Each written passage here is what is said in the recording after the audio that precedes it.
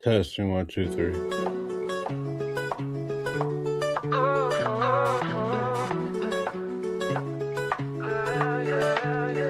Another same, share the love. Embracing the differences like hand in glove. Spread peace and joy, both sides. Together we shine in each other's light. Together we stand in love's pure mind. Watching the world in love.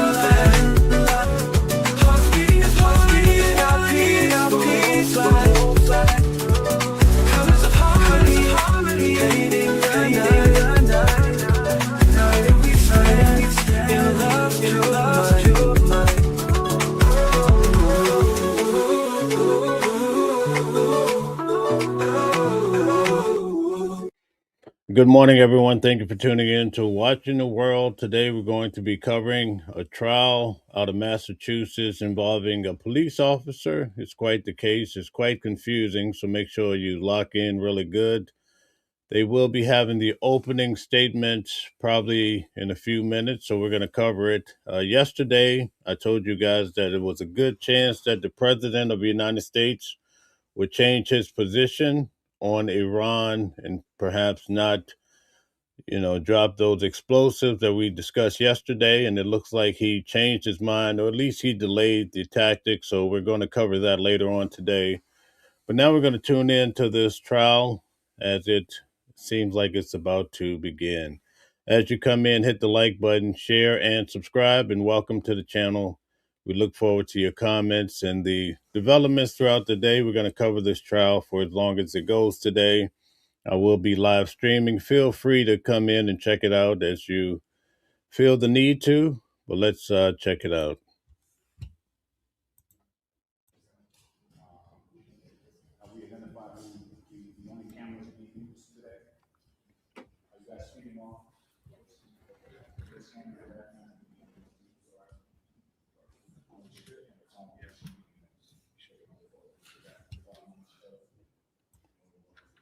So, as you guys know, I attend a lot of these different trials.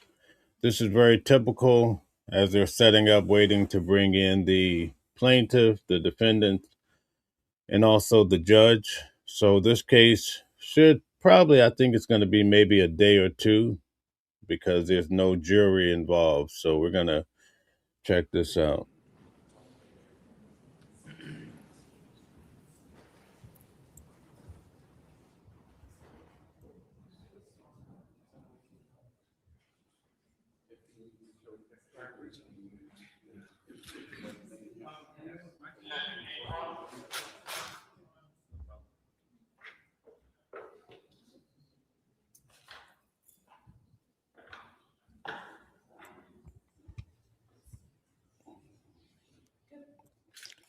Good morning to you, Caprello, a strong Trump supporter, I see.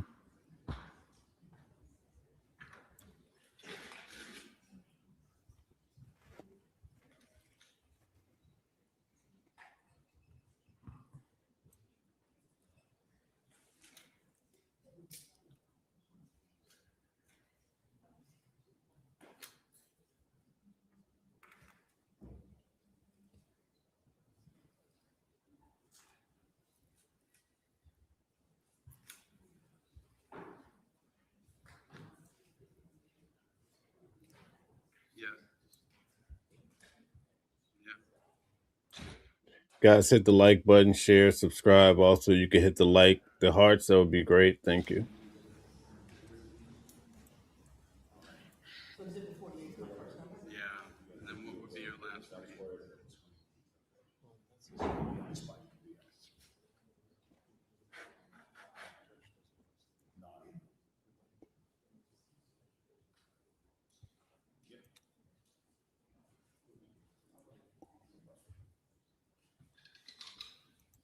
Good morning to you, Anderson. Nice to see you as well. All right, Red Sox fan. All right. Beck, Bug. Okay, found you through another streamer last night. Thought I'd stop by to show some support. Thank you very much. Nice to have you. Thanks for subscribing to the channel. I really do appreciate that. Thank you. Corvette Girl, good morning to you. Welcome in, guys. Hit the like button, share, subscribe. We're waiting for this trial to kick off for Kelsey Fitzsimmons. It looks like it might be a day or two trial. Should be short. There's no jury involved.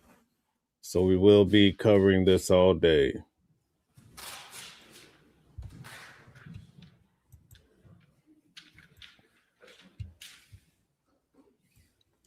Good morning, True Court Crime Junkie. Welcome in. Nice to have you here too. I'll have to check out your channel. Thank you.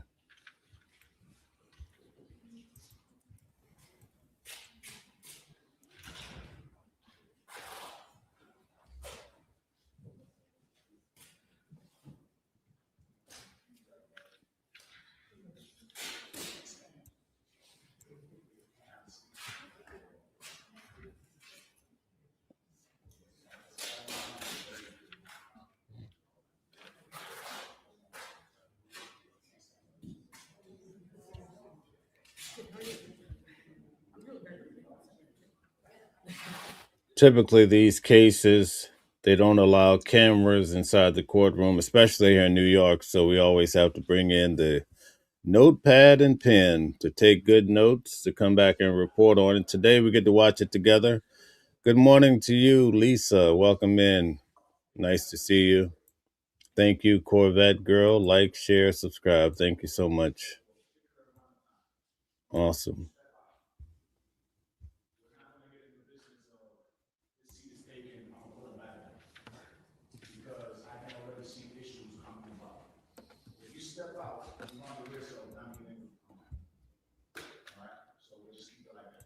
Good morning, Carol. Welcome in. Nice to see you. Look forward to seeing you throughout the day.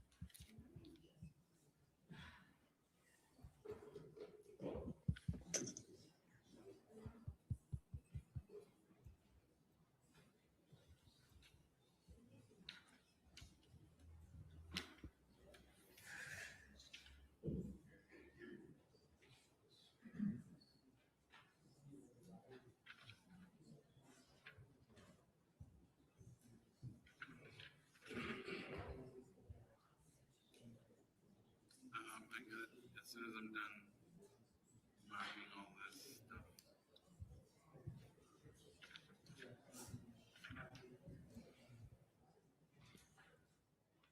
Good morning, Tammy. Welcome in. Good to see you. We're going to be covering this trial all day.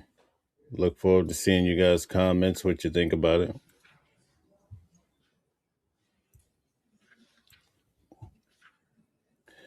Tell us, what are you drinking? You having coffee, tea? What are you guys having this morning?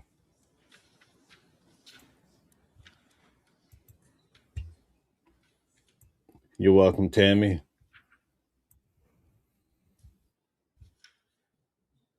All right, Lisa's having coffee. We have some Watching the World coffee coming down the pipeline. So I went out to Costa Rica, so I have a special coffee and tea brand coming through. That should be pretty interesting. Corvette girl is having coffee. All right. True court crime junkie is having coffee too. Everybody's having coffee, right? Oh, we have Psalms 91. Good morning to you. You're always here to support. I love it. I love it. Typically, I'm covering these cases sitting in the courtroom in those, I call it the church pews, sitting in those hard wooden seats. But today we get to check this out together. Thankfully, this is streamed so we can check it out as a Watching the World group. Okay, Anderson, strong coffee from New Hampshire. Oh, wow. Strong stuff that'll probably keep you going all day. Tammy's having iced coffee. Okay, very good. Sounds good. I like the sound of that. I usually start off with hot coffee, the first thing I do when I wake up in the morning. SS says, good morning. Shout out to you, 206. Nice to have you here. We're just waiting for the court day to kick off to see what happened in regards to this case. It's quite strange because it's involving a lot of officers, so we don't get to see this often. But we know that with relationships, things go left and anything can happen. So I'm sure we'll be along for the ride. Psalms 91 says, be sure to hit the like button when entering. Thank you so much. Also, if you can hit the hearts, that helps to bring more eyes and ears on the stream as well. Thank you so much. It's going to be a long day. We also have a lot of news to cover in regards to, did you guys hear what happened at LaGuardia Airport? That's the airport that I was stuck in last weekend, right? I was stuck in that airport, and now they've shut it down. You know, when you get stuck in the airport, I went and acquired a hotel room, but a lot of people have to go down into the basement area and just lay out on the ground, on the floor. So imagine with them shutting down the airport, I'm not sure what that looks like for people that are stuck. But there was a major accident last night where I think it was Air Canada struck a vehicle, and some of the, I think even the pilots lost their lives. There was a lot of people hurt in that incident. They say the airplane was flying in. So this case, this is, let me put it up for you guys. Thought I had the banner up. This is Kelsey Fitzsimmons trial. This is out of Massachusetts, so we're going to be covering this for the most of the day. I would imagine it could go on to around 5 o'clock, in fact, but we'll be streaming all day either way. Okay, let's see here. All right, we have, yeah, that's right, Lisa. It was a crash. Indeed. Mashona, welcome in. Good to see you again. Mashona, back from last night. Thank you for all you do. All right. We also have Sharon Godboat. Thank you very much. Good to see you, Sharon, as always. We're still waiting for this to kick off. I imagine it should be rolling by 9:30. Usually the judges like to get this rolling and get it over with, since it will not be a jury trial. So it should go rather quickly. St. Martin, okay, good morning to you. Welcome from Detroit. Good to see you. Thank you guys for subscribing to the channel. Thanks for liking and sharing and all you do. I really do appreciate that.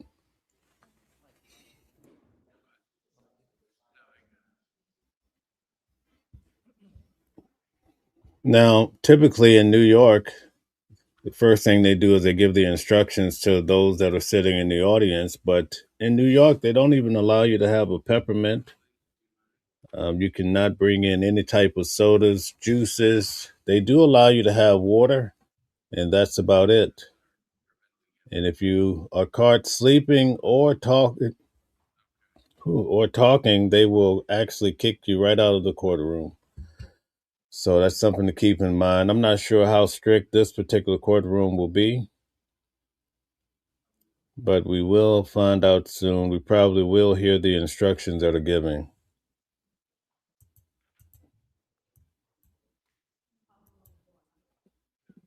Okay, so Lisa says the last trial that she watched was Colin Gray murder trial. Okay, very good. Thank you, thank you. When we do get a break, we'll also look at what's happening in Iran in regards to the president. It seems that he's pulled back the explosives for now, that he may not be dropping any. As we know, what the warning was given over the last few days, we try not to use those words on YouTube for the sake of the channel. But he says that there has been good talks between America and Iran. So what does that mean? Maybe we will avoid having some major strikes, because we heard that Iran was looking to counter strike and hit places that essentially had nothing to do with this war or this conflict, whichever way you want to frame it.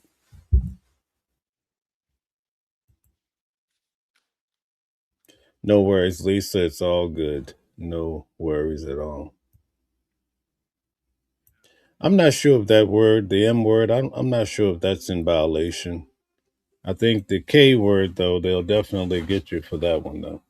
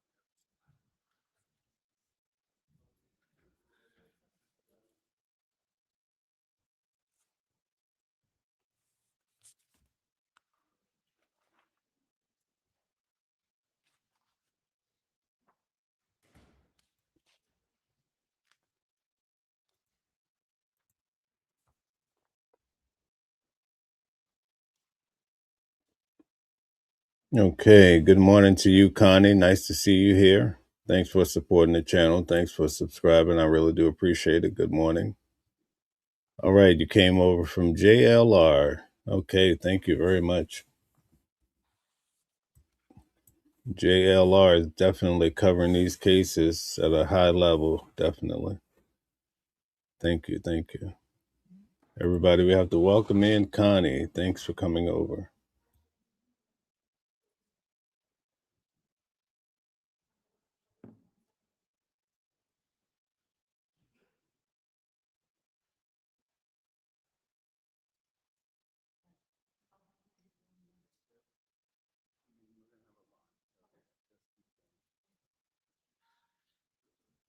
Good morning, Jalen. Good morning. Thanks for coming over to support. I really do appreciate that. We're going to have a good day together.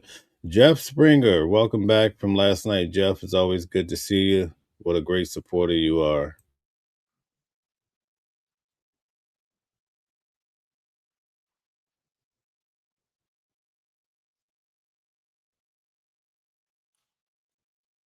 Yeah, I think JLR Anderson said that he would not be covering because he had to do an airport run or something like that.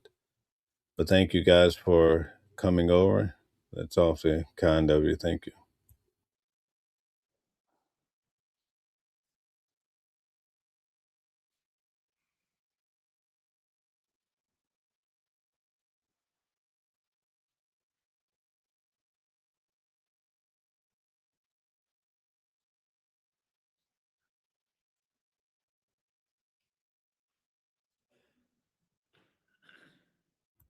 Okay, so yes, Jeff, this is Kelsey Fitzsimmons, an officer. This involves a lot of police officers, so it should be quite the trial to watch. It should have a lot of turns and moves to keep you from falling asleep today. right? Sometimes we're sitting in court all day, you get sleepy, it gets to be quite boring. But I think this particular case is going to keep everybody rolling. Full steam ahead. There's a lot of moving parts. The beautiful thing is, imagine, guys, I attended Sean Diddy Combs' trial every day for 9 long weeks, including jury selection. So imagine every day commuting, going to court, sitting there all day long, having a few breaks here and there and a lunch break. But today, it looks like we may have a 1 or 2 day trial, maybe 3 at the most.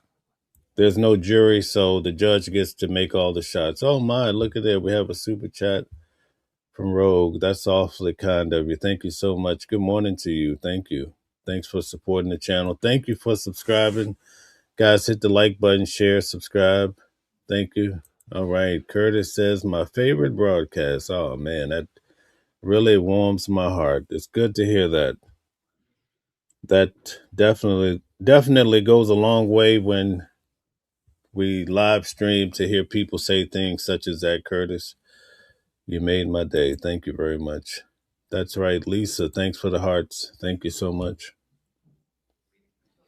Thanks for all you do, Lisa. I really do appreciate that. So, as you guys can see, it takes a lot to get set up for court. But this is the longest that I've seen. Typically in New York, if court starts at 9 o'clock, by 9 o'clock, usually we're rolling. At least we hear from, at least the judge is on the bench by 9 o'clock. So for this case, I guess, things are done differently in Massachusetts, right?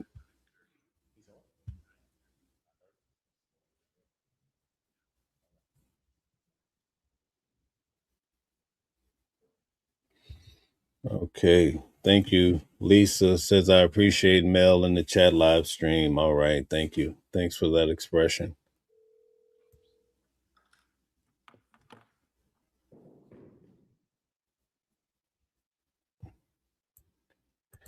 Connie says, yes, I was sad when you left Tucson, but glad I found you again. All right. Thank you. I had a good time out there in Tucson, a beautiful place, but it was a sad circumstance with Nancy Guthrie. And still, I think we've hit day 50, and still no word from Nancy Guthrie. We will definitely keep covering that case as well. All right, it's going on 9:23, and the judge is not on the bench yet. Not sure what the delay is, but we have to be patient, folks. Looks like we might be getting closer, though.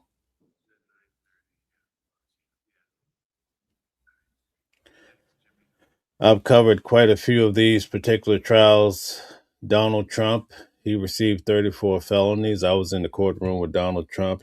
Each day he would walk right past me. I mean, right past me. We could reach out and touch hands, shake hands. So I would tell you one thing. He looked a lot different in person than he does on television. He seemed to, most of the day, he slept through court. And he didn't seem like he was too worried, but he seemed like he was just frustrated to be in court.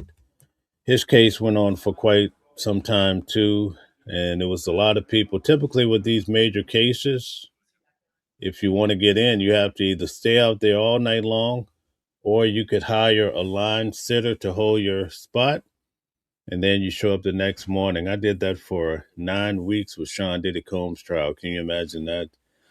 I did it for a couple of weeks for the president. Also, Nicolas Maduro. That's one that's going to be on Thursday. You'll definitely have to have a line sitter for that case. Luigi Mangione has a whole fan club. So when I cover his case, often I have to get a line sitter for that case too. In fact, he has about a good 50 to 60 people that show up every day solid. And sometimes they rotate because in most cases, they'll only allow maybe 15 people from the public and then maybe another 25 from the press. So it's not easy to get into some of these cases. But if it is a high profile case, believe you me, you're going to pay at least $200 to $300, sometimes $500 a night just to have someone wait for you. And they do have professional agencies here in New York. They're called line sitters. So they'll sit for an opera show, Broadway show. They'll wait in line for just about anything. If you want to go buy some Michael Jordans, you know how those kids wait out in line for Michael Jordan sneakers? They'll wait in line for that too. Even through the coldest of the winter nights, you'll see them out there with tents. Some of them have their makeshift heating systems and so forth. So it's definitely not something to take lightly to just cover these cases. So it's nice that this one is being live streamed. Okay, Rogue says, I have missed seeing you this week. I had surgery and was in the hospital. Oh my, hope you're feeling better. Glad to be home and watching my favorite YouTuber. Thank you so much. Thank you, thank you. I hope you're feeling better after your surgery. I know that's not easy. Anderson says this trial should be very interesting. Massachusetts has a serious corruption problem. Seems like it, and today we're going to actually find out about this. I think this case is going to shed some light on that.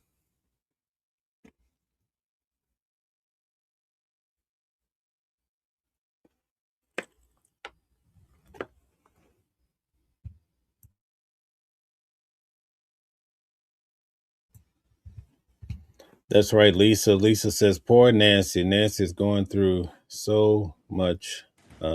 A lot of people are now starting to say they don't think she's still among the living. You can only imagine what her kids are going through. Mashona says, please hit the like button, okay, and tap the hearts. It's a free way to support the channel. It also helps to push out the great content to others. Welcome in and thanks for joining. Thank you. Thank you, Curtis. Thank you for the the thumbs up. Thank you very much. Oh, Connie is in Massachusetts. That's amazing. What is the weather like for you there in Massachusetts, Connie? Tell us all about it. Yes, Lisa, trials are very interesting. Yes, St. Martin, Luigi's trial is going to be probably one of the best trials we've had in quite some time. I've been to all of the court dates so far, and believe you me, there's always something exciting happening with this particular case. He has two going. I've been to both. I've been to the state and also the federal. Okay. Anderson says to Massachusetts and New Hampshire. Okay. Thank you. Thank you. Yeah, that's right. St. Martin is very expensive to attend these trials, especially the high profile trials.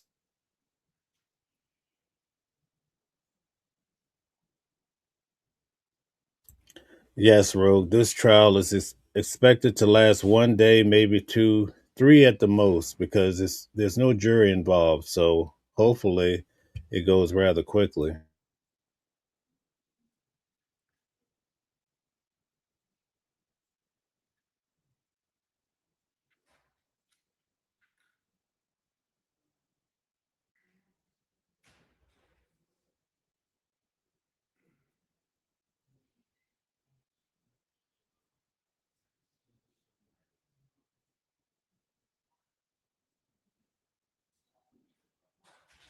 Yes, I did cover the Karen Reed trial, Anderson. I did think.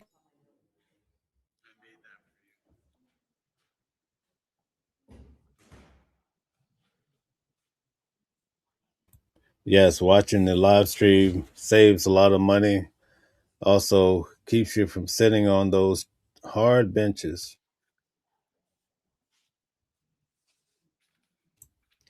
Welcome in to Hot Darn Elaine. Thank you very much for being here. Thanks for subscribing to the channel. Connie says, no, laugh off loud. I'm not in Massachusetts. I'm in California. Oh, okay.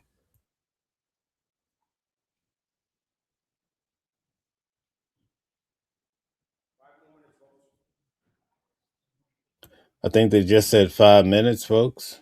So hopefully we'll be started soon.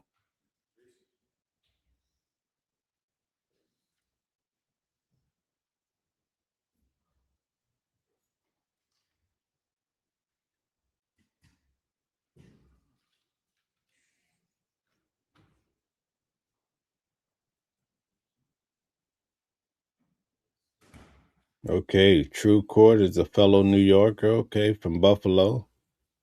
Wow, that's quite the distance for me, but great to have you. Nice to have New Yorkers.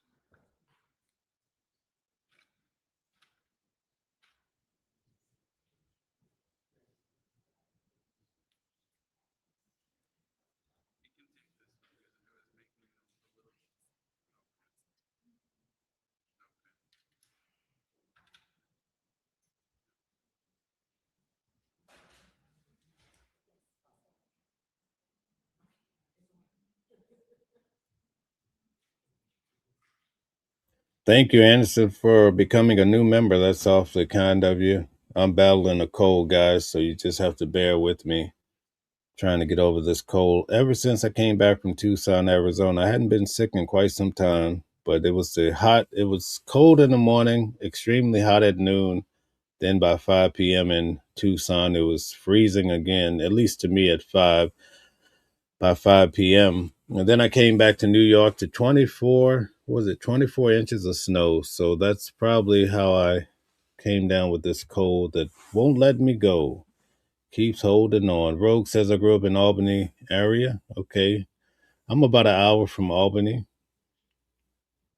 Not that far. Lisa is in Ohio. Ohio. I used to like a group called the Ohio Players. My family had a band and they would play this song called Skin Tight by the Ohio Players. I assume they came from Ohio, but you never know. I have to research that to be accurate. Okay. Rogue says, Yay, Anderson. Love the support of Mel and his channel. All right. Thank you. Thank you. You guys are so amazing. I think we're down to the last minute or two before we get started. It's going to be a long day, but we can do it, guys. We can do it. I do this all the time.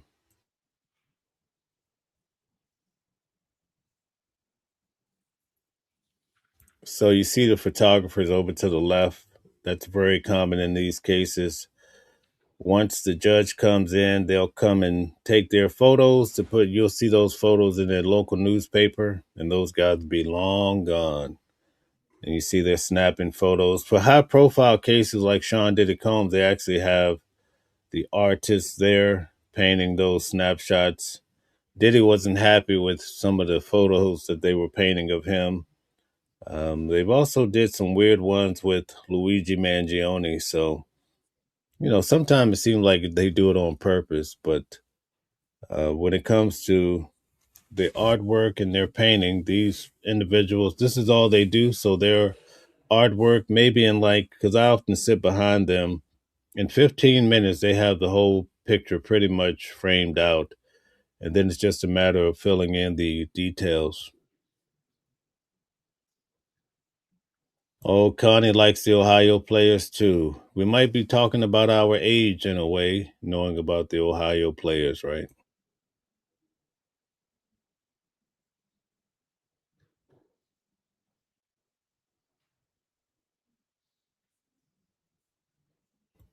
Yeah. Being in court all the time, you pick up on a lot of the details. They often, court is quite a long process, so all you could do is sit there and observe a lot of times. There's a lot of drama in court. Last time I was in court with Nicolas Maduro, all of a sudden these guys sitting by me jumped up. They used to be prisoners of Nicolas Maduro. And so when they were walking him out, they stood up. And now the court, they advised us not to talk or say anything to Nicolas Maduro or his wife, Celia Flores. You cannot talk to them. But as they were walking him out, these individuals jumped up and says, "Oh, you're going to pay for what you did to the Venezuelan people." And Nicolas Maduro was talking back to them. Then all of a sudden, the court marshals jumped on those guys and took them out of there. Sometimes, it's so amazing. They have a lot of female marshals. And one time I had a guy, I was sitting on the end. This is for Sean Diddy Combs trial. I had a guy sitting right beside me sleeping. And I mean, he was snoring, right? She grabbed him out of his dreams. His eyes were closed. She pulled him up over me, pulled him right up out of there. By the time he woke up, he was already on his feet. So, we see all sorts of things happening. I think it's about to kick off. Maybe not yet. Yeah, so quite a bit happens. There was a protest that happened in the courthouse for Sean Diddy Combs as well. You guys probably saw it in the media, but actually Jacqueline, I know her quite well. She used to do line sitting for me for Sean Diddy Combs, but she stood up in the courthouse and courtroom and started yelling in regards to Diddy, saying how he was being abused by the system, and they basically bum rushed her to take her out as well. So she went viral. All sorts of things happen when you're sitting in court.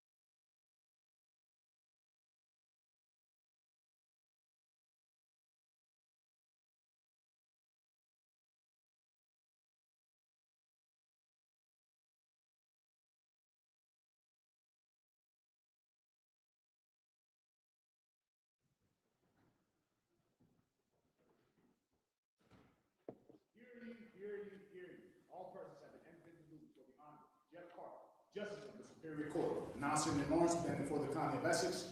Draw near, give your attendance, and you shall be heard. God save the Commonwealth of Massachusetts, this most honorable court. Court is now open. Please be seated. Good morning, Your Honor. May I call the case? Yes. This is March 23rd, 2026, Courtroom 2, Lawrence Superior Court. The Honorable Justice Jeff Carr presiding. Calling the criminal matter of Commonwealth versus Kelsey Fitzsimmons, 2025, 77 CR 311, scheduled today for jury waived trial. Could counsel please identify themselves for the record?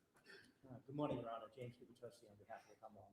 Good morning. Good morning, Your Honor. Marina Moriarty, also for the Commonwealth. Good morning. Good morning, Your Honor. Martha Coakley for defendant Kelsey Fitzsimmons. Good morning. Good morning, Your Honor. Timothy Bradle for Kelsey Fitzsimmons, and with me is my paralegal, Courtney Healy, which I thank you for allowing her to be at council table, and my client, Ms. Kelsey Fitzsimmons. Good morning, and good morning, Ms. Fitzsimmons. You may have a seat. Folks, before we formally start the trial, I just want to tell our media members and our audience a couple things. First, you probably all know that I issued an order early this morning about what is expected of our audience members and our media here in the courtroom. And I'd like to just emphasize 4 aspects of it. First, I've ordered that people attending the trial may not display any words or images on their clothing or elsewhere that advocate for or against either side. And the reason why I've done that is I'd like this courtroom to remain as neutral and impartial as possible. All right, so don't take offense at that, just cover up. Second, consistent with our rules of the Supreme Judicial Court, I'm allowing authorized members of the media to use a total of 3 cameras, 2 video cameras, so to speak, and a still camera. And my understanding is that the content will be shared among the media. Next, other than these 3 cameras, no one else is allowed to use a cell phone camera or any electronic device to photograph, record, or transmit any aspect of these proceedings while inside this courtroom, or while listening remotely via the court's live audio feed without prior court approval.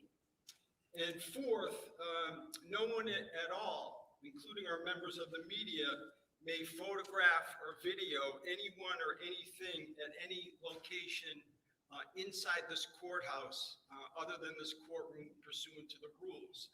So in other words, out in the hallway and other public areas of the courthouse, do not photograph anyone, videotape, etc., or any of the places. You should treat any orders or requests of our court officers as if they're coming from me or came from me. Everyone should at this time check their cell phones, make sure they're on silent mode. And finally, just remember, this is a courtroom. I'd like you folks to be as silent as possible, and I'd like you to do that even during recesses.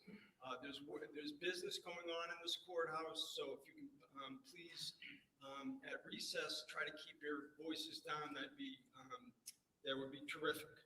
All right. Now, counsel, just wanted to go over a couple of procedural things, expectations, I guess. So with a few exceptions, I think I mentioned this at the last hearing, with a few exceptions other than a pre-charge, I'd like to treat this trial as I would a jury trial. So in other words, using the same process, which would include openings, closings, obviously, but also a charge conference before I deliberate. If you folks have pre-marked exhibits, I thank you for that. Anytime you do that, that's great. It speeds things up.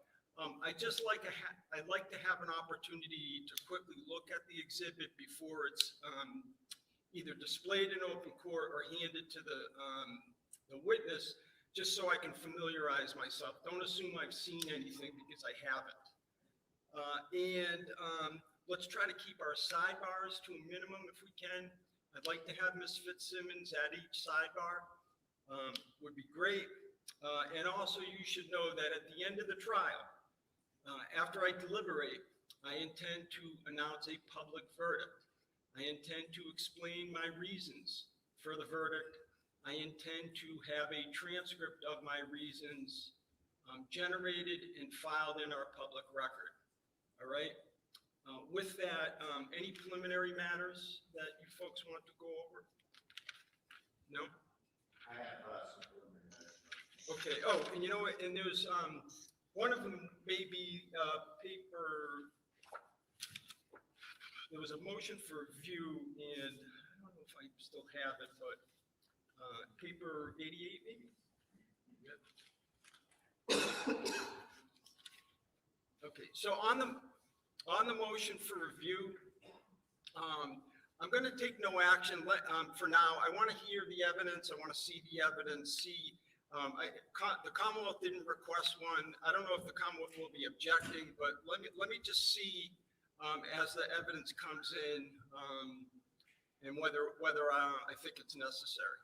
All right. That's exactly my suggestion. That's Okay. what I was going to say, Your Honor. So that's fine. Thank you.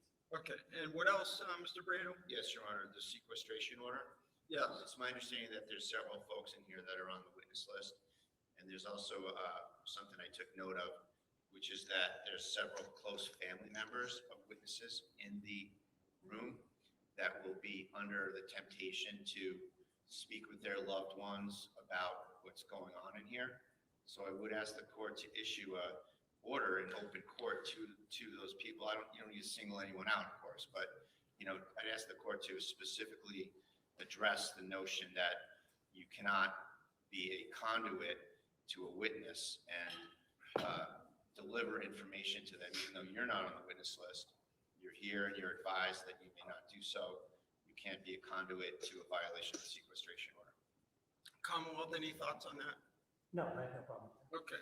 All right. As I told you folks at a prior hearing, I typically do not issue formal sequestration orders, but why don't I do this, given that it's been raised by the defense? I'll let the folks know, folks that are here and maybe folks that are listening remotely as well, that if you are on the witness list and you've been told that you may end up being called to testify, you should know that I have issued what's called the sequestration order. And what's most, I guess, pertinent for you to know is that you may not discuss any of your testimony or any testimony that you hear in court from another witness with anyone else on the witness list at all. All right. So get to know who's on the witness list, and you should know that you should not share that information. And I guess I can already see from Attorney Coakley that that wasn't perhaps broad enough because it didn't address one thing that Mr. Brado heard. So all persons watching and listening to this trial should not share the testimony that they hear or see with folks that are on the witness list, folks that may be expected to be called as witnesses. Is that sufficient, Mr. Brado? Thank you, Your Honor. All right, and that is an order that I've entered, okay? Please obey it. Anything else, Mr. Brado? Your Honor, there's one issue that I'd like to put on the record regarding important statements that we don't have. And I will say that we're not requesting a continuance for it because we need to get this trial done. However, we've been trying to get some statements from the North Andover Police Department. And they're this. There was an outside agency that was employed called CIC that was run by Attorney Daniel Bennett. And Attorney Bennett did an investigation into the propriety of the actions of Officer Noonan, a witness in the case, and the person that shot Ms. Fitzsimmons. And we have a 80-something page report from them that has all sorts of excerpts of verbatim statements from several of the witnesses that are going to be called. And I did ask counsel for the Commonwealth to produce those statements of witnesses that were the product of the Bennett report, the Bennett investigation, the CIC investigation. And counsel, as he should have and did, asked the police department for those statements. The police department is apparently taking the position that they don't have custody of these statements that were retained by them and produced and paid for by them. And so they're telling the Commonwealth that they don't have them. I reached out to Mr. Bennett over the weekend, and he informed me that he would check with the police, and I haven't heard back from him just as of yet. So I wanted to just point up this issue on the record, Judge, that we don't have those statements. We are not asking for a continuance. We will forge ahead, but we want those statements. And So can I just make sure that I understand? Are you saying, so this outside entity, private entity, CIC, CIC, yes, sir. conducted some kind of an internal investigation of the shooting? Yes, they were retained by the NAPD. Okay. And you're saying that during CIC's investigation, first of all, CIC issued, you said, an 80-page report. Yes, You have that. I do. And it has excerpts from what's clearly a transcript or a recording of several witnesses' statements, Okay. which I don't have. All right. So that's the issue. You're saying Right. that folks that CIC interviewed, you don't have those statements. That's what you're looking for. Correct. The actual real statements. And there's only excerpts of those statements in a report that essentially takes Noonan's side in the matter and exonerates him, I guess you could call it. But we don't have the full interviews. Were the statements, those statements, again, generated by CIC, turned over to the North Andover Police Department? Well, I've been informed by counsel for the Commonwealth that the police don't have them. Okay. And, I don't think that's an adequate answer that he's getting from the police, because they bought the statements. They own the statements. They have custody and control of the statements. So to pretend that they don't have access to them, I think is disingenuous. It prejudices us, and it is something that needs to be remedied by the court if it's not handled by the end of the day. All right. So, Mr. Bradle, you said, so what is it exactly that you're requesting me to do? I'm requesting you to order the North Andover Police Department to produce forthwith all of the recorded statements from the CIC investigation. You said recorded, so you believe that these? I assume they were recorded, Judge, right? And they were probably reduced to a transcript is my guess, but they're statements that they bought and paid for, and they need to produce them. And it's completely inadequate and disingenuous for them to say they don't have them. They do have them. All right. Thank you. Commonwealth, are these statements that were generated by CIC in the possession, custody, and control of the prosecution team, as those terms are defined in our rules? No. Okay. All right. So at this point, Mr. Brado, it seems to me that this is a Rule 17 issue. I can't, I can't just order a third party, which this would be, because again, the Commonwealth is required to turn over statements and information that's in their possession, custody, control. We all know what that means. Members of the prosecution team. The North Andover Police Department doing some kind of external investigation does not make them members of the prosecution team under our law.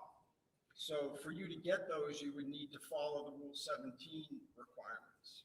It just seems to be, Judge, that the chief of police who retains and controls the investigation, he was literally present at the scene of this incident.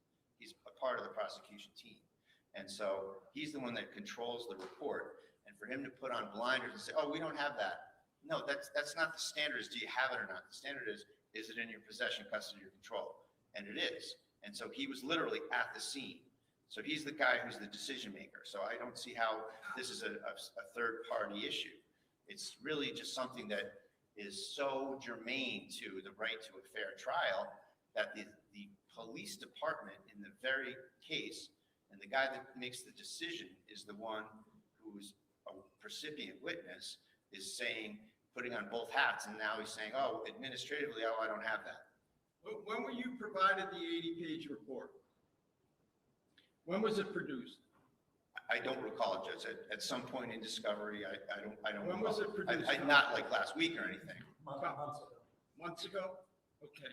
Why are you waiting until 9 o'clock on the morning of trial to raise this? You folks were before me for the very purpose of me weighing in on Rule 17 motions, not a peep from you.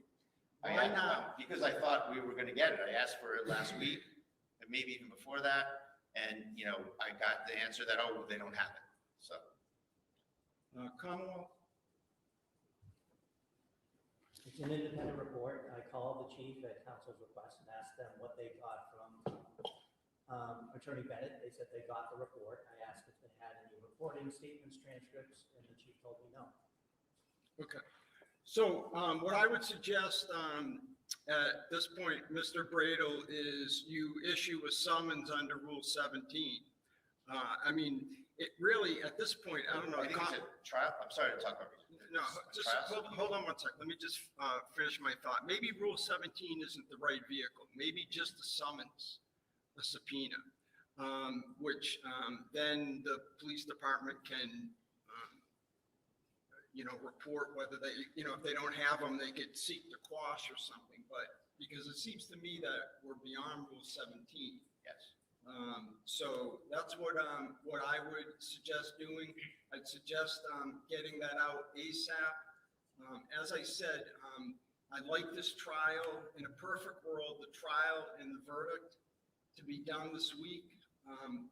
We don't live in a perfect world. I'm aware of that. So if things come up, we'll do the best that we can.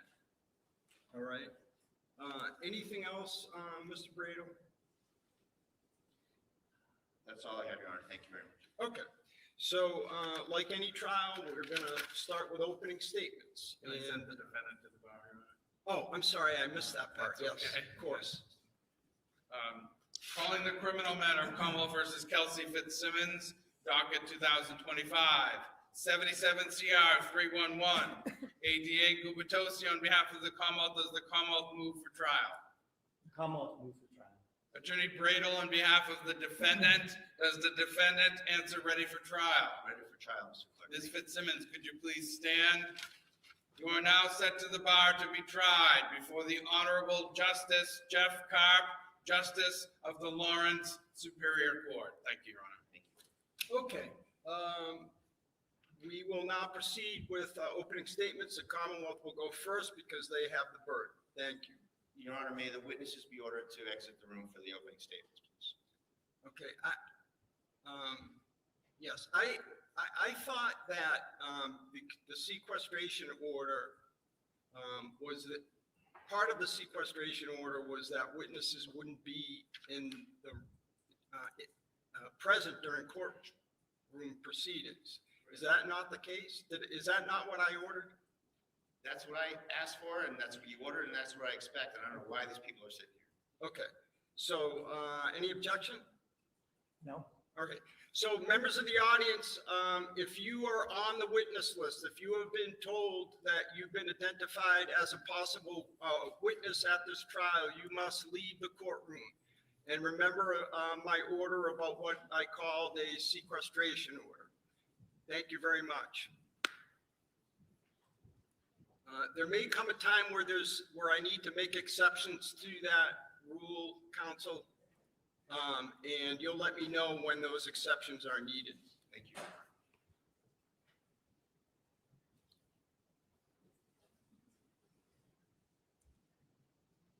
We'll just give everyone a moment to filter in and out.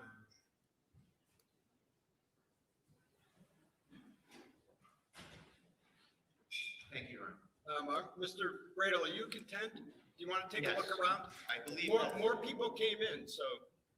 Yes, no, I know those folks. That's no problem. So I'll just say it again, folks that just came into the courtroom, if you've been told that you were on the witness list, you should not be in the courtroom during these proceedings. All right? Unless you're told otherwise. All right, thank you. With that, Commonwealth, I'll hear from you.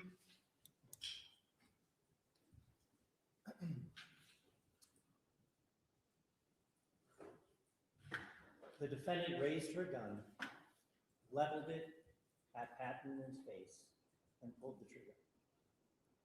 There are two reasons that Pat Noonan is alive today. The first being that Ms. Fitzsimmons' gun, while it had a full magazine, it did not have a round in the chamber. The second reason is that Pat Noonan, based on his years and decades of training and experience, reacted in a calm, professional way when he protected both himself and everyone else in that house. Pat Noonan is 50 years old. He is married to his wife Angie for 25 years. He has a son, Jonathan, who goes to school locally, college. He grew up in New York State at first and moved to Massachusetts to North Andover when he was 4 years old. He moved here with his father, his mother, his older sister. He went through the North Andover public school systems and eventually went to St. John's Prep, where he graduated from. He eventually spent a bit of time in college, but his real goal was to join the military, which he did. He joined the Air Force and went to boot camp out west. He eventually joined the security forces of the Air Force, where he was trained to secure nuclear weapons. He did that pretty much his whole time while he was in the Air Force. With specialized training, weapons training, stress shooting training, defensive tactics training. His first assignment was on the ground in a Humvee. Later on, he joined another squadron and patrolled in a helicopter. He was honorably discharged from the Air Force, and he came back to North Andover. There, he worked security, armed security, at the Seabrook nuclear power plant. All the while, his goal being become a police officer, which he eventually did in North Andover. He worked in the North Andover police for years. It was his hometown police force.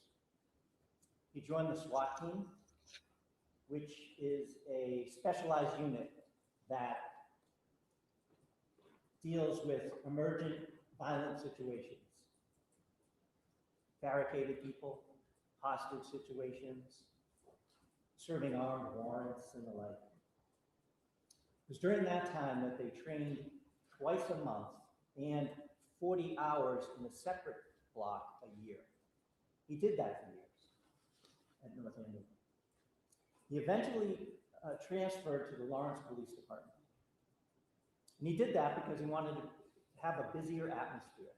Lawrence is a lot busier than North Andover. He worked there for a number of years. Again, the SWAT team, he was a detective, had his specialized training. And back in 2024, he decided to make a switch and come full circle. He moved back to North Andover PD, both because he wanted to end his career there where he started, but he also wanted to bring his training and experience to his hometown police force. That was one of the reasons that Lieutenant Daley, on June 30th of 2025, asked Pat Noonan to accompany him and Timothy Houston, another officer who was a military vet, to serve a restraining order on Kelsey Fitzsimmons. He knew Pat had the experience, the temperament, and was cool, calm, and collected, no matter what happened. Kelsey Fitzsimmons was a police officer. She had been on leave, but she was a police officer on June 30th of 2025. Also on that day, her partner, her boyfriend, her fiance, Justin Elaine, was concerned for his safety, for his 4-month-old child's safety that he shared with the defendant, and for Ms. Fitzsimmons' safety, specifically after events happened that weekend. And so we went to court, and he applied for and was granted a restraining order. The restraining order granted him custody of his 4-month-old son, ordered the defendant not to have any contact and to stay away from him, and also that she would be relieved of her weapons. She was a police officer, and she had a service weapon and 2 other guns that she had legally. Lieutenant Daly was at the PD when Mr. Elaine came in. The restraining order was faxed in the court. Lieutenant Daly called Officer Houston, and they got in touch with Officer Newman to serve that restraining order. They had gone by the defendant's home, Officer Houston did, to see if she was there. Unusually, her car was not in her parking space. It wasn't at her home. Officer Houston, who had seen it there thousands of times as he had driven by, noticed that it was parked down the street at a school about 100 yards away or so. So they knew she was in the area. The 3 met at the school, decided on a plan, and went to the defendant's home. They met her at the door, and you'll see surveillance video from the home of that encounter as they come to the door. Ms. Fitzsimmons comes to the door holding her 4-month-old child. They go into the house. There's no surveillance system in the house other than in the basement. They explained to her what was happening, that there was a restraining order, that there's going to be a hearing on July 14th where she'd be able to tell her side of the story. And she tells the officer, I know how this all works. They ask her where her firearms are, and she lies to them. And she tells them they're in the basement. She's sitting down on a couch, the baby is next to her. She calls her mother, who will soon come over, and they tell her that Justin's coming also, because he's going to get custody of the baby. Officer Houston, who is also in the living room, sees a gun case on the sofa, and he opens it. Ms. Fitzsimmons lies to him again. I told you the guns are in the basement. The defendant's mother comes, takes custody of the child while they're waiting for Justin. The police have called Mr. Elaine at the PD, so he's coming over with his sister, Courtroom. The officers allow the defendant to walk around the house gathering baby stuff, equipment and clothing and things like that. So the child will have what it needs when it's taken by Mr. Elaine. They follow her around to make sure that she is safe, that they are safe, that everybody in the house is safe. They go upstairs, they come downstairs. They go upstairs again, and you'll see photos of this, Your Honor. It's a staircase. At the top of the staircase is a landing where there's shelving and some of her police gear. If you look to the left, is the baby's room. If you look to the right, it's the bedroom. There's no door on the bedroom. So she goes in the baby's room and she's gathering things, and she's handing it to the officers who aren't going to take possession of it. They put it back. They're following their protocol. They're trying to keep everyone safe. At some point, she's in the bedroom, And Mr. Alain comes in the house, and she hears him. Now it's Officer Noonan and Officer Houston in the bedroom with the defendant. She tells Officer Houston, I don't want him here. I don't want to see him. Don't let him near me. Because she's upset with Mr. Alain. Officer Houston goes downstairs to make sure that doesn't happen. Mr. Alain, who had left the house with some baby stuff, came back and asked the officers for permission just to go down to the basement. Because he wanted a suitcase and he wanted some of the other baby stuff because he was taking the baby home. He lives in Stowe, Massachusetts. So he did this. He was down in the basement. Lieutenant Daly is down on the first floor. Officer Houston is at the top of the stairs in the basement. And the defendant's mother is downstairs also. The baby is already gone because Courtney, Mr. Alain's sister, had come with them, taken the baby, and left the house. Officer Noonan is standing on the landing watching the defendant in the bedroom. She's on her knees. She's gathering things. He notices at some point that her demeanor changes. She gets upset. At that point, she lunges to her right, forward and to her right. And he can't see what she grabs, but she grabs a firearm. It turns out to be her service weapon. She comes back. She raises it. Before Officer Noonan can do anything, she pulls the trigger as it's leveled at his face, and it goes click. I'm sorry. It goes click, excuse me. It does not fire. Officer Noonan takes out his gun, is yelling at her at this point. Kelsey, don't do it. Drop it. Kelsey, don't do it. She is stepping backwards now. The gun hadn't fired, and so she was doing what the officers will describe to you as a tap rack. She has the gun in her hand. She bangs the magazine and attempts to rack it. She's unsuccessful the first time. Officer Noonan is still telling her, pleading with her, trying to de-escalate it. Kelsey, don't do it. She does it again, racks around. As she's picking up the gun, raising the gun, Officer Noonan fires. He fires twice. She is now moving. He misses and then strikes her. She immediately goes down. Lieutenant Daly runs up. Officer Houston runs up.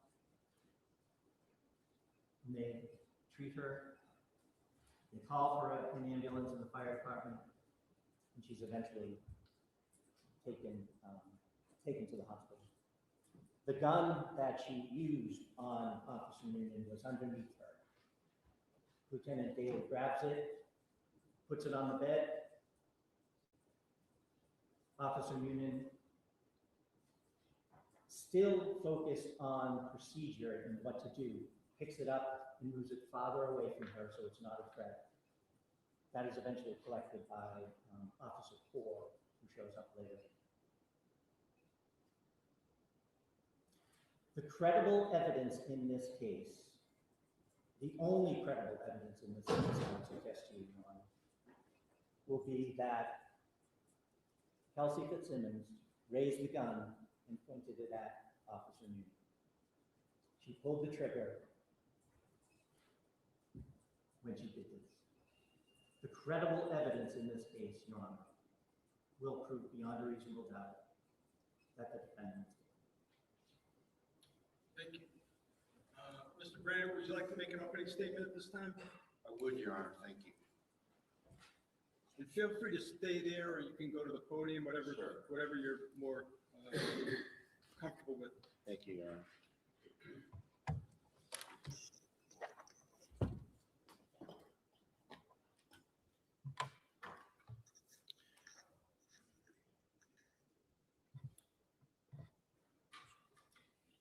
May it please the court. Yes, please. Counsel, ladies and gentlemen. Kelsey, no. Kelsey, no. You don't say that when you're staring at the muzzle of a gun pointed at you. You say that to a person who has a gun to their head. And you don't shoot someone in the chest when they are seeking clearly to only harm themselves. And when you do that, you quickly realize, Your Honor, that you need to adjust the narrative to save yourself. That's what this case is about, Your Honor. On June 30th, 2025, Ms. Fitzsimmons' entire world imploded, was destroyed when her fiance, Justin Elaine, obtained a restraining order behind her back with unchallenged, untested allegations at the Essex Probate Court. And he took away, at 4:30 in the afternoon, took away custody of her 4-month-old Caden in an ex parte fashion. The North Andover police had to serve that order. And in the late afternoon of the 30th, 3 male officers, Lieutenant Daly, Officers Noonan and Houston, they went to go serve the order. Their job was to take away the baby from Kelsey, a new mother with a 4-month-old named Caden, take her firearms, and give the baby to Mr. Elaine. And that day, Your Honor, Kelsey stood in her house in humiliation in front of her police colleagues and friends. And she immediately processed all of the implications of this order, Your Honor. Everything that this fiance had accomplished for himself without any chance for Kelsey to defend herself. He took away her baby. He likely cost her her career. He publicly betrayed her as her fiance. He walked away from their impending marriage. She realized she couldn't any longer afford her house alone, so that was going as well. Her gun rights are stripped, and again, the humiliation that she's being served by people who she is friends and colleagues with from the North Andover Police Department. At that point, Your Honor, as she had this evolving set of revelations about how her life was in complete destruction, she made a decision for herself. And it's a decision that takes your breath away. It's a young mother who just minutes before they got there thought she had everything going for her, going back to work. She's on the schedule for July 3rd to go back to work. She decides to end her life with her firearm in her bedroom. She knows her firearm is in her bedroom, and she tells the police something else. She tells them the guns are in the basement because she doesn't want to involve them. The idea of harming them, the evidence will show, is ludicrous. The evidence will show that she's trying to get them away from her, Your Honor. She tells them the guns are completely in another location in the home. She's told that she needs to pack a bag for the person that's taking her baby away. So she has to walk around the house, pack a bag for Caden. She has it in her mind, the evidence will show, that she doesn't want them around for this event, this horrible thing she's going to do. She goes upstairs to pack the bag, Your Honor. Officers Houston and Noonan accompany her upstairs. She keeps, several times, she gives them items to have them go back downstairs with. She hands them baby seats and clothes and books and thereabouts, and says, take these downstairs, please. You'll see that evidence, and as a fact finder, you will see that that's evidence of her state of mind, that she has no desire to harm any of her colleagues and friends. She's got no motive, she's got no reason to, and her actions are completely inconsistent with that. She's trying to get rid of them so she can have a minute in her room, not to do things that every young mother might want to do, but to get her gun and kill herself because her life's over in her mind. So at that point, Your Honor, her apparently what was later learned to be her mom comes in the house, and she's understandably upset. She's saying, how can you take away a baby from their mother? That's when Houston goes downstairs. So part one is accomplished, that Houston is downstairs. Houston's a friend. Houston was invited to her wedding. He goes downstairs. Noonan is still upstairs on the landing. You'll see from from all the visual evidence, Judge, it's a stairway that goes up the small landing. Kelsey's bedroom's on the right, the baby's room's on the left. Pretty simple layout. Noonan stays up there. At this point, Kelsey makes it from the baby's room where she got some stuff across the landing to her bedroom, and she's in her bedroom when I don't want to say disturbance, but when Mrs. Page, her mom, gets here. What we later learn is that she gets here, and Houston goes downstairs. Noonan, in a moment after Houston went downstairs, Noonan starts to go downstairs, and that was Kelsey's moment. Why? Because she wanted to do this herself, and she didn't want to involve Noonan. I told you about Houston. Noonan, she had been on extremely difficult calls with. She considered him a friend. She knew he had a wife and a child.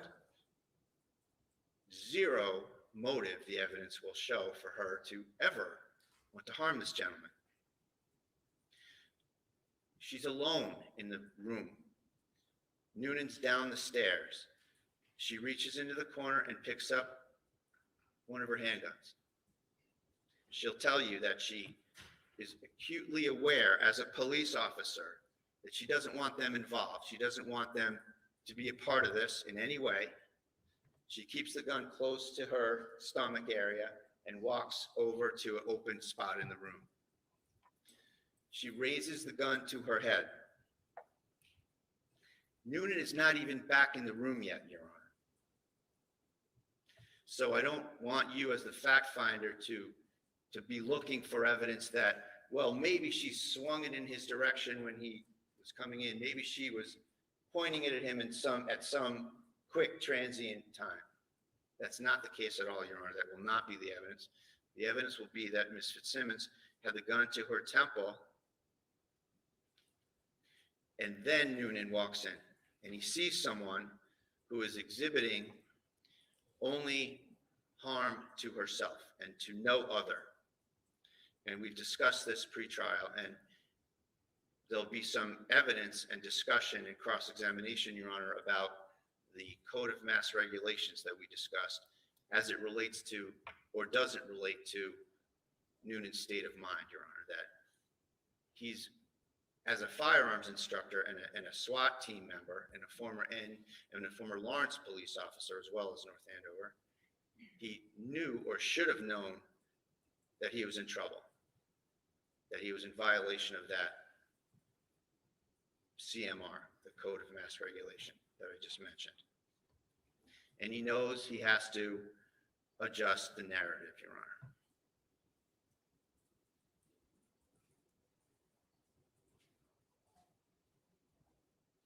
Getting back to the incident, Your Honor. Kelsey has the gun to her head. She's trying to steel herself.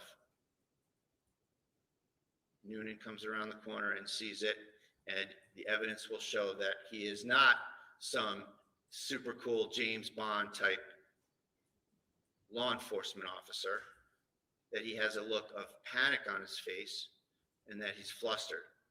And certainly no one's faulting him for that. But that's what he looked like, and that's what the evidence will show. And that's when the words, Kelsey, no, are uttered. No law enforcement officer, Judge, the evidence will show, in his right mind would bargain with someone who has their hand on the trigger and the muzzle in your face. The evidence here, Judge, will show that he was trying to tell her not to kill herself. The evidence will show that Kelsey never pointed a gun at him and that this was a mistake. It was a brain freeze. It was a mechanical thing. It was someone seeing a gun and shooting. How do we know this even more so? Besides the lack of motive and the utterances that he made. We know because of the location of the firearm, Your Honor. The firearm, when Kelsey was shot in the chest and went flying backwards and landed on her back, and Daly will tell you that she's on her back. The gun was under her leg. If Miss Fitzsimmons is pointing the gun at Noonan, and falls backwards, how does that gun swing around to get under her leg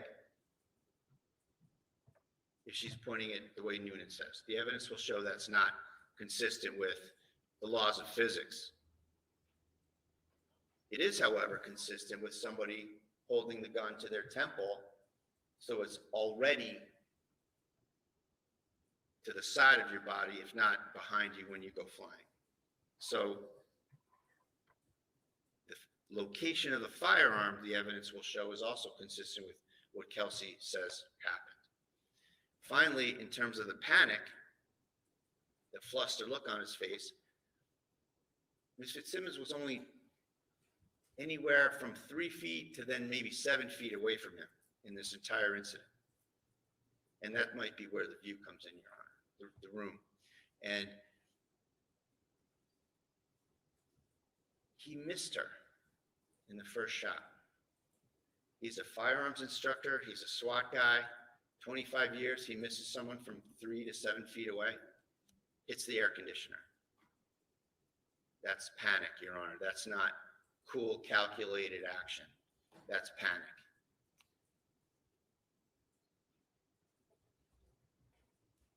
So Daly comes in. He goes over to Kelsey. He administers first aid. He rolls her to her side, sees the gun under her leg, behind her and under her. Your Honor, it's going to be the fact finder. You're going to consider all these things, the physical location of everything, the way things unfolded, the lack of a motive, what makes sense, what doesn't, what's doubtful. Anything that's doubtful is obviously not consistent with what the Commonwealth wants to have happen here. It's consistent with maintaining her presumption of innocence. Only 2 people were in that room. There were no body cameras. The police never interviewed Kelsey Fitzsimmons.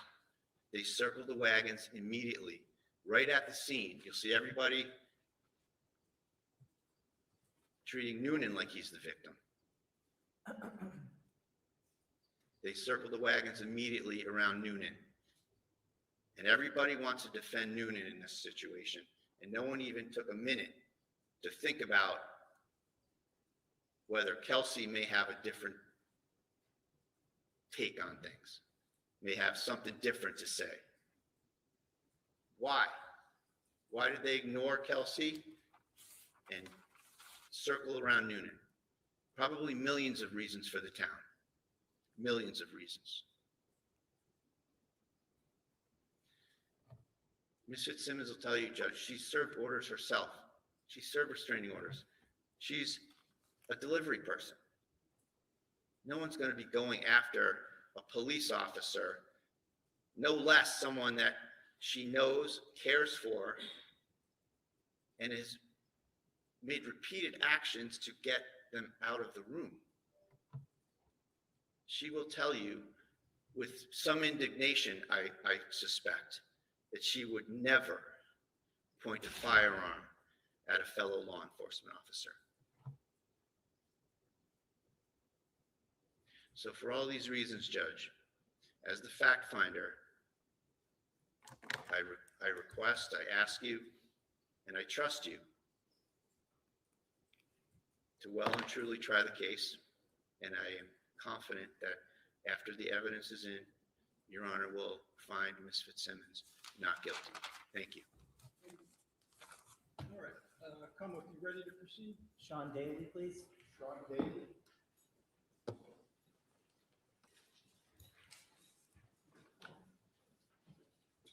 Sean Daly.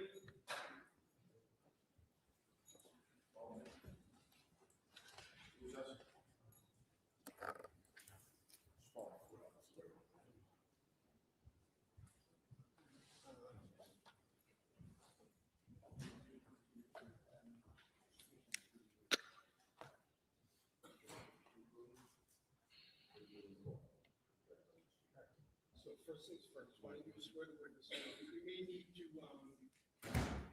swear the witness in the law. Could you raise your right hand? Do you solemnly swear that the testimony you're about to give in this cause now and hearing shall be the truth, the whole truth, and nothing but the truth, so help you God?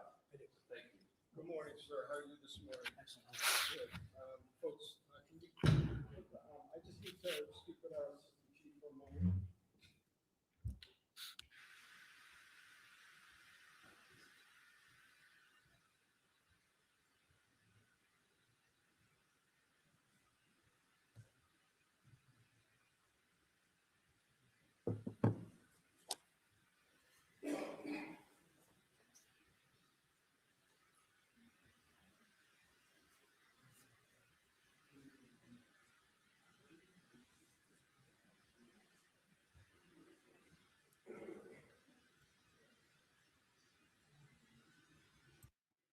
Guys, hit the like button, share, subscribe. Thank you.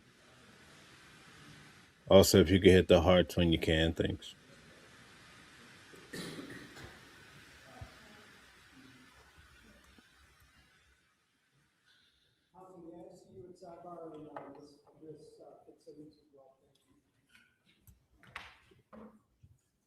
The claim is she had postpartum depression. That's why she had these issues, allegedly.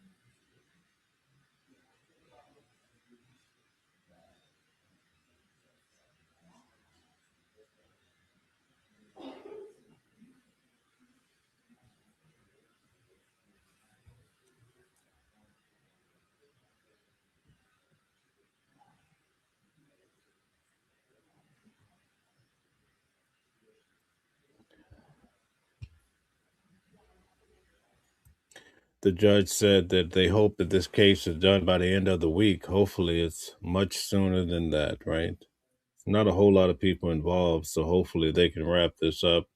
There's no jury involved.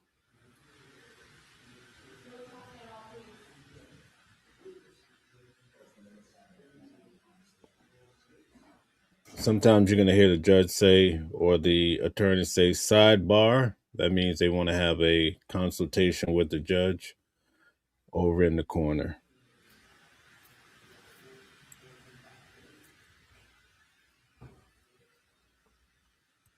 Especially sometimes when it gets heated in the courtroom, they'll request a sidebar. All of these cases start off with opening arguments, and also they close with closing arguments. That's their way of trying to establish the points about the case and really set the defendant in a position to win most of the time. At least that's what they're trying to do.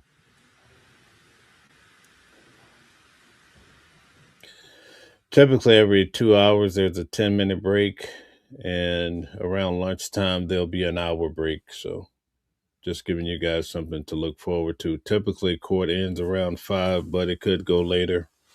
Hopefully, it's 5, no later.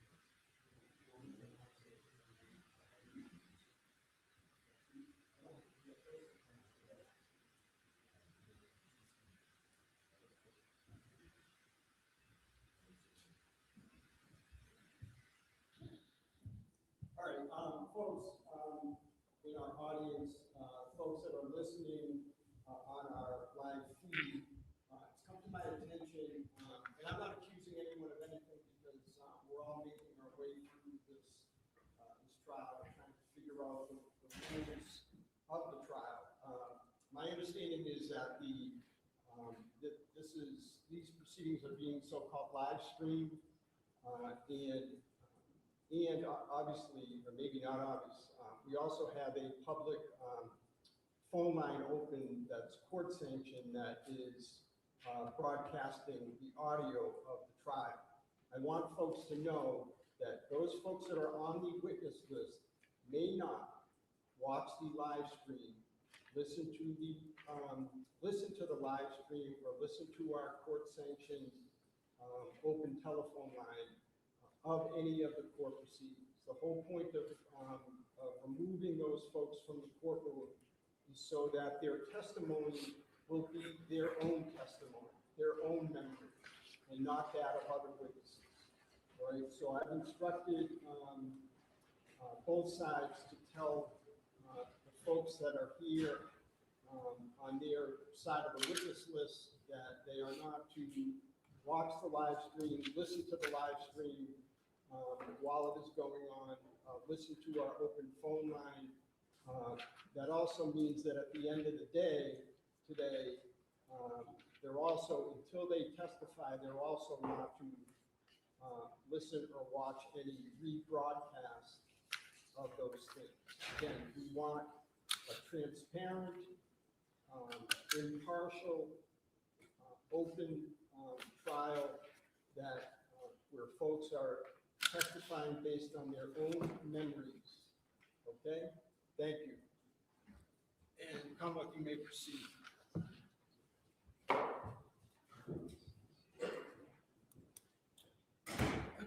Sir, in a loud, clear voice, can you please introduce yourself? Spell your first name and your last name.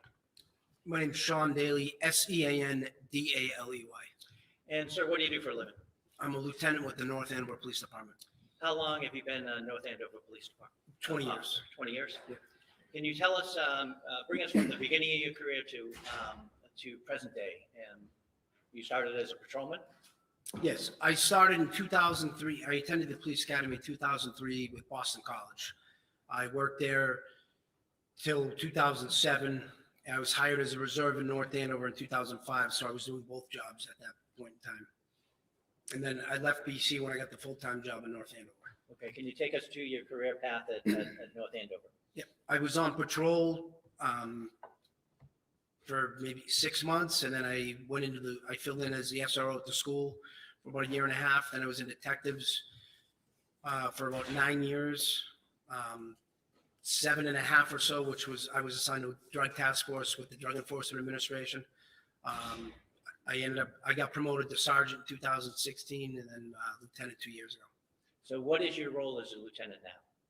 I oversee the early night shift, the 4 to 12 shift. 4 to 12 shift, okay. Now I'm going to turn your attention to June 30th of last year. Were you working on that day?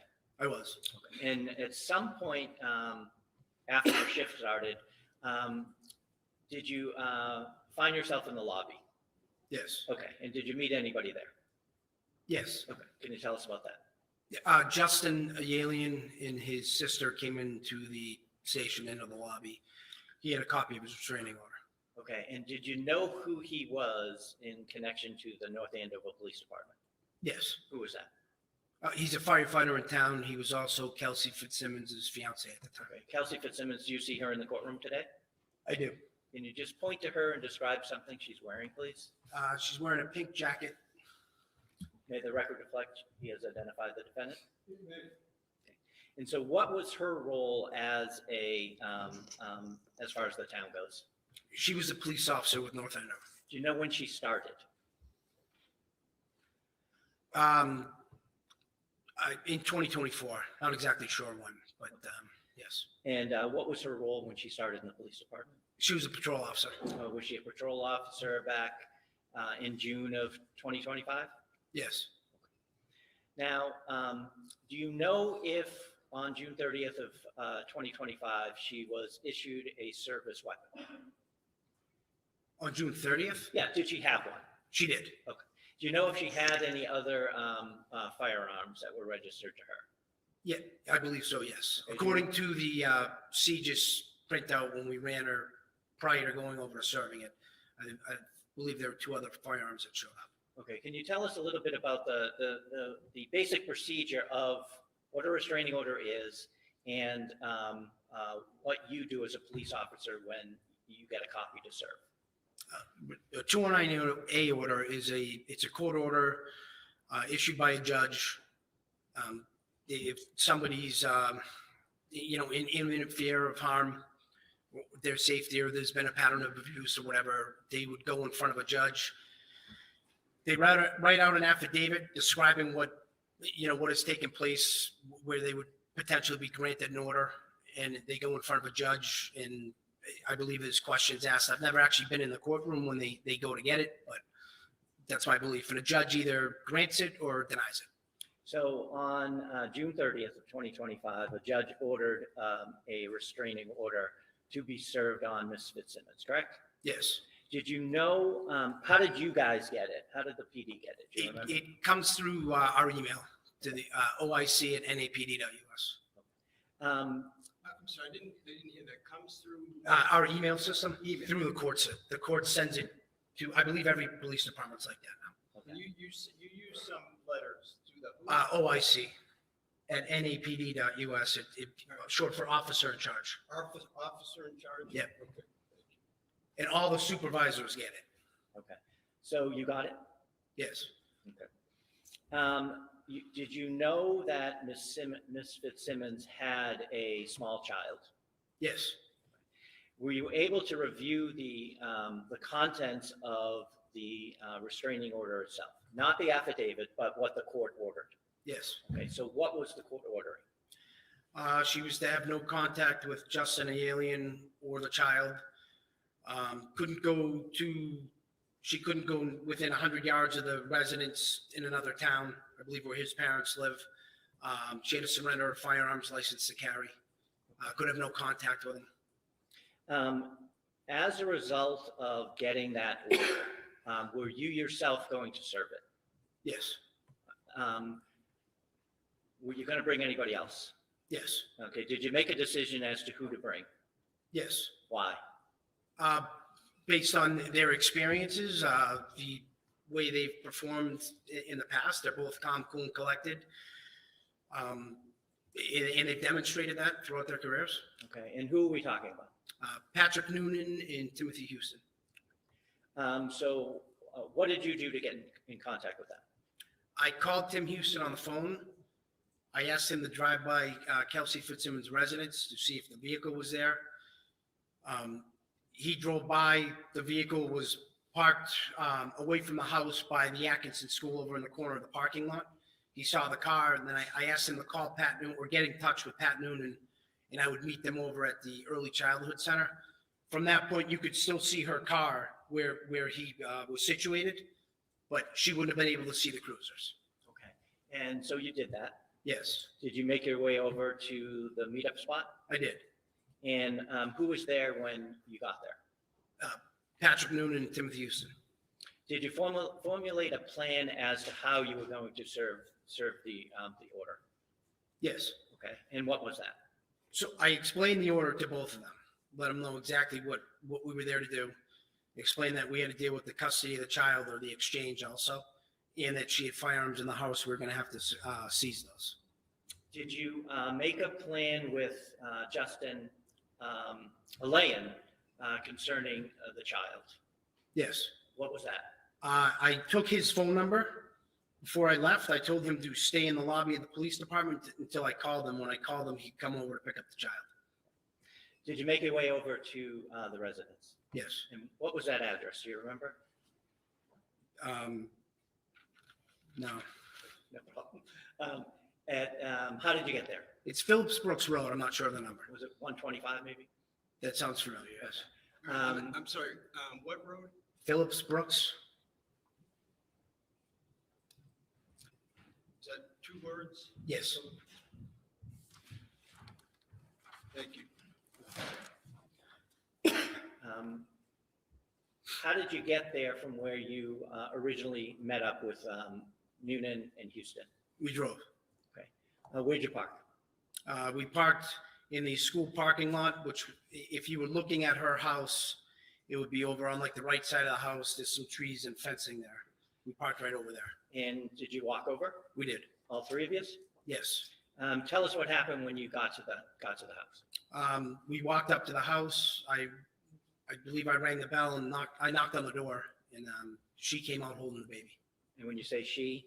Kelsey Fitzsimmons came out holding the baby. And so can you tell us about your initial interaction with her?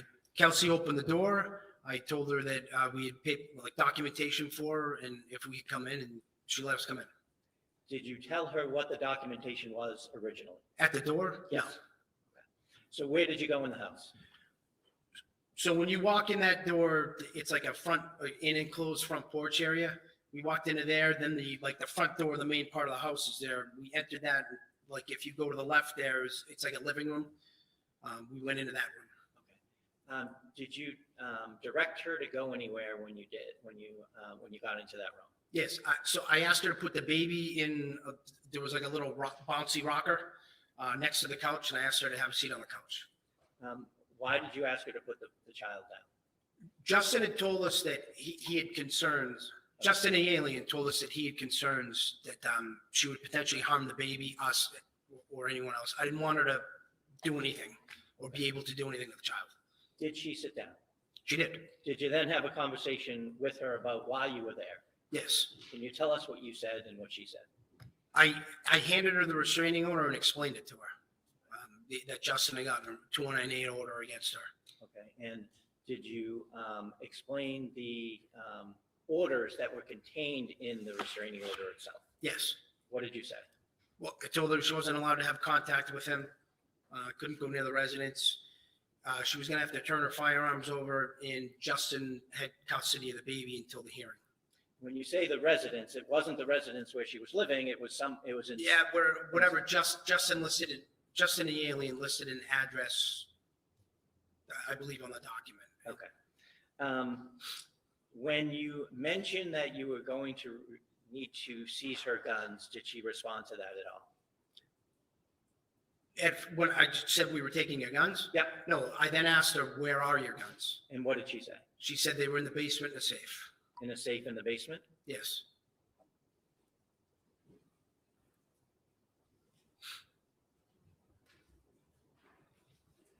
Did you say anything about a return court date that she would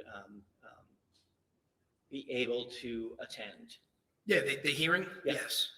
What did you say? Whatever the date was it was, I believe it was like 12 or so days later. Okay. Did she respond to that at all when you said that? No. Do you know, as part of being a lieutenant at the North Andover Police Department and being a superior officer to Ms. Fitzsimmons, has she had occasion, if you know, to serve restraining orders herself in the past? Yes. She has? Yes. Well, what happened after you explained it to her and she told you her guns were in the basement? Well, then I explained that I was going to contact Justin to come over to pick up the baby. Okay. Did she say anything, if you remember, in response to that? To what? I'm sorry, repeat it? Sure. You had told her that Justin was coming to the house to get the baby, correct? Yes. Did she say anything in response to that? No, she didn't have she said, like, she was agreeable to it. Okay. Did she use her phone at all? She called her mother on her cell phone. What happened next? Sorry to interrupt, no, excuse me, just, Ms. Fitzsimmons is the defendant here, and she cannot see the witness. Oh. Can she kind of move her over here, Judge? Yeah, absolutely, yeah. I want her to be able to see. Yeah, of course, no, absolutely. We can move,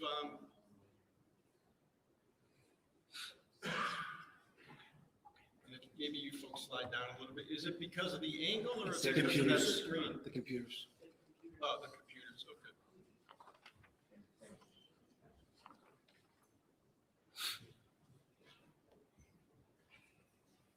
So Ms. Fitzsimmons, it's important that you and all counsel are able to see everything, okay? Thank you. Can you see? Can't see, you may have to sit 2 rows back there. I don't think that there's much that we can do about it.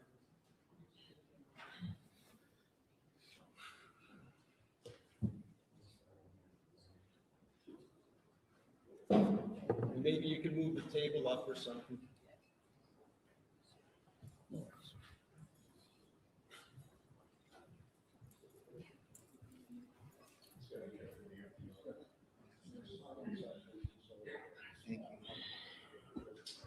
They're trying to resituate the defendant so she could see the witness, I believe.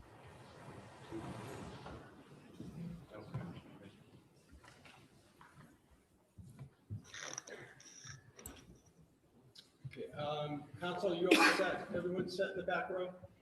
Okay. Hold on one second. Ms. Moriarty, can you? That's right, Lisa. Musical chairs. Thank you. So what happened next? She called her mother. She called her mother. Okay. Yep. Did she ask if she could gather anything for the baby? Yes. Okay. And so tell us about that. She asked if she could get some items for the baby. So the baby started getting fussy in like the bouncy chair. Officer Newton ended up holding the baby for a little bit. And Tim Houston and I went around with Ms. Fitzsimmons into the kitchen first. She opened some drawers. There were some like jars and formula bottles, whatnot, that she was grabbing and putting in a bag. And then we came around. She went upstairs to the bedroom where the shooting occurred. I was with her. She walked in, looked around. We walked back out, went back down the stairs, and then she went into the room. If you're looking at the house, it'd be the room on the right. It had like storage shelves along the wall. There were some diapers and other things like that she grabbed. Okay. Why did you escort her around? Because it's serving an order like that, you don't let anyone, we control the house, we control movements. Okay. So you wouldn't let her be in a room by herself? No. Or out of your sight? Correct. Okay. What were you looking for as she was walking around the house? Any potential weapons. So now she's back downstairs in the room to the right if you come in the door, correct? Yep. She's gathering belongings? What happens after that? She started getting a little bit emotional for a second, saying she was going to lose her job, etc. And I told her, you just relax, take a deep breath. You got to let the process play out. Maybe cooler heads prevail. And she actually kind of settled down a little bit. So what happened after you had that conversation? I called Justin to come to the house, and her mother showed up right around that point. Who had the baby when her mother showed up? Do you remember? Officer Houston had the baby when her mother showed up. Was there a handoff at that point? When her mother showed up? Yep. Yeah, the mother took the baby from Officer Houston. So what happened next? Her and her mother were in the family room. She showed her mother the 209A order, and the statement was made that we were taking her baby, and I told her we're not taking your baby. Justin is, and she ended up going back upstairs with Officer Noonan and Officer Houston. Okay, and you stayed downstairs? I did. Okay. At some point, did Mr. Elaine arrive? Yes. Okay, can you tell us about that? So Mr. Elaine arrived with his sister. They came in the house. Kelsey was upstairs in the bedroom with Officer Noonan and Officer Houston. I had the sister take the baby out to the vehicle, and Justin grabbed some things and went out. He came back into like the porch area, the enclosed porch area, asked if he could go grab his suitcase and some items, and there was also, he had asked also, because she had his wallet and some other items from the weekend, he had asked if he could get those too, and Kelsey had agreed to give those back to him, Okay. or give them to him. So he had left the house. The sister, excuse me. Do you know her name to be Courtney Alien? Yes, Elaine, excuse me. And she took the baby outside. yes. Justin went out initially, but then came back and asked permission to come back in the house? He went out carrying some items, and then he came back up and asked if he could retrieve some things, including a suitcase in the basement. Okay, and did he go down the basement? He did. After he went down in the basement, who was upstairs? Both Officer Houston, Officer Noonan, and Kelsey Fitzsimmons. Okay, at some point, did Officer Houston come down? He did. And where did he go? Do you remember? Officer Houston came down the stairs and told me that Ms. Fitzsimmons didn't want Justin in the house, so I told him to go around to the basement to basically hold him there because we didn't want them interacting. So Officer Houston was going to hold Justin the alien at the door over there, which is around the backside off the kitchen. And Okay, and Officer Noonan is still upstairs overseeing the defendant? yes. What happened next? Maybe a minute later, I'm down in the family room with Kelsey's mother and the child. They're over by the couch. She's holding the baby. I'm standing right basically on the wall of where if you pivot around the stairs would be to go upstairs, and the front door opens kind of funny. So I was just standing there waiting, and then I heard Officer Noonan. Was the baby still in the house, or did the I'm sorry, the baby was gone at that point. The baby was Yes. gone at that point.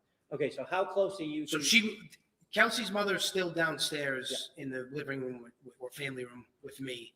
She's over by the couch, and I was standing by the wall, By the wall near the closest to the staircase to go up the stairs. Okay, did you ever hear Officer Noonan or anybody else start to come down the stairs at all? After Officer Houston came down? Yes. No. What happened next? What happened? I heard Officer Noonan call out in like a loud, authoritative voice, "Kelsey, don't do it, Kelsey." Okay, and what happened after? Hold on one second, catch up, please.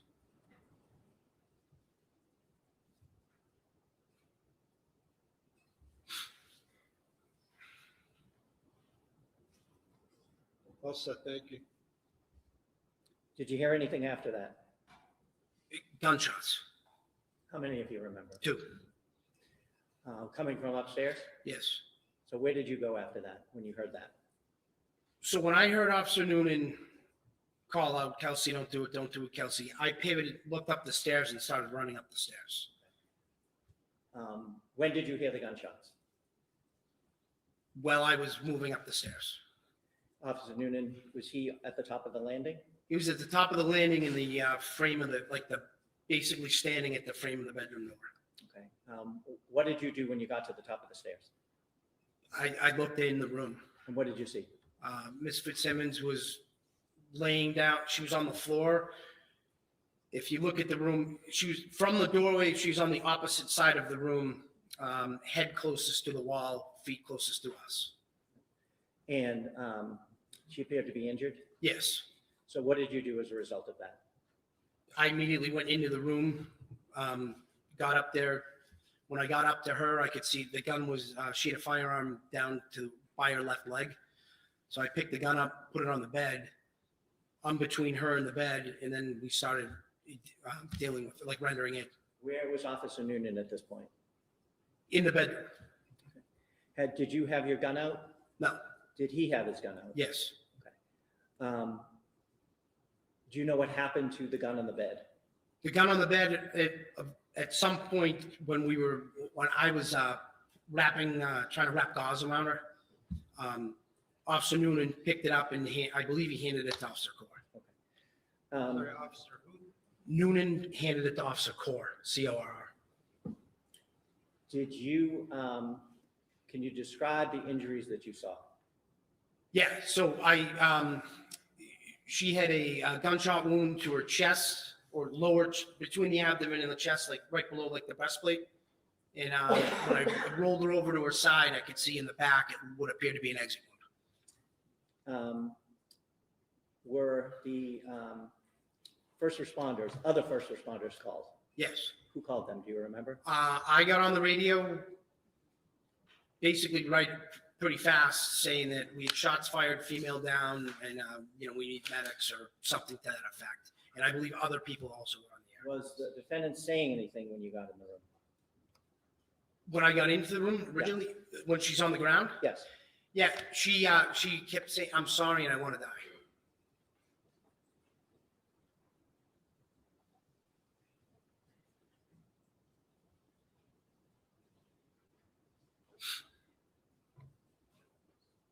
Fire personnel arrived? Yes, They take her away? they did. Okay. What did you do with the scene, if anything, at that point? At that point, we were calling people to come to the scene. Okay. Did you secure it? Yeah. What happened with the gun, if you know, what happened with the gun that Ms. Fitzsimmons had next to her when you walked into the room? Do you know where that ended up? Yeah, so if you came up the stairs, at the top of the stairs, there was some shelving with some police equipment. There was like a gun safe on the floor right there. And Officer Core made the weapon safe, put it in the gun safe, and basically stood over it till he was relieved. Judge, I just want to lodge an objection to whether or not that testimony is based on personal knowledge or not. I don't want the witnesses testifying to, things that they've learned in the investigation. There's been no preface for the question, did he see that? How does he know that? So I just want to take the opportunity right here to object to anything that's just sort of global testimony versus something the witness perceived. All right, so. You could rephrase it, I guess. Mr. Brado, the most efficient way for me to handle objections is, object, and I certainly understand what your reasoning is, but you have to object at the time, and I'll make a decision. Are you moving to strike anything? I am moving to strike and asking for a rephrase to whether or not the question is based on personal knowledge. Okay, and not your fault, my fault, but what are you moving to strike? The entire answer, and ask that the question be asked again, and the answer be, make it clear that whether the witness is testifying on his own personal perception, his own personal knowledge, or whether he's just globally testifying, which I would object to. All right, so are you talking about the testimony related to the securing of the scene? What Core did, yes, Your Honor. What Core? What Officer Core did, correct. Mr. Gubitosi? Well, he can ask all the questions he wants on cross-examination. The testimony is what the testimony is. Well, it shouldn't come in at first, Your Honor, at the first instance if it's not based on personal knowledge. I'm going to overrule the objection, but I certainly understand your point, Mr. Brayden. I'll look out for it. Thank you very much, Your Honor. Now, Judge, I have a number of pictures that I'm going to be displaying, and you said Okay. earlier that you wanted to see them first. So they've been, Pre-marked. they've been pre-marked? Okay. Well, no, you're going to display them there? Yeah, that's fine. Yes. Just, but let's just make a record of what's been pre-marked, if you could, Mr. Ruane. Yes, Your Honor. The parties agreed to pre-mark exhibits 1 through 72, which are all photographs, and then exhibit 73, which is a thumb drive and an envelope. So the I'm sorry, next- I didn't hear you. 73 was what? A thumb drive and Yeah. an envelope. In an envelope? Yeah. Okay, The next numbered exhibit would be 74. okay. And counsel, I want to commend you folks for getting together and having those pre-marked. It definitely speeds things up. Those are agreed to. Okay. All right, so, no, that's fine. I know what I said, but you can ignore it for Well, now. that's Thank why I you. asked. Thank you. So I'm going to show you what's been pre-marked as exhibit number 1. Can you see that? Yes, What's that?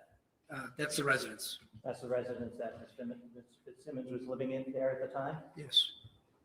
I'll show you what's been marked as exhibit number 2. Do you recognize, no, there's some glare, what that is? So that would be if you're looking at the house, I think that's the school in the background there. So is this the school over here that you were talking about? Yeah, it's tough to see, but I believe that's the school. Any way to do something about is that the way the photo is? It's like that, too. I'll pass it up to Your Honor. That looks like the fencing that runs between the school and the house. Yeah, Coach, you, Mr. Roy, can I see that real quick? Thank you. Okay, I get it. So do you want to take another look? Oh, actually, I can see it better with this one. Yeah, that's the, basically to the right of the house. that's the school that you were talking about? Yes, That's where her car was parked, back that way? yes. Was there anything in the driveway at the time that you got there that would have prevented someone from parking in the driveway of the house? Not that I recall, no. I'll show you what's been marked as exhibit number 4. Did you recognize that? Yes, it's the residence. Number 7. That's the main, the door to come in the house.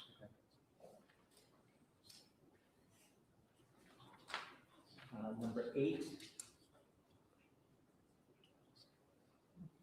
That's the Same. stairs going up? Yeah, stairs in there, yeah. Can I'm sorry, can I see exhibit 8? There was some glare and it's just difficult. Thank you, Mr. Roy.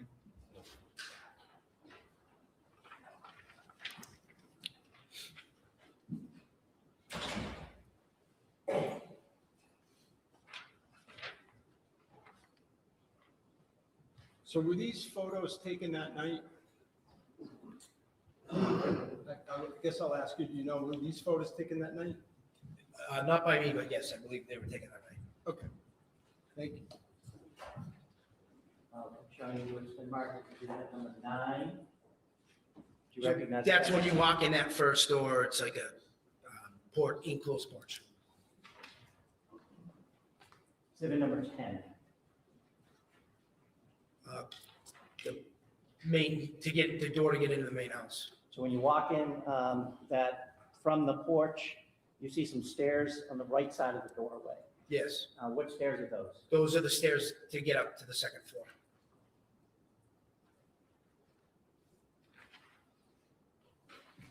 I'll show you exhibit number 13. You recognize what that is? Yes, that's the living room. So as you walk in the front door that we were just looking at, to the left, Yes, do you see where Ms. Fitzsimmons was sitting when you asked her to take a seat when you first got in there?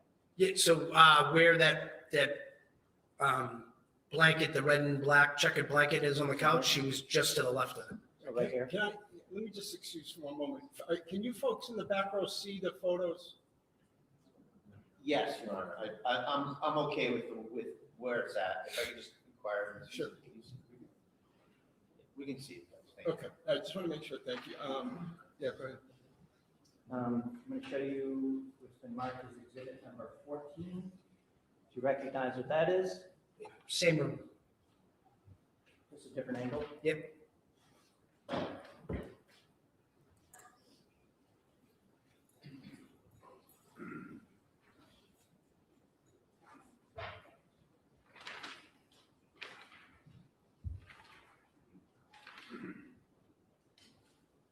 Show you what's been marked as exhibit number 22. Do you recognize what that is? Is that if you walk into the living room and you take a right, there's another room there that then leads to the kitchen? Does that make sense? Or- Yes. Yeah.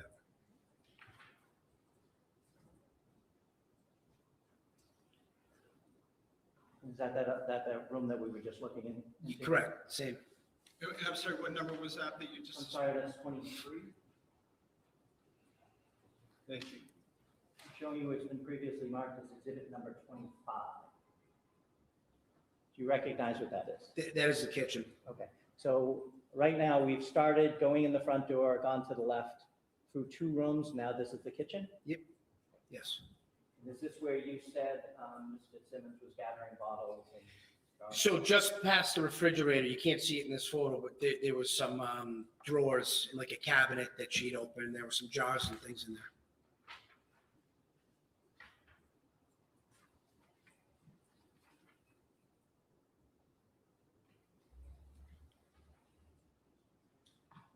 Do you recognize what that is? Yes, that same room, that's the cabinet where she retrieved some jars and maybe And formal. that's exhibit number 30. So that, when you say the same room, you mean As the kitchen, yeah, part of the kitchen, just different angle. I'm gonna display, to clarify, number 29. That's as you walk into the kitchen and to the, in the photo, to the left of the photo is that, the drawers that we were just talking about? Next to the refrigerator, yes, yes.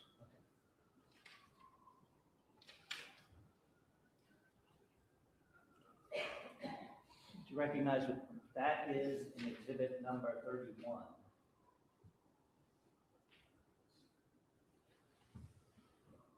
No, Would that be the stairs down, going down to the basement? potentially, yeah, Okay, I'll get that. sorry. And do you recognize this room? Yes, What room is that? it's, I'm sorry, what exhibit number are you displaying? 32. Thank you. it's off of the kitchen. Okay. So and now we almost went around the whole house. in a circle. Yeah,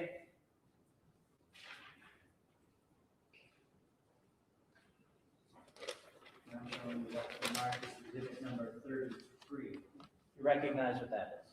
yes. Okay, what is that? That'd be a photo from the bottom of the staircase looking into the room where we were at first. Okay, so the picture taker would have just walked through exhibit number 32, that last room, and came full circle? Yes.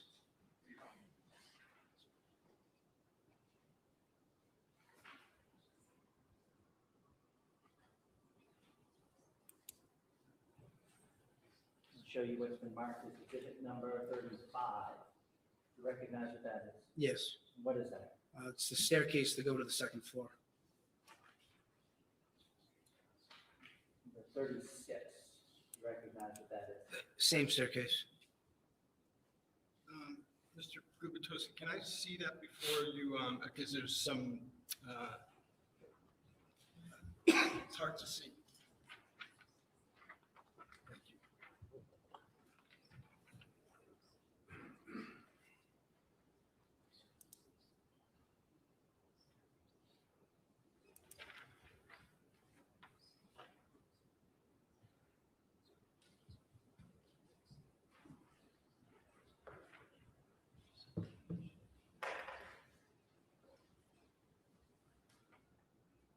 Exhibit 37. Can you describe what we're seeing there? That's if you were at the top of the stairs, looking straight on. And here's that there's a room to the right. Which room would that be? That's the bedroom where the shooting occurred. Exhibit number 38. That's a photo from the top of the stairs also. Okay, that's you see a room on the left side of the photo. Is that what we call the baby's room? Yes. Mr. Kubatosi, may I see exhibits 37 and 38? I'm just getting some glare. Thank you.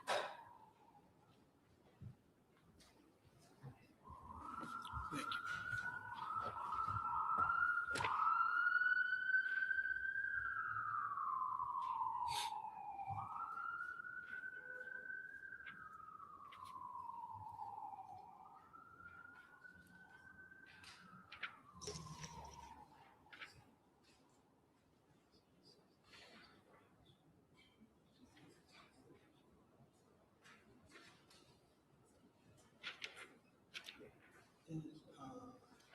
I'm sorry, Mr. Kubatosi, do you mind, on exhibit 38, I had trouble picking up what that was. Sure. Could you just ask him again? So I'm going to show you exhibit number 38. Can you describe what we're seeing here? That's if you were at the top of the staircase, I guess you'd call it a hallway in between the two bedrooms. Thank you.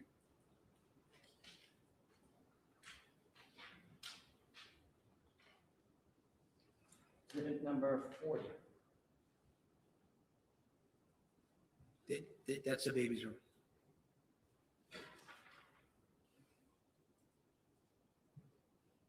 Exhibit number 42. Same thing, the baby's room, Different angle. different angle. And You said that was 42 that you just showed? Okay, thank you. 45. Can you describe what that is? That's the baby's room also.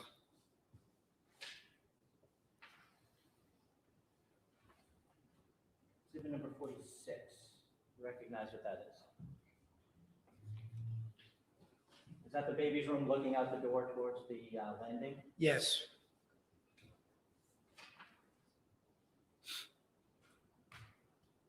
And exhibit number 49. Do you recognize what that is? That's a picture from the hallway into the room where the shooting occurred. Into the bedroom? Correct. Now, you see a chair there inside the room. Do you remember, was that chair placed in that position when you first saw it, or was that moved at all by fire personnel, if you remember? I don't recall. Silly question, but I'm having trouble seeing the glare. Is that police tape? Yes. And I'm just having trouble seeing it too. Maybe if we could just angle that this way Sure. just a little bit. It's hard to see it.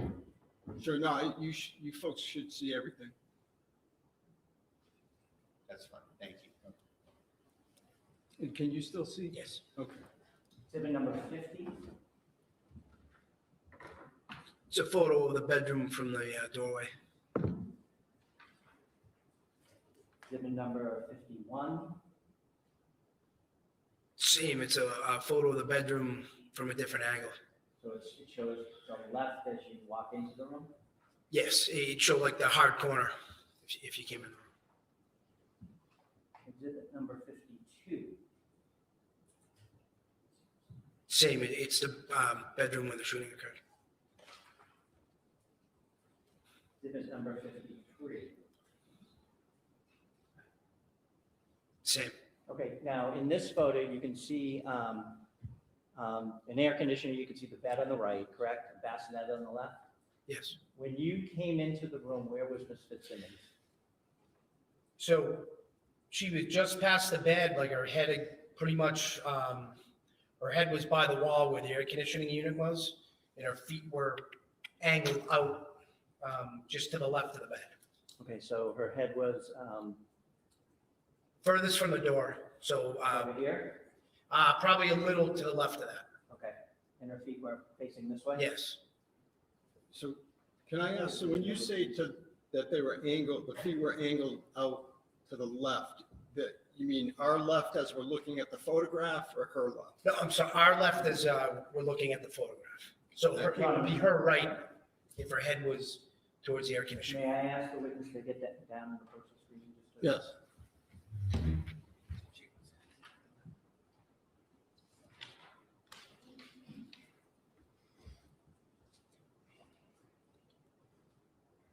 Could you just describe the positioning of Ms. Fitzsimmons when you first walked into the room? Yep, she's basically here. Like if my hand was the body, it was kind of laid like this. Her head was right over in here. Her feet were over here. And where was the gun? The gun was by her left leg. She's laying on her back. It was somewhere right in here. But I couldn't see the gun until I got up to her. And then you moved her, and then you saw the gun, or did you see it? I saw when I got up on where she was.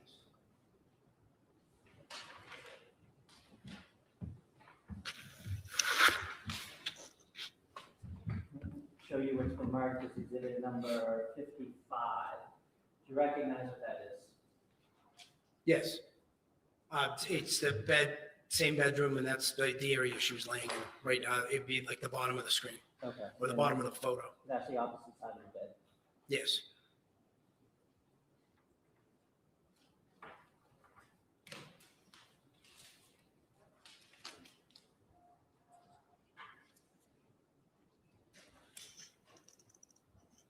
Now, when you went up there and you were tending to Ms. Fitzsimmons and after, did Officer Noonan say anything? Well, we were, well, she was still there? No. Did he say anything? Well, after? actually, yeah. I mean, we were both telling her to, like, just breathe, calm down and breathe. Okay. Did he say anything after she was taken away? Yes. What did he say? When we were basically in the hallway towards the baby's room when they'd taken Kelsey down the stairs, and I heard him say that she had pointed a gun at him. Objection, motion to strike. Sustained. What was his demeanor at that point? Officer Noonan's? Yes. I think he was sort of in shock a bit, like everybody. I mean, I think we were all clearly taken by surprise by what happened. And how long after you, after the shots were fired, did you have a conversation, without saying what it was, with Officer Noonan about what happened?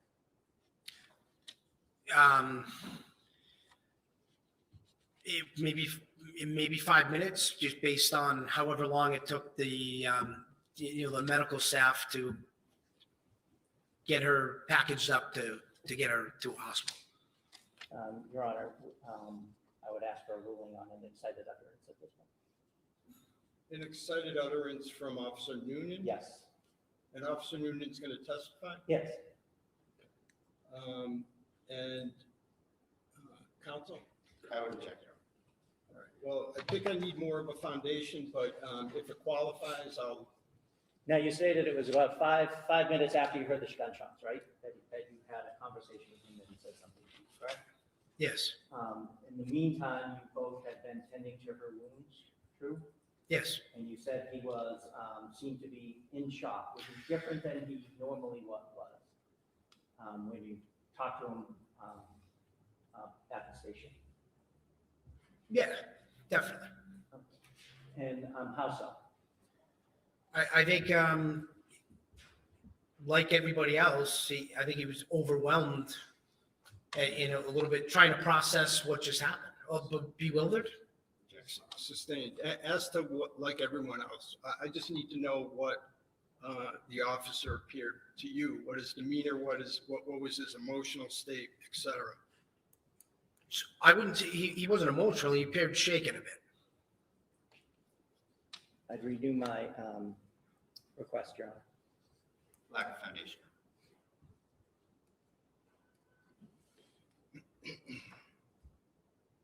And this was 5 minutes after what? After the shooting, 5 minutes after, I'm sorry, this is to you. 5 minutes after the shooting. So how long did it take for the fire department to remove Miss Fitzsimmons? I'm guessing around 5 minutes. It may have been quicker. Fire department was there that quickly? The fire department was there very quickly. Yes. All right. I'll tell you what, this sounds like seems like a good time to take a break, our morning break. So, and I will rule on the objection when we get back. All right, so we will stand in recess, say, for 15 minutes. Will that work for everyone? Okay. All right, thank you. All rise, please.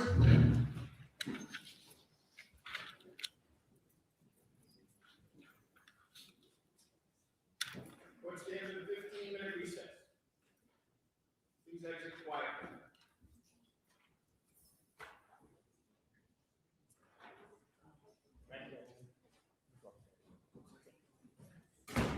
Be seated.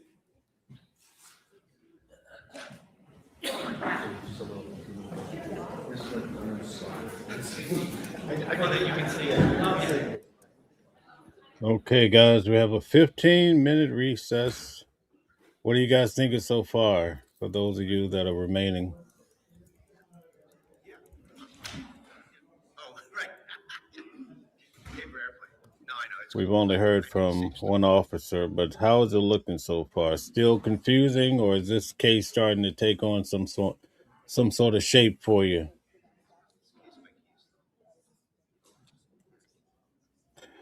Okay, very good. Let's see here. We have quite a few people that have come in. Let's see. Some people, well, Lisa is saying maybe she was trying to have the officer take her out. That's a good concept in regards to this case. What do you guys think in regards to that? It's okay. I'm gonna refrain from saying the word because it's not YouTube friendly. We have pretty things in the building. Okay, I'm having a hard time following this case. I'm not really sure what's going on. Okay, we're gonna try to take a look at this case while we're on our little intermission. So I think it'll become clear to you in 1 minute. Let me mute this out. This is still playing in the background. We'll leave it a little bit. Okay, Jeff says it's hard to tell yet. Okay, I understand that. I really do. I get it. Okay, let's see. Guys, keep putting your comments in. I'm going to try to find. I'm going to give you guys a little background on this case. Just give me 1 second here. I know last week we actually went through it, but we're going to see if we can get a summary on this case here.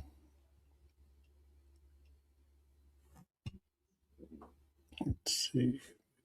The summary here.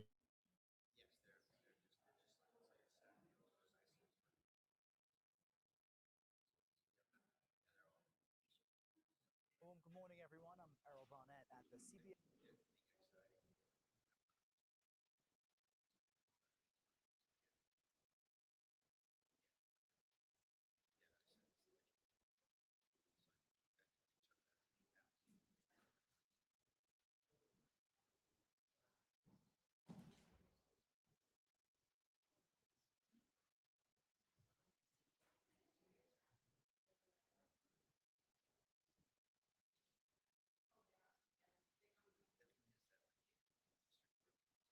Trump posting.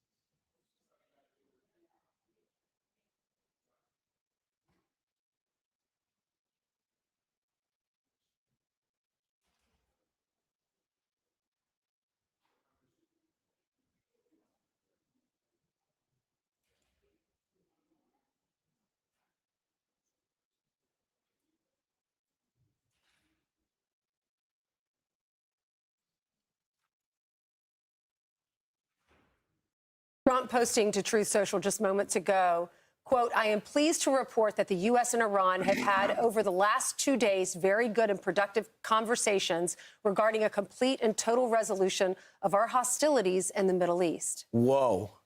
Chief Foreign Correspondent Trey Yingst is live in Tel Aviv with the latest. Trey, does that catch you by surprise?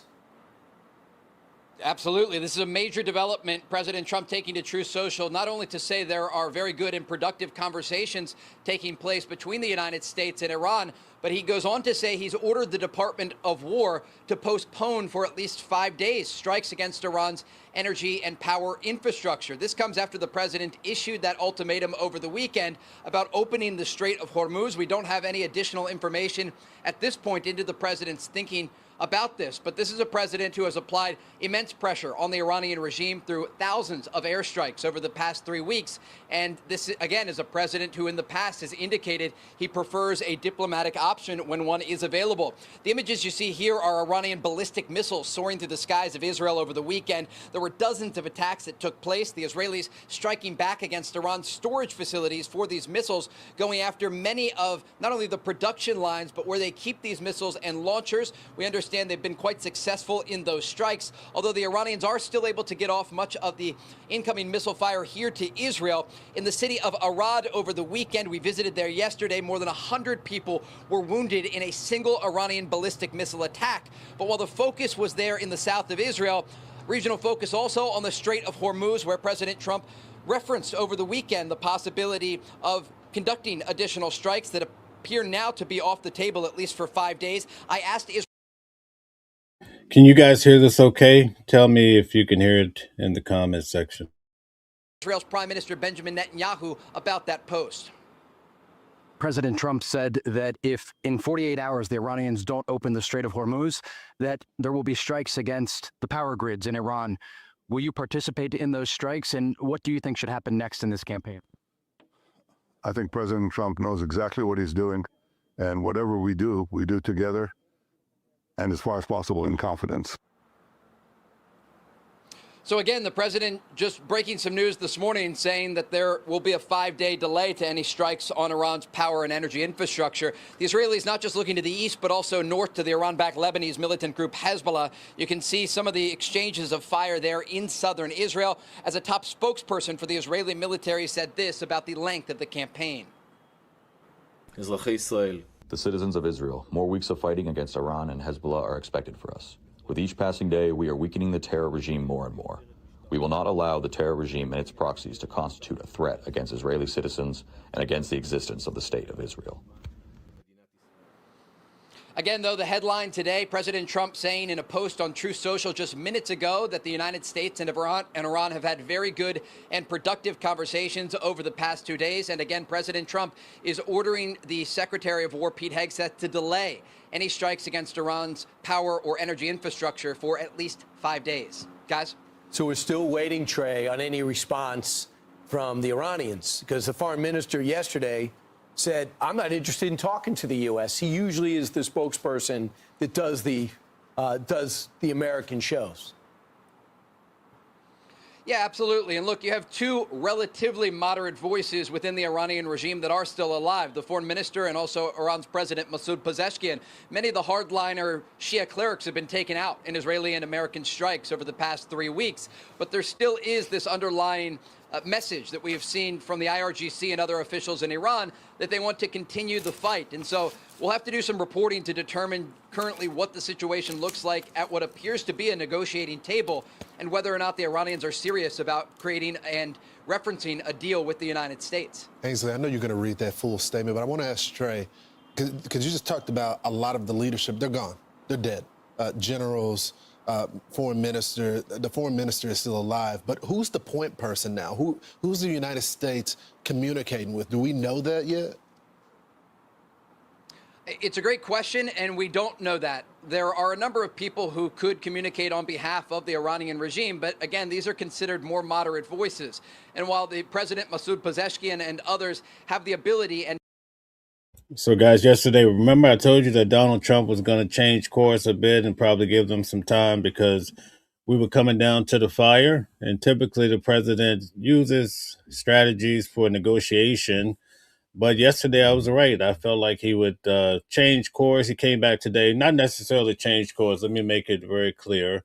But he came back and said, oh, we had some good talks with Iran, and now things are halted a bit for 5 days. So in the past have communicated with members of the Trump administration. Right now, we don't know who is actually leading any sort of negotiation that's taking place. According to reports, it is not Iran's current supreme leader, Mojtaba Khamenei, who is believed to be. For those of you that are just coming in, we're on a intermission break, 15 minutes for Kelsey Fitzsimmons. I'm going to show you guys a quick update on the case just to give you an idea, some history on it after we finish this update in regards to Iran. Be gravely injured as a result of an Israeli strike in the opening hours of this campaign.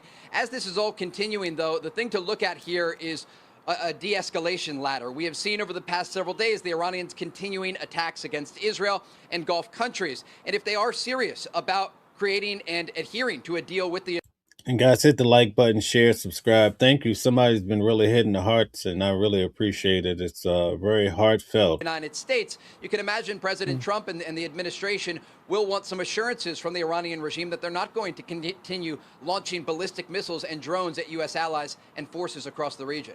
Okay, Trey, thank you so much. Valuable information this morning. Let me read the full Truth Social that the president just released. I am pleased to report that the United States of America and the country of Iran have had over the last 2 days very good and productive conversations regarding a complete and total resolution of our hostilities in the Middle East. Based on the tenor and tone of these detailed and constructive conversations, which will continue throughout the week, I have instructed the Department of War to postpone any and all military strikes against Iranian power plants and energy infrastructure for 5 days, for a 5-day period, subject to the success of the ongoing meetings and discussions. So Prosecution, the president, has urged India to be an arbiter between us and them, because the president India's saying, "Hey, can I use the Strait?" And there was a report yesterday, yeah, you can use the Strait for $2 million. That's not good. You cannot. No, by the end of this conflict, Iran can no longer have control of that strait. So whatever that needs to be done, that's got to be truly international waters, or else we're going to be back again as soon as we find them doing their nuclear program. We find them making intercontinental ballistic missiles. We come down on them in 3 months. They come out and say, "Hey, well, the strait has been mined." This all has to be resolved. I think the best thing to happen to put a 1 in the chat if you think Donald Trump, the President Trump, will actually be the one that waver, or put a 2 if you think it's going to be Iran that backs down. Let's see what everybody has to say about this. Thank you very much. our case for this battle was that intermediate range missile that went 2,500 miles to Diego Garcia, because it's saying Europe, I've been telling you they're building this. You've not been listening to us. You think it's our problem that we're created, or we're being overzealous, so you wanted to talk. What happened?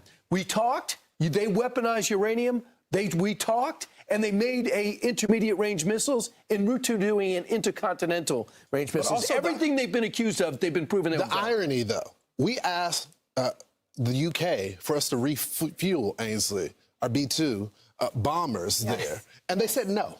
They said no. And they try to attack the base. Now, thankfully, we were able to intercept those missiles. That's a U.S.-UK military base. It's in the middle of the Indian Ocean. It's 2,000 miles off of the Iranian coast. But this is very promising. All right, everybody feels like it's going to be the president that folds. In the words of Pretty Things, chicken out. Oh, my, oh, my. I don't think this is going to stop anytime soon, because Iran is fighting a religious war, and the president of the United States has to show strength. So it's not like either one of them can actually back away from this. We don't know who he's dealing with. You heard Trey say that. We don't know who he's talking to, or who Steve and Jared are talking to. Welcome in, Amanda from JLR. Thank you. To Steve Witkoff and Jared Kushner. But they are doing deals. This is great news for 5 days, because he was saying tonight, at the end of the night, if the strait was not open, he gave them the warning. So he changed course on it. Hopefully we can get a market back, get prices back to a reasonable amount, and gas back down. But it don't look good, folks. But we do remain hopeful. Let's we have a few more minutes before court starts back up. I want to show you guys a little bit in regards to Kelsey, in regards to her dealing with the judge in this case. I think she had some sort of accusation in regards to the judge. We're going to take a quick look at it. Thank you guys so much. Attorneys for a former police officer accused of threatening fellow officers have filed a motion asking a judge to recuse herself from the case. Kelsey Fitzsimmons is charged with a single count of assault with a dangerous weapon after allegedly pointing a gun at a colleague. Now, she said she was suffering from postpartum depression and raised the gun to hurt herself and not to threaten anyone else. Fitzsimmons' defense questions why Judge Kathleen McCarthy Newman has assigned herself to the case, speculating on a relationship with the alleged victim, given the shared last name of McCarthy. Okay, CK, start with this one. First of all, I want to underscore that postpartum depression is real. So if that is a defense, if that's indeed what happened. But it's easy to find out whether there's a familiar relationship, whether the judge was related. You see, that situation makes no sense to me. It does seem strange that, they're saying, or from the reports we're reading, the judge has taken an interest in this one and why this is happening. I have no idea, but it's an interesting one to follow. Daryl, what is your opinion on this? I think it's interesting to follow. Probably the judge should not be recused, but likely she will recuse herself because there's no reason for her to keep. Well, guys, Caprello says it's the women. It's the women. What do you guys have to say about that? Keep the case. If there's any smidgen of impropriety, let the case go on, and if she's convicted, it'll happen. Yeah, but what impropriety? I don't see the impropriety. Having the same last name. Oh, we have our attorney in the building. James, welcome in. Nice to have you here. We're covering this case. Kelsey Fitzsimmons. All right. If you're not related, what's the impropriety? I agree, but just in case, less is more. Yeah, just in case. I mean, a lot of people can have the same last name. Yeah, they can. But if there is some relationship, they could find out, and then yes, she should recuse herself. I think she ought to recuse herself regardless, just because why have adverse publicity? And there will always be those questions. Why, especially if there's a conviction, why didn't you recuse yourself? She should have another piece for appeal. David, what's your take on this one? I'm with Daryl on this one. Yeah. Welcome, Julie. Welcome in. Look, judges don't want to work as it is. So if I was the judge, yeah, okay, recuse myself. Great. Let another judge take it. There's plenty of other judges in this building. Look, if there's any type of impropriety, even if Caprello, you better run while you can. The ladies are on your neck right now. there really isn't, but there's an appearance of it, you have to do that. You have to recuse yourself. And in this situation, look, there could be an appeal if it doesn't happen. So I think she should appeal, or she should recuse herself and go on her separate way. Well, see, I got to disagree. Appearance of impropriety, it happens all the time. If that were the case, then judges would all. You guys remember that game Mario Brothers, or back in the day, years ago, they used to have a boss at the end of the game. Pretty Tings is that boss. She's the final one that's there to destroy you. And she does a good job at it. All have to recuse themselves of cases, especially in a small community. Au contraire. You know, they said We had the guy come on the other day talking about the child support. I think his name was Andrew. Oh, my Pretty Tings. Woo. She tore him apart. No, this one, there's a little more publicity on this. There seems to be something to this. Maybe one. there's something I'm missing. But based on what we know now, if there's something I'm missing, I will agree with the gentleman. But based on the evidence that we know and the information that we have now, there's no reason for her to recuse herself. Calling us gentleman was very kind, and we appreciate it. But this case is exciting, though. I mean, I'm not getting bored at all. I mean, you know, it's not like sitting through hearing this case. It's short and sweet, and I really like it. I'm glad we're able to cover this together, folks. Yes, indeed. we said that. I'm going to try to get in this one last video in regards to what's happening. Did you guys hear that Israel is being torn apart? My heavens, they're dropping explosives. It's raining out of the sky. But let's check out what's happening in regards to Israel. The clock is ticking on President Trump's 48-hour ultimatum he issued to Iran. And guys, keep in mind, we're covering this case, but I'm also tying in other news and information. It's a lot to do, but I'm trying my best here. It's not as smooth as I usually try to present it, but hey, we're hearing about what's happening in the world. Warning last night that the U.S. will strike its power plants if the Strait of Hormuz is not reopened. Let's check back in with Fox News senior correspondent Mike Tobin live in Tel Aviv. Mike, we're hearing that missiles are approaching Israel right now. What do you got for us? What's up, Jersey girl? We should start hearing the sirens in about 2 minutes now. The way the alerts are going right now, everything from the north to the south of Tel Aviv is under watch right now, in the eastern section of Tel Aviv in particular. So when we hear the sirens start coming, usually what we get out of Iran these days are the... Okay, guys, I want to make sure we get all the legal information we can. James says, and he's the attorney on deck, he says what people got to understand is that the judge needs to recuse herself or the appeals court can order it. All right, thank you very much. We look forward to having James on the show as well. Cluster bombs. And the reason you get the cluster bombs is they're effective in terms of getting through the Israeli air defenses. And when I say cluster bomb, what I'm talking about is a warhead that's made up of dozens of little bombs. And when that's intercepted by the air defenses, it'll break up into dozens of bomblets, and the bomblets still get through. I just want to take a moment. You guys, have you seen the cluster bombs that they're dropping on Israel? I mean, it's crazy. One bomb comes over, and then all of a sudden it just explodes, almost like the 4th of July, and dropping down, raining down explosives on people's heads. I mean, my goodness, what's happening in the world? And imagine if Donald Trump went through with what he had promised today in regards to Iran, and then they start hitting places. Remember, I'm going to London to cover Chris Brown's case, and that's on target. Paris. I just came back from Rome. They said that they would potentially hit Italy, Rome. Like, man, this is almost like you can't even travel anymore. Then last night before I went to sleep, they said they were going to try to hit the United States. This is what they're reporting in India news. So, you know, there's a lot of propaganda, but still, like, what do we make of all of this? And all behind this is you have people trying to, in these sleeper cells, trying to attack Americans. Do we live in fear? What exactly are we to do, you know?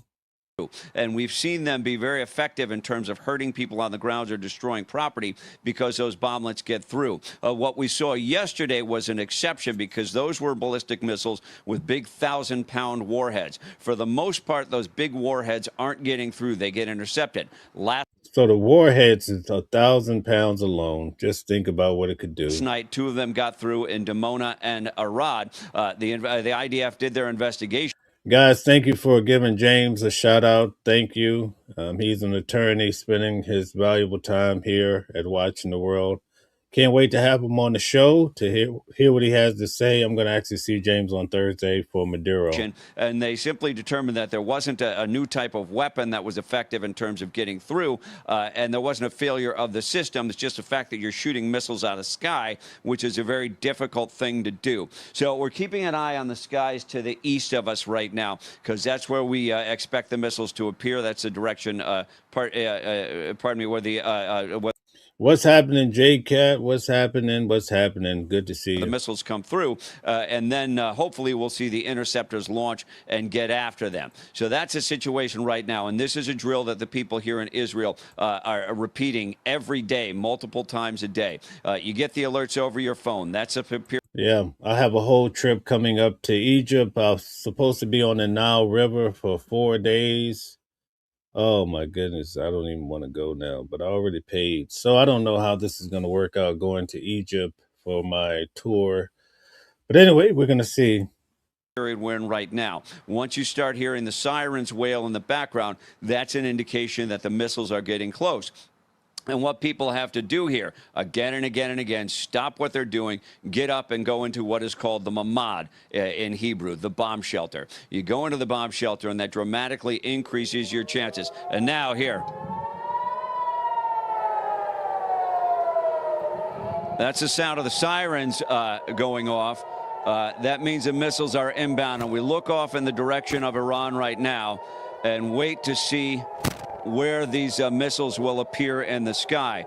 It's very different than the shorter range rockets that we see out of Lebanon and we saw out of the Gaza Strip for so many years, because those run out of fuel halfway and you don't see the inbound rocket. You only see the interceptors go up. What's different about the things that come in from Iran is they're ballistic missiles, so they leave the atmosphere, and when they re-enter, it's almost like a meteor shower with the rocket coming back in, because they get hot upon re-entry to the atmosphere. And Who creates all of this confusion with all of these explosives? Like, who's the mastermind that develops such heavy explosions designed to ruin lives? It's something what man is able to do, dominating each other to injury. Everybody wants to see who's going to be demolished first. Okay.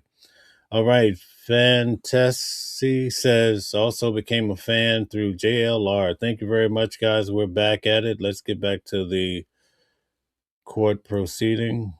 Thank you, guys. Hit the like button, share, subscribe. We left off, and the Commonwealth seeks to admit a statement made by Officer Noonan at the scene as a spontaneous utterance. The defense has objected. Does either side want to be heard more? I would, Judge. Please. So the government wants to have it both ways here. You know, they want you to think that this guy is cool, calm, and collected, you know, and then they want to get some statements in a completely different aspect. Yes, this is live. You know, statements that are excited utterances are, you know, they can be made after there's been time for reflection, you know, and time for possible fabrication. And here it's 5 minutes goes by, and you know, this is not, you know, I know probably all of us attorneys in this room, and Your Honor certainly are used to thinking about excited utterances maybe in a little more of a liberal fashion with like a domestic violence victim, someone who is completely upset and the upset continues. You know, they've gone on record saying how professional and cool and calculated this guy is. So that plus the 5 minutes, plus the time for fabrication here, plus the motive for fabrication, I think makes it fatal to the government's efforts. I think you should deny it. Anything in addition, Kamala? Yeah, the declarant himself need not be excited. It is the fact of the matter that the declarant is still under the stress of an exciting event. And the court should consider the factors such as whether it's made in the same location as the precipitating event, temporal proximity, age, spontaneity, and degree of excitement. The Commonwealth is not claiming that, you know, Officer Noonan was in shambles after the shooting. Certainly not, but he was still under the pressure of the event. It was within minutes. It was in the same location. Officer Noonan is present. He's going to testify, available for cross-examination, no confrontation issue. So I would suggest that in the court's discretion, you allow the spontaneous utterance for whatever degree of value you see fit. Okay. So the last thing, Judge, if I may respond, is sorry. It's just that, you know, this is the exact time you would fabricate when your colleagues are starting to form opinions about what happened. It's the exact incentive. It's the exact time to fabricate. Thank you. Okay. All right. I think Attorney Moriarty was referring to the factors in Commonwealth versus Baldwin. At least I think that's a more recent case that has them, which is at 476 Mass. Strike that. 476 Mass 1041 at page 1042, a 2017 case. So I can say that a lot of the factors, you're right, do gravitate towards admission, them being admissible, but I am going to sustain the objection.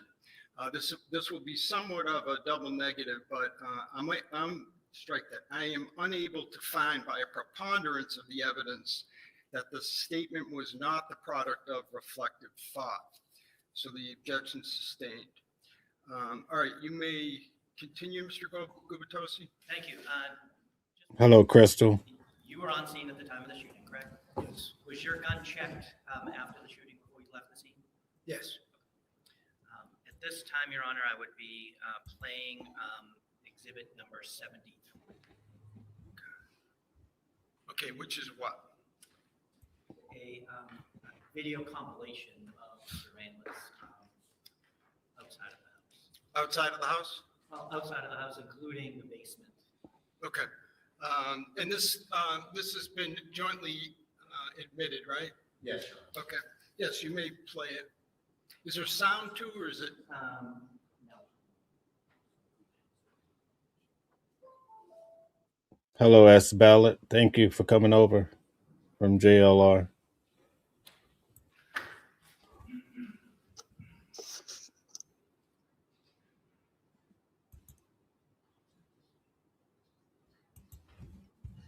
Hello, Billy.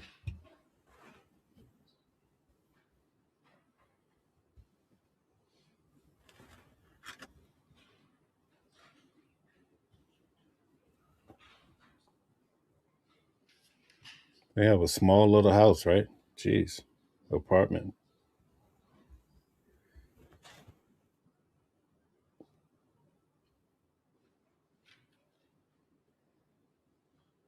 Can you folks in the back row see all right? Yes, thank you. Focus on it. Just, you can see when it's on the screen.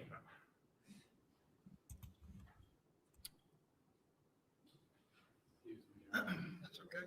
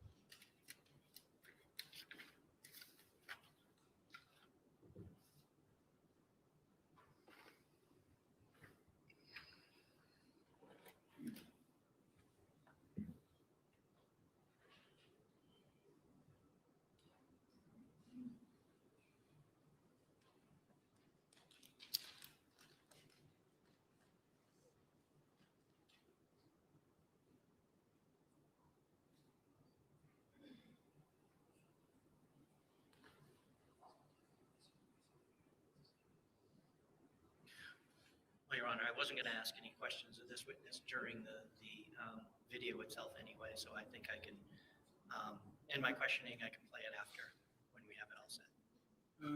Okay.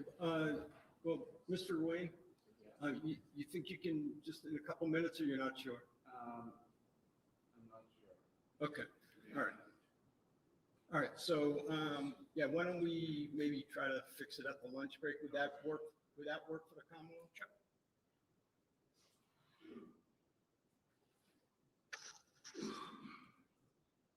All right, but if we're going to do that, Mr. Rowan, is that?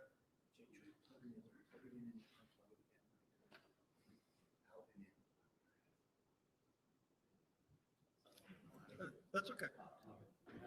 James says, Mel, in the Commonwealth, when you're convicted and sent to prison, you're innocent until proven and the conviction is upheld. If you look at Aaron Hernandez, he was convinced but died innocent. All right, so, They you have a had to question? enter it. Thank you very much for You that. have additional questions? No. Oh, I'm sorry. I thought that you had additional questions. No, that's what I said. I wasn't asking any additional questions, so I weren't can. that. Okay. I can sit down. So I guess, Mr. Bradle, Yes. we started to watch Exhibit 73. It cut off. We're having some audio visual difficulties, which is my signal for our IT folks that may be in the building to come on up and help us. But while I'm stalling doing that, are you okay with marching forward with your cross? I Without can it? start, but it is my problem now, Judge, I guess. I just It is, would like okay. it to work at So, some point. so to be clear, you want to use this video in your cross? Yes. All right, well, in fairness, if that's the case, then I should allow the Commonwealth an opportunity to play it. So, where's our IT folks? He's on his way up. Okay, excellent. Is it? Google.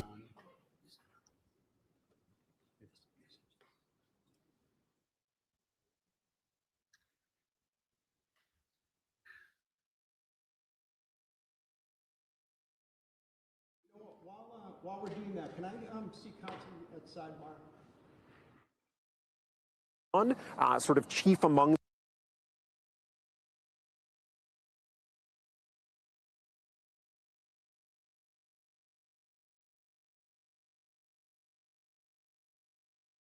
Okay, guys, I guess they're trying to figure something out here in the court. So we just have to be patient a little bit. I guess they're having some technical difficulties, so we'll see how this develops. We're going to go back and let's see. I'll try to do two things at one time.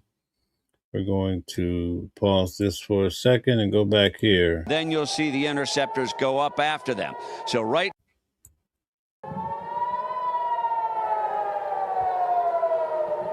That's the sound of the siren. So this is Israel being bombarded by Iran. They're taking all the smoke. We're going to cover this until they figure out what's happening in court. We're kind of multitasking. When we go to lunch, we'll look at some things too. Going off. That means the missiles are inbound, and we look off in the direction of Iran right now and wait to see where these missiles will appear in the sky.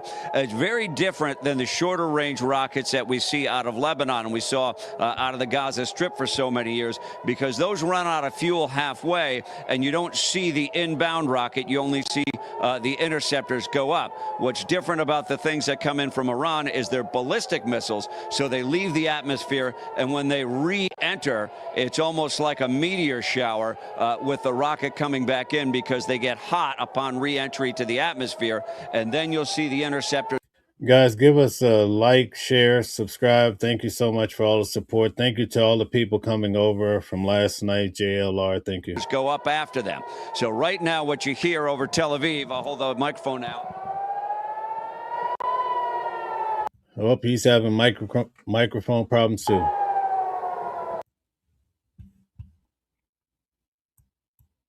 All right. Looks like they're almost back. Those are the air raid sirens. The Israeli population.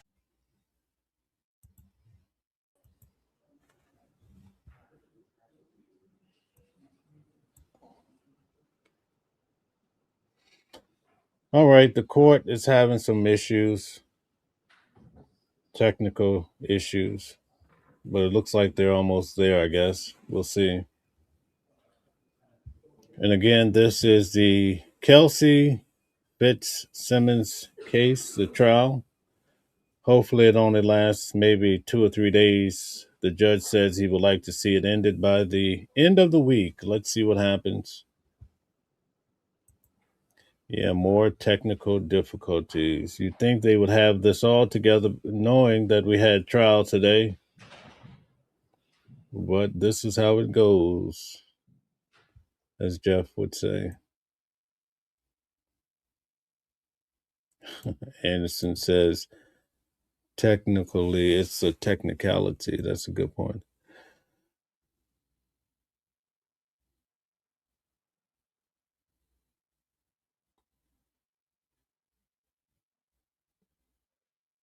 Okay, so it looks like we could have just kept moving because they're still stuck over here. Not sure what's going on. You see the defendant, she's sitting right here. Looks like she's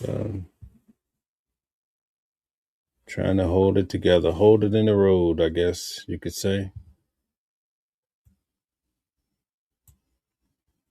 She chose to have the judge make the final call instead of having a jury. Let me just make sure that I understand. Mr. Gubitosa, if this were to play to its conclusion, you would have no questions? Correct. Okay. So then why don't we do this? Let's march forward with the cross. And obviously, Commonwealth can follow up on redirect. And maybe by then we'll get it working. All right. Unless you were going to start with that. I'm trying to be flexible, but I do want to set the stage with how Kelsey came home and how they came to the house. No, that's fine. You should be able to try your case.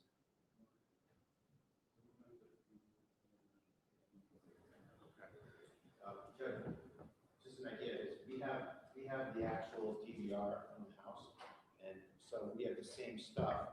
We may be able to play it from ours.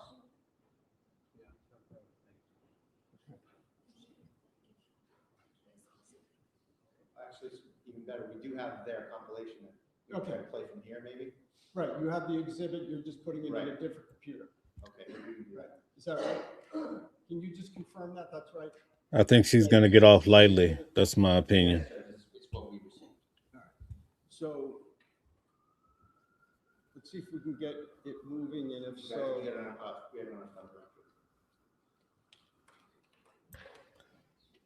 This judge has been lenient toward her, so that gives me an indication he might go lightly toward her. So, based on all the circumstances. Why don't we do this? Let's start from the top. Can you just replay, just start it from the beginning? We're still going to consider that this is during the direct by the Commonwealth of the lieutenant, and this is Exhibit 73. And now, of course, it won't work because I've said too much. Also, the officer is already looking a little off, so that goes to her favor.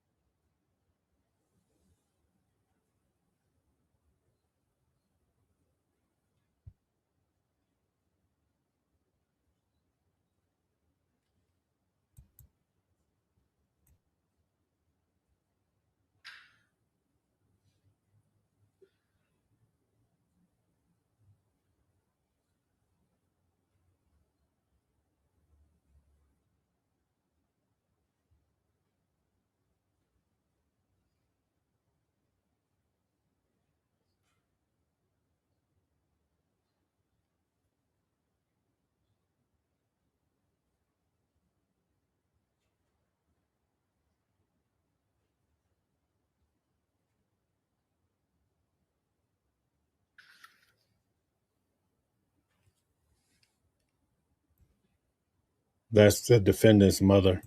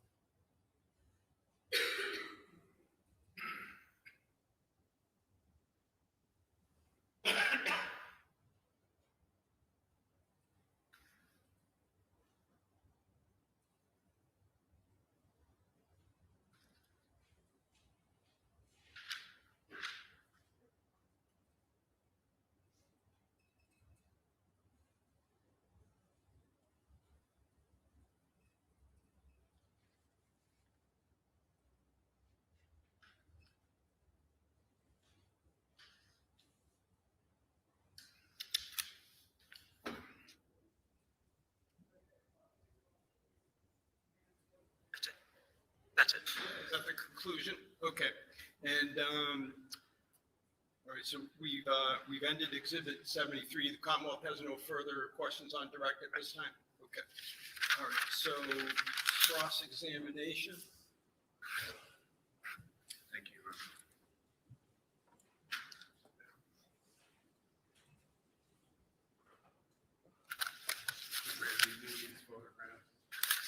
I'm sorry? Photographs. Oh, yes, yeah, photographs. Thank you.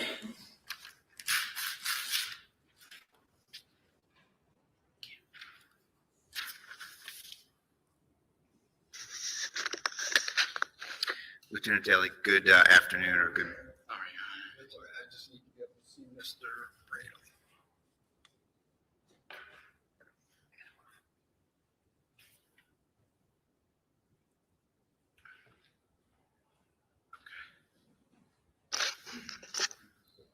All right, All set, Mr. Bradle. Sorry, did someone just so I was hoping to just. Oh, you're going to replay it. I'm sorry. That's why. I'm going to use it. I'm sorry. Yeah. No, that's okay. All right. So And that was I'm actually sorry, working pretty well. Mr. Wayne, then I shouldn't have moved. Sorry. No. So do what you need to do. Okay, you ready?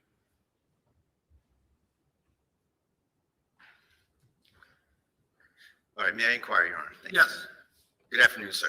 Good afternoon. So we've never spoken before, correct? Correct. And you did not write a report in this case? I did. And where is it? Who did you write it to? Where did I write a report? Right. to? When did you write it? Afterwards? And was it submitted in discovery? I don't know. I wasn't involved in that. Now, as far as preparing for trial, did you meet with the Commonwealth to do so? I did. And how many times did you do that? Once. And when was that? Friday. Last Friday. Last Friday. Okay. And so it's been obviously since June 30th since this happened, correct?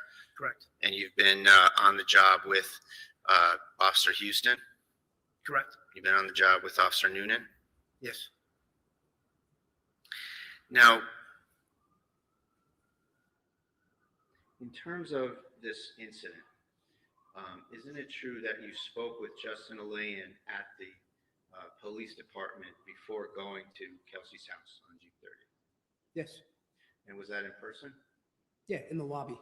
And how many times did you speak with him altogether? In the lobby? Or Anywhere about this? If I had spoken to him at a work, like if he was on some type of a medical event, I mean about this incident, about the service of the restraining order. just in the lobby. So and once- then when I called him on the phone to come over to the house, I've never spoken to him on that. All right. How did you get a hold of his phone number? Because he gave it, I asked him for his phone number when we were in the lobby before I left, and I told him to wait in the lobby till I called him to come over. How did he come to be at the lobby of the police station? I don't know. Why I would was he- assume he drove, but I Well, don't you know. interacted with him, right? I did. Was he there to see you? I don't know if it was necessarily there to see me. He was there to bring in the restraining order and to work out the logistics of the essentially taking custody of the child. Okay. So he brought you the restraining order? He brought a copy of it, and we had a copy of it that had come in electronically. Did he show you a copy of his affidavit at all? He did. And did you bring that to Ms. Fitzsimmons? No. So you had it with Mr. Lane, but you didn't share it with Ms. Fitzsimmons when you served the order? I didn't share it with Ms. Fitzsimmons when I saw the order. No. Now, just so we have this right, Mr. Alayan went to probate and family court, filed a lawsuit, essentially, a restraining order, getting custody and making all sorts of allegations against Ms. Fitzsimmons, right? That was your understanding? Yes. And he was living in Stowe, Massachusetts with his parents at the time, correct? I don't know where he was living. Okay. Did you ask? No. Did it matter? Where he was living, I knew he wasn't living at the residence, because if he was living at the residence, it would have changed things, as in Ms. Fitzsimmons would have had to vacate the residence. There you go. The judge would have checked on that. So he's not living at Phillips Brooks Road, right? Or he had somewhere else to stay. I didn't ask him. And there's no provisions here where, in this order, where he's trying to get her kicked out of her own house, right? Correct. So he's an adversary to her. He's gotten an order from a court that says, I'm afraid of her, keep her away from me, right? That's what it says in essence, right? Correct. And you summoned him to the house where she was? To pick up the child, yes. So have you ever served an order where you brought the person who says they're afraid of the person to the person before? If there's going to be some type of a custody exchange, yes. Have you done that before? We have, yes. Not we, you. Yes. When? I don't recall, but I know it's happened. So how long after you got to the house and you gave Kelsey the order, did you call Justin to come to the house? Would have been a matter of minutes. A matter of minutes. Yep. So Who did you go to the house with? Officer Noonan. Not a trick question, obviously. Noonan and Houston, right? Yes, So you have social workers on your staff, don't you? we do. No social worker. No. So with respect to the situation, you knew this was a 4-month-old child, right? I did. DCF? No. So you go to the. Asking. I'll ask a more detailed Okay, question. please. Sorry, Your Honor. So you didn't summon anyone from DCF to come and look at the situation or anything like that you didn't report to DCF about the situation? Which situation? The fact that you were going to a police officer's house, taking her 4-month-old baby and giving it to a guy. The father? Yeah. No, I didn't call DCF. No. All right. Aren't you a mandated reporter? I am. And you didn't report it? Report what? The fact that there was a dispute over the 4-year-old child and that there was a court order to take the child away? No, I didn't report it. Now, restraining orders, you're experienced with restraining orders, right? I am. Restraining orders have provisions for retrieving property, don't they? What do you mean by that? Restraining orders have a provision that says, and the judge can check the box, the judge can write things in it, as they often scrawl things in, right? Paragraph 10 says, you may pick up your personal belongings in the company of police or at a time agreed to by the plaintiff. That's just by the plaintiff, it says that, right? Yes. And so there's a provision where the plaintiff can allow it by agreeing to it. And this is a situation that's a little bit different, isn't it? The plaintiff is leaving, right? And the defendant is staying at the house. Yes. So the judge took no action in that area, did they? About whether or not Justin Elaine could go into that house. No. And so you took that upon yourself to let him in there? She was informed that we were calling him to come get the baby. She did not object to it. She didn't object to it? No. When was she informed? When I served her the order, when she was sitting on the couch. And you said what? I We're told going to her- let Justin come over and rummage around your basement? No, I didn't say that. What I told did you her say? was that Justin was granted custody of the child by the court or whatever. And that's what I said to her. And while we're on that topic, she didn't say, I want to pack a bag. You and your colleague officers told her, pack a bag for the baby, correct? No, we did not. She raised she basically said the baby doesn't have anything. Well, you're the one planning this. Sorry. She basically said the baby didn't have any of their stuff, is what precipitated her going around the house to gather items. So you're the one planning this out. It's your testimony that you weren't thinking about her needing to pack some things for the baby to take with you or with Justin Elaine? I don't understand the question. You're saying that you didn't tell her to pack anything for the baby. That wasn't part of your plan, in other words?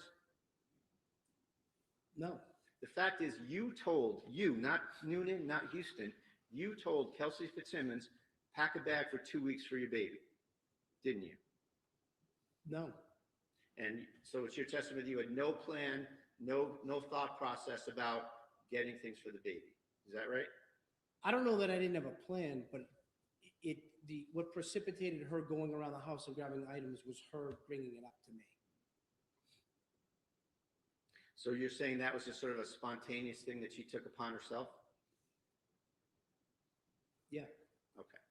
So you get in there. Kelsey has the baby. She's doing regular mom things, right? She's coming home. She's got the baby in her hands. She's got sweat clothes on. She's walking around the house. Yes. No signs of upset or trauma to the baby until you get there and tell her what's going on, right? Yes. Well, when I first told, she was calm when we first told her what was going on. Sure. And then you told her what was going on. When I told her what was going on, she was still calm. She called her mother on the phone, but she didn't become emotional at that point. And the baby started to cry. Yeah. And at that point, you asked her to put the baby in a rocker. Is that right? No, she put the baby in the rocker before she sat on the couch. At some point, Kelsey picked the baby back up because the baby was crying. Correct. And she was in the middle of feeding the baby, right? When you got there. In which I don't know that. So there was a bottle. I don't know what she was doing before I got there. There was a bottle with formula or whatever there. Yes. And she told you that she was feeding the baby and that she needed to keep feeding the baby, right? Actually, yes. Yes. Okay. And then she hands the baby to who? Officer Noonan. Okay. She handed the baby to Officer Noonan. Correct. Right? And she gave the bottle to Officer Noonan, and Officer Noonan fed her baby, correct? I believe so, yes. So her state of mind towards Officer Noonan, 5 minutes before the shooting, or 10 minutes, or whatever it is that you're someone that can feed my baby. You're someone that can take my baby, right? Somewhat argumentative. She did that, right? She did what? What I just said. Did you ask the question again? She gave Noonan her baby. Oh, yes. And she gave him the bottle and he fed her. Right? Yes. And nobody forced her to do that. She made a decision to do that on her own, right? Yes. Now, you said that Kelsey had started in 2025. That's what I have in my notes. That's not no, right, it was is it? before. I believe it was 24. Okay, well, it's 23. Okay. Is it not? I'm not positive of the date. It's been a few years. All right. It's fair to say that you hired her, right? I did. You trained her for 6 months you were her DI for 6 months, right? Drill Correct. instructor? Yes. She was the treasurer of the police academy when she was there, right? She was. She came on the job and she worked under you on many shifts, right? During field training and I believe briefly afterwards, yes. All right. So she's an officer from 23 that you know well, and she's been there a while, right up until going out on maternity leave and then coming back, just about to come back June 30th, right? Correct. And as of June 30th, she was slated to go back on the schedule for July 4th, right? To go back on patrol, yes. Yes.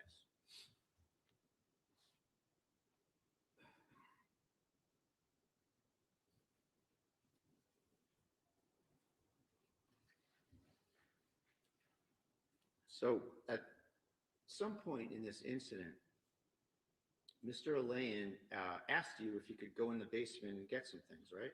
Yes. And you let him do that unsupervised, correct? Correct.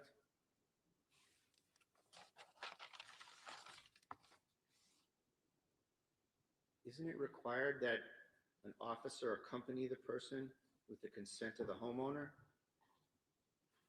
I'm not sure.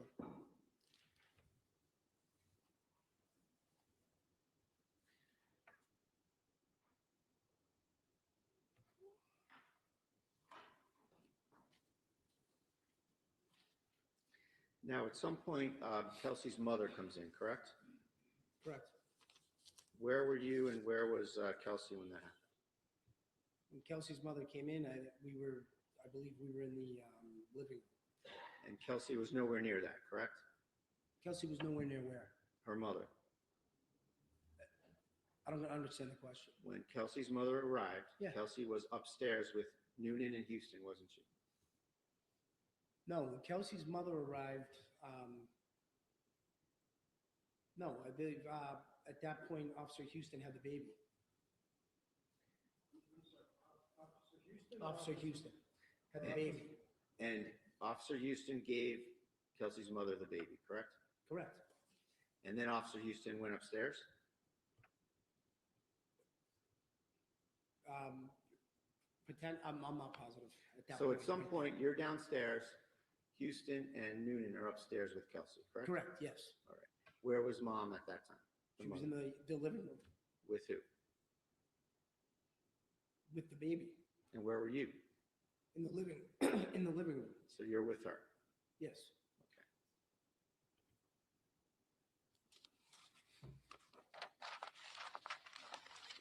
some point you hear 2 gunshots. Yes. And at that time, Houston is downstairs with you. He's joined you downstairs.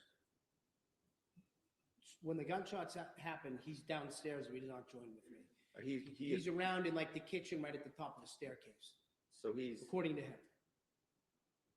Houston is downstairs and not upstairs with Noonan and Kelsey, correct? Correct. You hear 2 gunshots. Is it fair to say these gunshots were in quick succession? Yes. What did you do?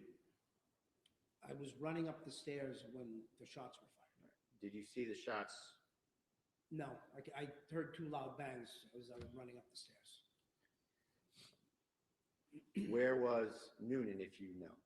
Noonan was right outside of the frame of the bedroom door, in like the, if you want to call it a hallway, the upstairs hallway. Like maybe like a landing, like the top Sure. landing of the steps? In between both bedrooms. All right, so Noonan is at the door frame, correct? Yes, And it's fair to say there's no door to the bedroom, right? correct.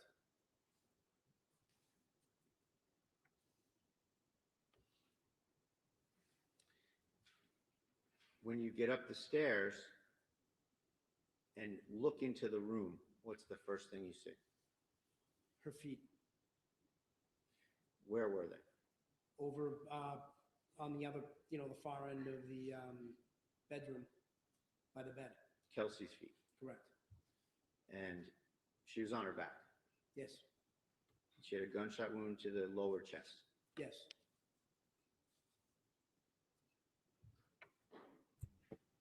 Hi, Melissa. And at some point, you went over there to render first aid, right? Yeah, it was pretty much immediately. Okay. And Noonan is covering the scene with his firearm, correct? Correct. Now, when you went up to Kelsey, what was the first thing you did? Was it in terms of first aid or in terms of securing the firearm? Secure the firearm. And where was the firearm? The firearm was by her left leg. All right. Isn't it true that when you were interviewed by the CIC representatives, you said that the weapon was under her leg? I didn't hear that. Under what? Yes, you said it was under her leg when you were Yeah, it was interviewed. by her left leg. Like, Well, under is different than by. when I was able to see the firearm when I got up to her. I could There's no not see question it. before you, sir. I'll ask you a question. So today you're saying that it was by her leg, correct? Yes, And we agree that when you were interviewed by the CIC months and months ago, you said that the firearm was under her leg, correct? I'd have to look at the exact statement, but Sure. May I approach her?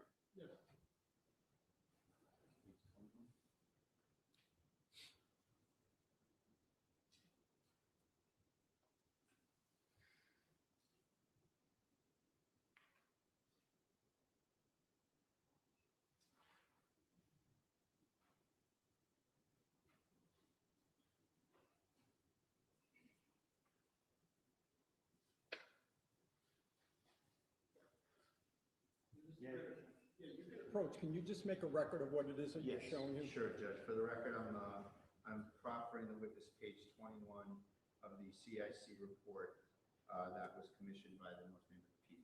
Okay, you want him to look at it? Yes, please. Thank you. Lieutenant Daly, do me a favor, look. You can look anywhere you want on the page, but I want to invite your attention to right here. And you can look up and down. Just take a look and familiarize yourself when you're comfortable. Okay. You got it? Okay. I'm going to read something and I'm going to ask you if I read it correctly. So she's laying on her back, head towards the window, feet closest to us, and the firearm was underneath her left leg. Did I read that correctly? you did. And that was your testimony, right? Yes.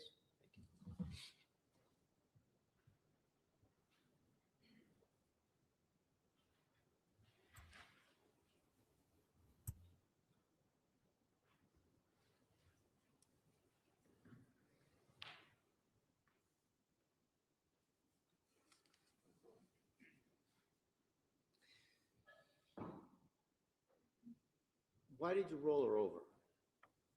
To see if there was an exit wound. And did you tend to that? Yes. All And at some point, Kelsey said, "I'm sorry, I want to die," correct? Correct. And when was that? During that time. Was Noonan anywhere near her? Yeah, What was he doing? I don't know. I mean, he was right by me, but I was wrapping gauze around her, trying to at that point. He was there. He might have been grabbing stuff, more additional things out of the medical bag. At that point, Kelsey looked at him and said, "Why?" Didn't she? Not that I recall. Did Noonan say anything to her? I think, yeah, and so did I. He basically said, like, calm down and keep breathing. Is that it? That I can recall, yes. And what about you? What did you say to her? The same thing. Now, you were asked if you had your gun checked as a result of this incident. What? I don't mean to put you on the spot. I just did, and you can go find it. But do you know your gun serial number? No, I don't.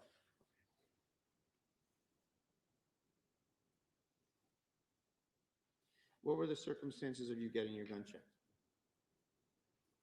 You mean why they did it? No, what do you mean? What happened? Just physically, did you give it to someone or what? Yeah, one of the Mass State troopers from ballistics took it and emptied, I believe, counted all the rounds in the firearm, etc. It may have done something else. I don't know. You don't know? No. Do you know who it was that took it? I don't. You gave your gun to somebody and you don't know who you gave it to? Correct. Who else had their gun checked? I believe all three guns ended up getting checked. Maybe not there, but I don't want you to speculate. So I wasn't present when anyone else had their gun checked. I appreciate you trying to help. My question is, what's your personal knowledge of who got their gun checked? Let me ask it a better way. At that time? What did you see? Who got their gun checked? I didn't. Okay, so you don't have any personal knowledge of anyone else getting their gun checked? At that time, no. Okay. Did you witness someone else giving up their gun and getting their gun checked at another time period? No. So the whole state of your knowledge about guns being checked is that your gun was given to someone, you don't know who it was, but they took out the bullets and the cartridges and inventoried it. Is that it? Well, I didn't give it. I gave it to a Mass State trooper from the ballistics team. I believe there were three of them over by the truck. I don't know which one I handed it to. I didn't ask him his name. But yeah, that's what happened. Okay. Did they do the things you said in front of you about inventorying the cartridges and all that? I saw him unload and make the gun safe and empty the magazine. And at that point, I walked away. Okay. Did you sign a receipt or anything, or a chain of custody or anything at all? No, because I got the firearm back once they did whatever they did. And when did you get the firearm back? At some point after that same evening. That same evening? Correct.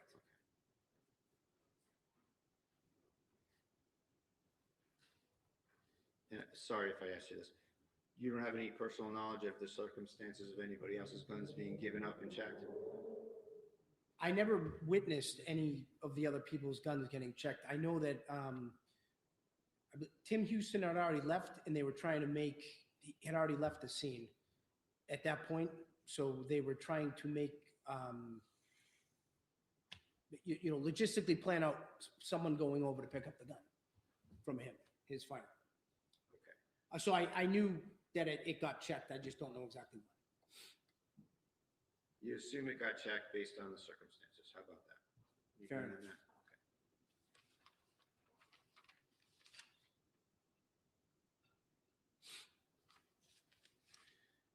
Now, you spoke with Justin Elaine at the lobby of the police station before you went to the scene, right? Yes. We talked about that. Now, up until that conversation, did you have any information any further information from Justin Elaine about the circumstances of Kelsey's state of mind that day, or anything that was going on with Kelsey that day? Prior to seeing him in the lobby? When you were speaking with Justin Lane in the lobby, Yeah. had you already had any information about Kelsey's whereabouts or actions that day? From Justin? From anywhere? Oh, yes. Were you aware that she was waiting for him at the park in town? No, I wasn't aware that till Kelsey told me that when we went to the house. Isn't it true that at the police station, Justin Elaine said to you, I wouldn't be surprised if she shot the baby right in front of you, right? Yes. And that added to your mindset about going to see Kelsey, didn't it? I don't know. I don't understand. That was part of the quantum of evidence or thoughts or presumptions that you had in your head, right? I think it raised my awareness. And that was communicated to Noonan, wasn't it? Both Noonan and Houston, yes. And so that statement from Justin Elaine, it's fair to say, contributes to an increased level of vigilance towards Kelsey when you got there, right?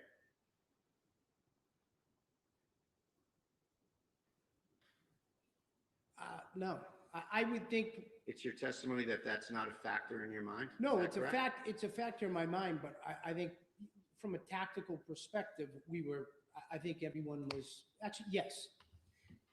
Everybody was probably more on point than normal. Did you consider Justin Elaine's motive for saying such a thing, or credibility or lack of credibility of him saying such a thing? Overruled, just yes or no? Did I consider, I'm sorry, can you Did you ask me again? consider the source? How about that? No.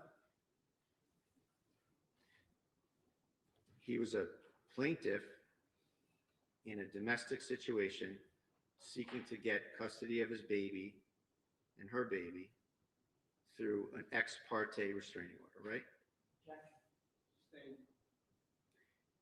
He was adverse to Kelsey Fitzsimmons, wasn't he? Yes. I'll strike it. Did you have a conversation with your fellow officers about the credibility of such an assertion about your own officer that you hired, trained, had on the job? All right, so you're referring to Ms. Fitzsimmons? Yes. Overruled. I'm sorry, can you? Yeah, did you think about what he's saying? How did that affect your state of mind towards Kelsey? I don't know that, I didn't take everything that he said as 100% factual. However, there was a court order in place where we had to go serve the documentation. Regardless, I don't know. That was my state of mind. Did you consult with Justin at all relative to this restraining order before you met him in the lobby? No. Well, you talked to him on the phone, right? Before I met him in the lobby, no. Oh, you didn't? Okay. I talked to him on the phone when I called him to come to the house. That's the only time I've ever spoken to him on the phone. Hey, one moment, please, Your Honor. Yes.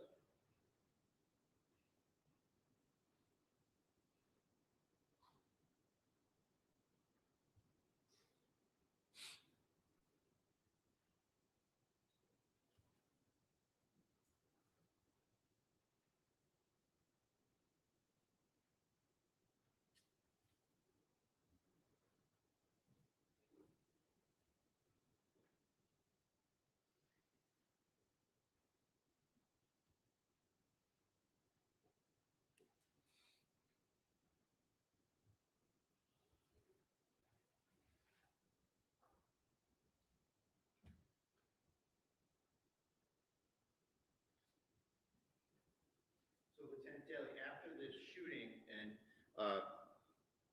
a crime scene's established, it's fair to say that you had some other officers come to the scene, correct?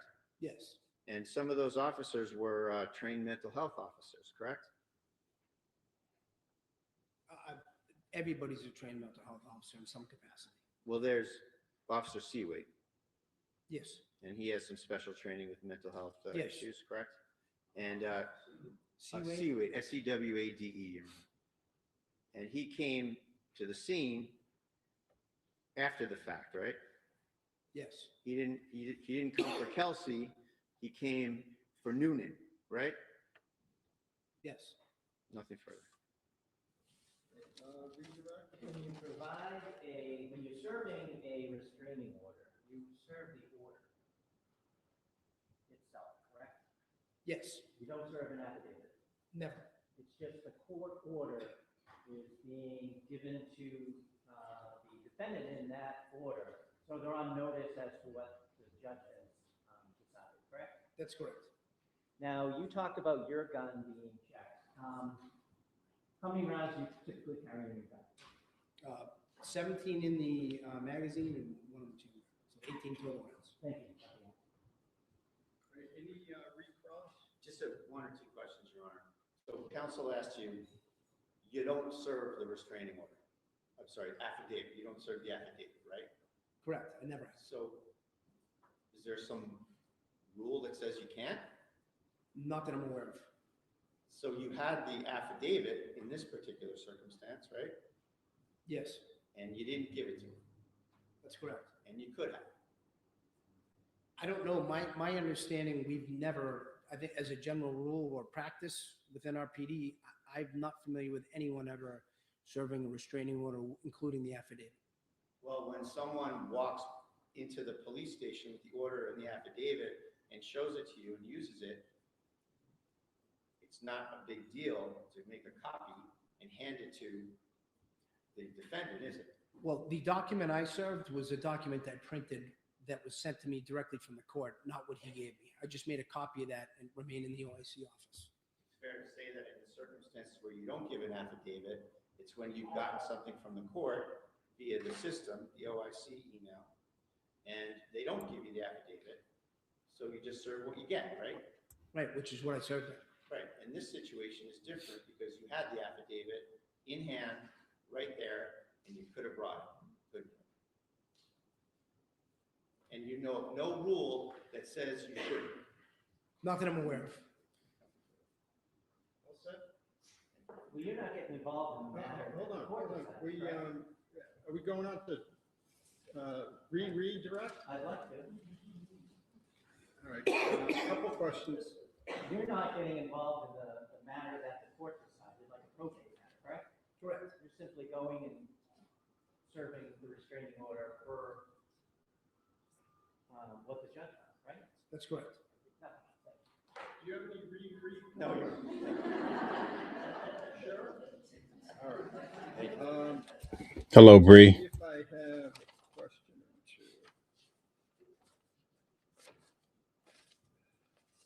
two. I do not. Okay, you may step down. Thank you. And I'm wondering, why don't we, should we break at this point for a lunch break and then we can come back at 10:02? Sure. Great. Okay, we'll stand at recess. All right.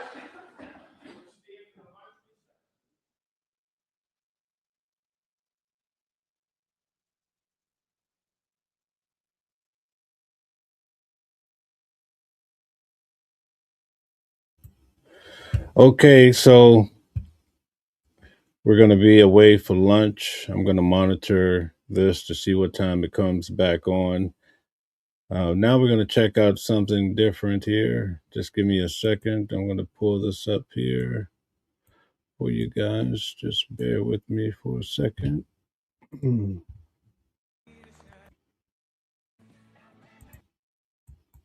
All right, so the President of the United States is going to be speaking, so I want to cover that too. So let's see what's happening. Just give me 1 second and I'll pull it up for you. So let's see here.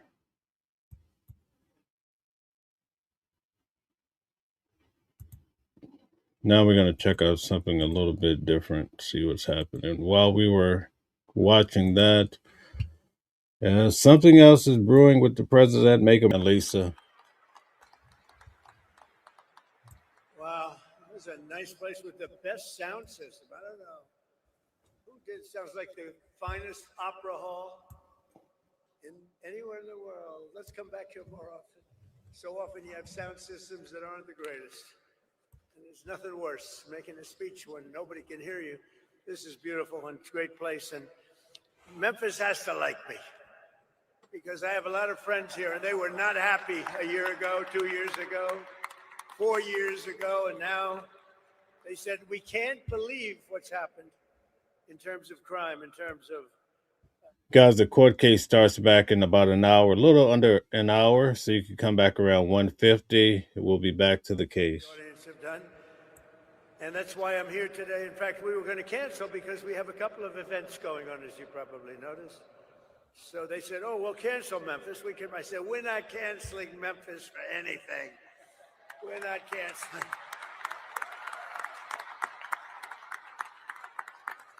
We're not going to cancel Memphis, but we do have some big things happening and very positive, I have to say. So before getting to our important discussion this morning, let me provide a brief update on Operation Epic Fury, which is a very good name, as it turns out. That was a name. They showed me 20 names. Sir, what name would you like? I didn't like any of them.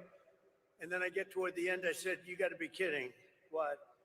Operation Epic Fury. I love that name. And it's very appropriate for what's taken place, if you know, in Iran, because we knocked out their Navy, we knocked out their Air Force, we knocked out their anti-aircraft, we knocked out everything. And we did it with fury, actually. As I announced earlier, based on preliminary conversations between the United States and Iran over the past 2 days, I've directed the Department of War to temporarily postpone planned strikes against major energy and electricity targets in Iran. They have very, very big, new, actually, and very expensive, billions of dollars it costs to build them. One missile, one of our powerful ones, and it comes down to the ground like it was made out of dust. But to determine whether a broader agreement can be reached, we've had very good discussions, very, very good discussions. And you have to understand, I know my whole life has been a negotiation, but with Iran, we've been negotiating for a long time. And this time, they mean business. And it's only because of the great job that our military did is the reason they mean business. They want to settle, and we're going to get it done, I hope. So hopefully this will be possible, but no matter what, we'll ensure that Iran never obtains a nuclear weapon. They can't have a nuclear weapon.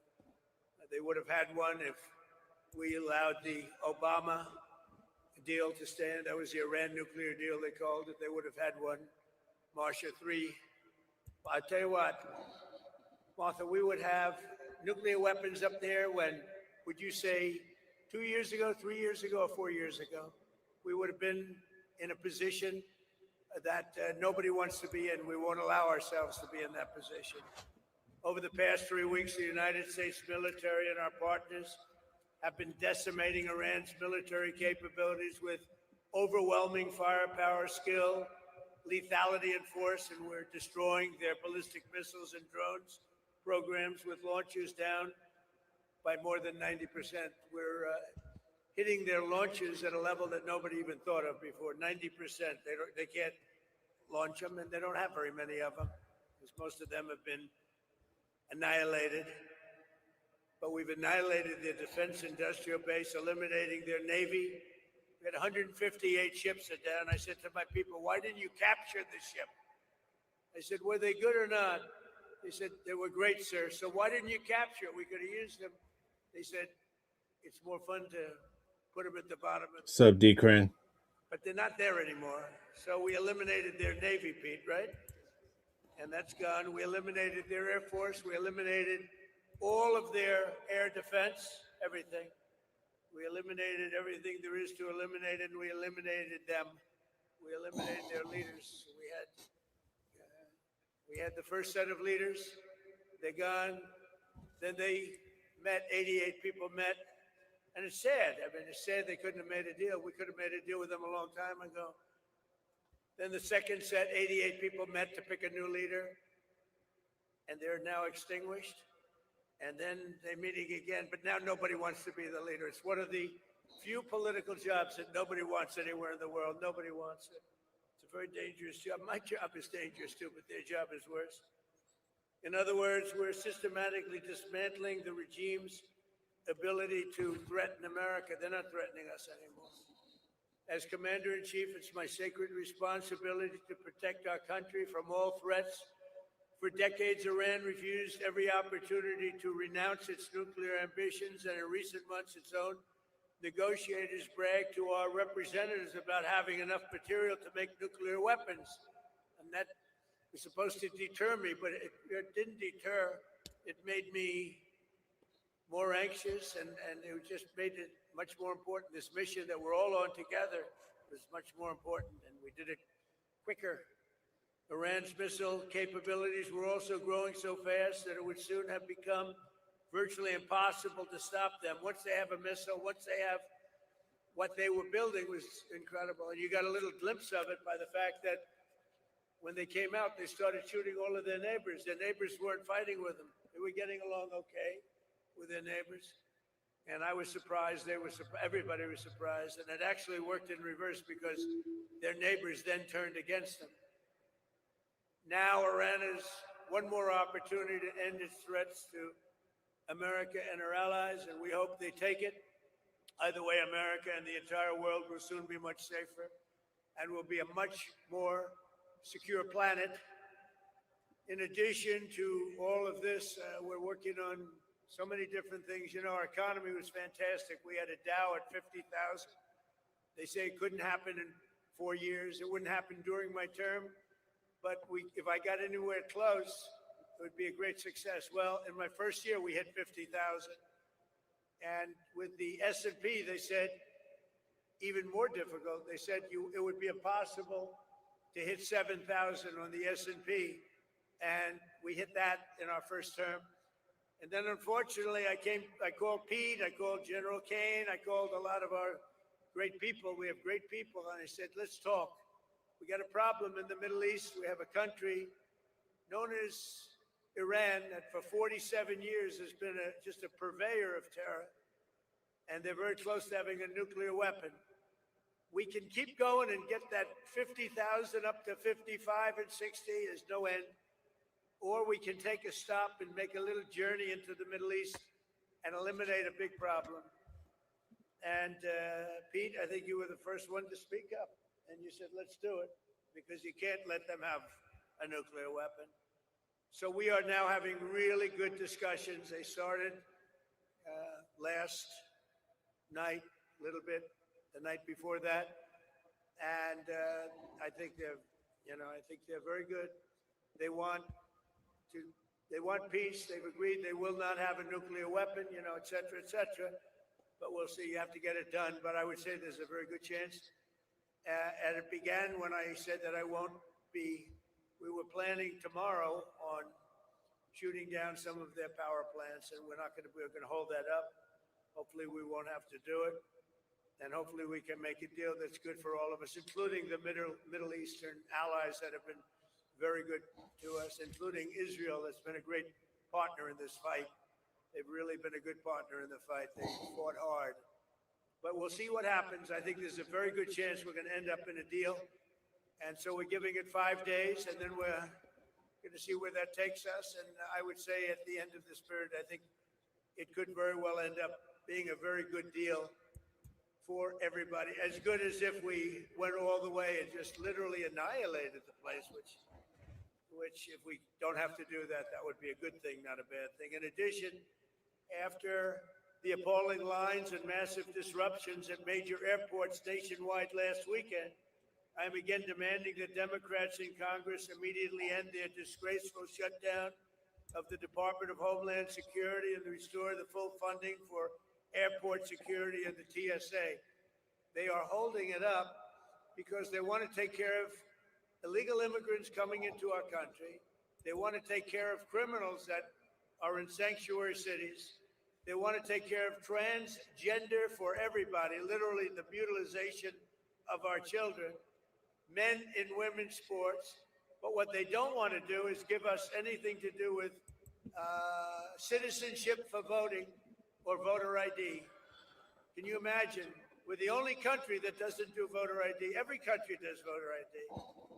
You know, brought to my attention today that we're the only country that does mail-in voting. Mail-in voting means mail-in cheating. I call it mail-in cheating. And we got to do something about it all. And it's part of Homeland Security.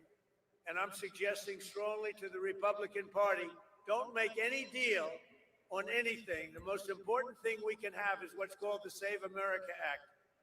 Don't make any deal on anything unless you include voter ID, and you have to be a citizen to vote. You have to show citizenship to vote. Very easy to do. It's very insulting when they say people can't do it because they don't know how to do it. Anybody that can't do it, I think it's a very insulting thing to say. The Democrats are fully to blame with the struggle the great American public is going through at the airports. They're going through a big struggle right now, and we just put ICE in charge, and they're helping TSA, the agents, and they're working together so far very well. I actually suggested that in the airports they take off their masks, and they did that. In the airports, I'm a big believer in the mask because we have, you know, Biden allowed hundreds of thousands of killers into our country. We're rapidly getting them out, by the way. But they would go after these people if they knew exactly who they were. But in the airports, it's different. I didn't like.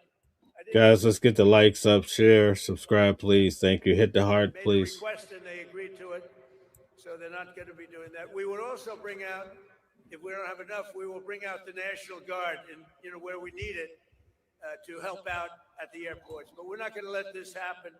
It's extortion by the Democrats. They're holding up money that's already been approved, and now they're willing to go $5 billion reduction in ICE in order to get the approval on a deal that they approved, the great big beautiful deal, which is the biggest tax cut in history, the biggest regulation cut in history.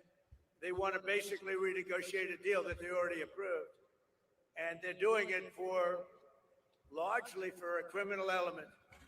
So also the Democrats are putting our country at great risk during this period of time, a period that they call a war. They call it a war. We call it a military operation. Their leaders during this time are, as you know, as you want to say, they're in a never land.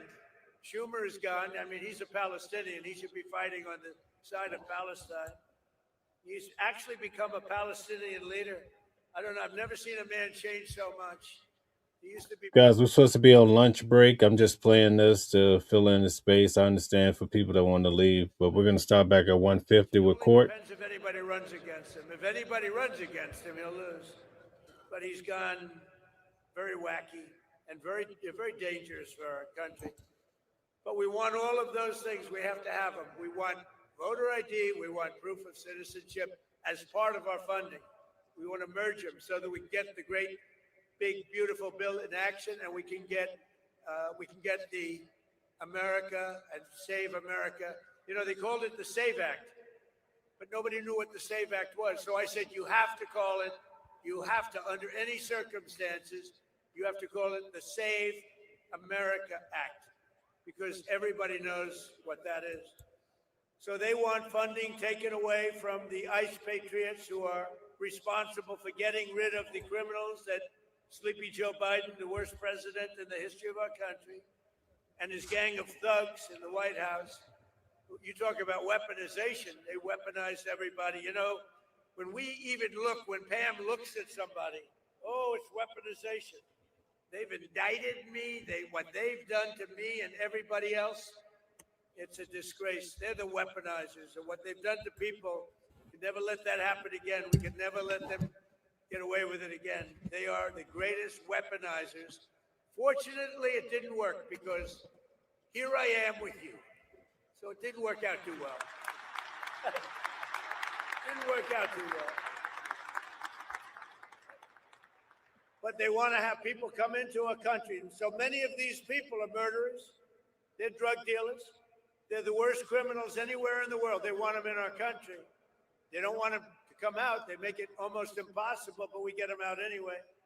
They should have never been allowed to enter our sacred ground. These people should have never, they came from all over the world. They came from all over. They came from the Congo in Africa. They came from all over South America, Asia, everywhere. And they were from jails and mental institutions. They were drug dealers. They were murderers. 11,888 murderers. In any event, the Democrats are being blamed by the American people for the catastrophe going on right now at our airports and at other points of transportation and beyond. And we want the public to know we're not going to let them out of this trap that they created for themselves. And I'm suggesting very strongly that the Republicans, in going for the Save America Act, that you weld it into exactly this, because voter ID is part of Homeland Security. Think of it. We're talking about two separate items, but they're really the same. Voter ID is part of Homeland Security. And citizenship, proof of citizenship, is part of Homeland Security. So I think it should be welded in. I think it should be together. You should vote together, because the public has not liked what they've done at the airports. And they've done it, and the public understands it. They've gotten wise to them. Republicans do not settle with Democrats and let them out of this hole that they've buried themselves in. You have to take the votes in the Senate to approve. You need votes to approve. We have to get Democrat votes. And at a certain point, if you could get rid of the filibuster, it would be great. It would be great. Get rid of the filibuster and get it all done. So we'll get it done. We want another thing. We can, or we don't have to, add those other items. And by the way, they say they're 80-20 items. They're not 80-20. They're 99-1. Men playing in women's sports is a 99-1. You look at transgender mutilization of our children, that's a 99-1. And we have that in the bill too. So they won't sign it and let the people reject them. And what we have to do is we have to win the midterms. It's the most important election, because all of the gains that we've made, we built the greatest economy, the greatest military. I built the military in my first term, and we built the greatest military in the world. We're showing it now with Venezuela, with Iran. Everybody knows we have the greatest, most powerful military in the world. And we're in a position that we haven't seen. We're respected. You know, our country now is respected all over the world. A year and a half ago, we were a laughing stock. We were a laughing stock. The King of Saudi Arabia told me a year and a half ago, he said, "President, I can't believe what's happened to America. 1 year ago, you were a laughing stock. Nobody thought you could ever survive. Now you're the hottest country." Use that expression. He said, "Now you're the hottest country anywhere in the world." And we are now. Congratulations, because we're all partners in this deal. You're the hottest country anywhere in the world. It's really amazing. So I congratulate you. It's a great feeling, because we were laughed at for 4 years with this guy that should have never been president. So I'm tying Homeland Security into voter identification with picture and proof of citizenship in order to vote. And those two items are the most important thing having to do with Homeland Security. So it should be part of the Homeland Security bill. And I'm requesting that the Republican senators do that immediately. You don't have to take a fast vote. Don't worry about Easter going home. In fact, make this one for Jesus, okay? Make this one for Jesus. That's what I tell them. That's would be a damn good thing. The most important part of Homeland Security is voter ID and proof of citizenship. Nobody can vote on Homeland Security without voter ID or proof of citizenship. And you can't have Homeland Security without voter ID or proof of citizenship. So we're tying them together. So now, if you don't mind, let's get to the reason why I'm in Memphis and why you're doing so well. Because Fred Smith, everybody know Fred Smith? He was a friend of mine, and he created, from a sort of failed report at like Harvard or whatever, he did a business report, a concept he had, that was his thesis, a concept he had to build a company, and it was FedEx. So he gave this thing where he takes packages, he delivers them, who the heck knows what he put down. Bottom line is they gave him a lousy mark. I don't know if they passed him or not, but they didn't give him a good mark. They say, this is the most ridiculous business plan we've ever seen. Fred, go back to the drawing board and try something else because this won't work. Well, he decided to go for it and he built FedEx, and it's an amazing story. And he was a very good friend of mine, but he would tell me that he didn't know what to do about Memphis. It was so dangerous that they would have a board meeting and the board members, they would demand it, that they could not walk 1 block to their hotel. You know the hotel I'm talking about. It was so dangerous. And now they tell me this is like an entirely different place. It's like Washington, D.C. In Washington, D.C., we had the same thing, and now it's amazing. Such an honor to. If only more governors, your governor called, and he said, we love it. Your mayor has been terrific. Your mayor has been terrific. But look at the results that you've got. Look at the results. And everybody should do it. You know, if I was Chicago, Pritzker, he's a failed governor. All he has to do is say, President, we're having a problem in Chicago. Could you come in and fix it? We'd have it fixed in 2 months. It would be good. It would be good in 2 months. It would be great in 4 months. You'd have almost no crime, but he can't do it. And it just keeps going the same way. So that's the reason I'm here, to tell you how well you've done, how well we've done. I mean, I just came in and people greeted me, sir, thank you very much for what you've done. I said, oh, where are you from? Memphis. What did I do? You stopped crime. And your sheriffs are so thankful. And, oh, you haven't seen it yet. You know, we've just been here a short while. In another 2 or 3 months, you're going to have like no crime. And, you know, we take these criminals. Is that our handsome senator down there, Bill? Is that our handsome senator, Bill? You got both of them down, but you're going to have a new governor here soon, I guess, huh? We're going to have a very new governor. Would you two stand up as senators?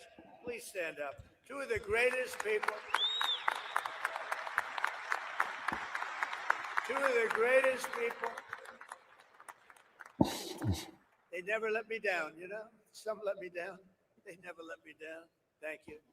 Last September, my administration launched the initiative modeled on DC Safe Task Force in our nation's capital. One of the most amazing things, I mean, I hate to say it, now I can say it, but our nation's capital was one of the most dangerous places on earth. People were being killed that go in from Iowa, they go from Indiana to see the Washington Monument, and their parents would get a phone call, they've been killed. And it was happening a lot. It was really bad. And like this, actually, yours was at a level higher, to be honest with you. It was really bad. But it was happening a lot. And now you walk down Washington, it's like everybody that sees me in Washington, we've been doing that another couple of months longer. Everybody sees me in Washington, they say, thank you, sir. Thank you. And I immediately know what. You know, they could thank me for a lot of things. I said, are they thanking me for the economy? I know immediately. We have people working in the White House, young women. They walk, I would say normally beautiful young women. Ever since I got elected, I don't like to say that, because usually when you say a beautiful woman, isn't she beautiful? That's the end of your political career. So I never say that. But young women coming up to me and they're saying, sir, thank you so much. I know immediately what they're talking about. I say, how big a difference is it? They say, we walk to work. We were afraid to walk into an Uber. We were afraid to walk into a car. The car would be, it didn't matter. The car was being robbed when we were in the car. And it was much more than being robbed. Being robbed was the least of it. And we took out over 3,000 people. And you know, there's an expression that 90% of the crime is caused by 2% of the population. And when you hear that, you realize why we can do such a good job. We moved 3,000 people out, permanently out of Washington. These were career criminals. Many of them came in through the Biden open border disaster. They came in, they weren't there. They came in, they said, we want to live in Washington where they'll take good care of us, give us plenty of welfare. And we got them all out. We moved them back to their countries. Sometimes we'd put them in prison because they were so dangerous. We had one person who killed 4 people. than a short period of time. Many of the people, 11,888, 50% of them in our country, they came from jails. Other countries opened their jails and Guys, put an emoji in the chat for the president. Choose an emoji. the border czar, who never once went to the border, never once called Border Patrol. But his great border, perhaps you've heard her, Kamala. Has anyone heard of Kamala? She was the border czar. That was like having nothing as a border czar. And they poured into our country and they made our country very, very unsafe. And the job that ICE and Border Patrol have done, they don't get the appreciation they deserve. They are great American patriots. They're incredible people.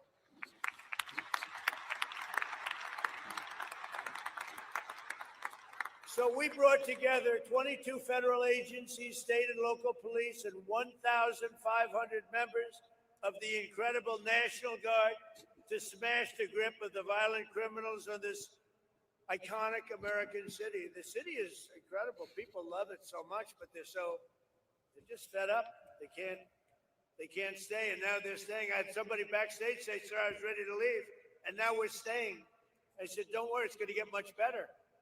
Just takes a little more time." Like our DC efforts, the Memphis Task Force has been led by our Director of U.S. Marshal Services, Gaddy Seralta, who's incredible. Where's Gaddy? Gaddy, you are unbelievable.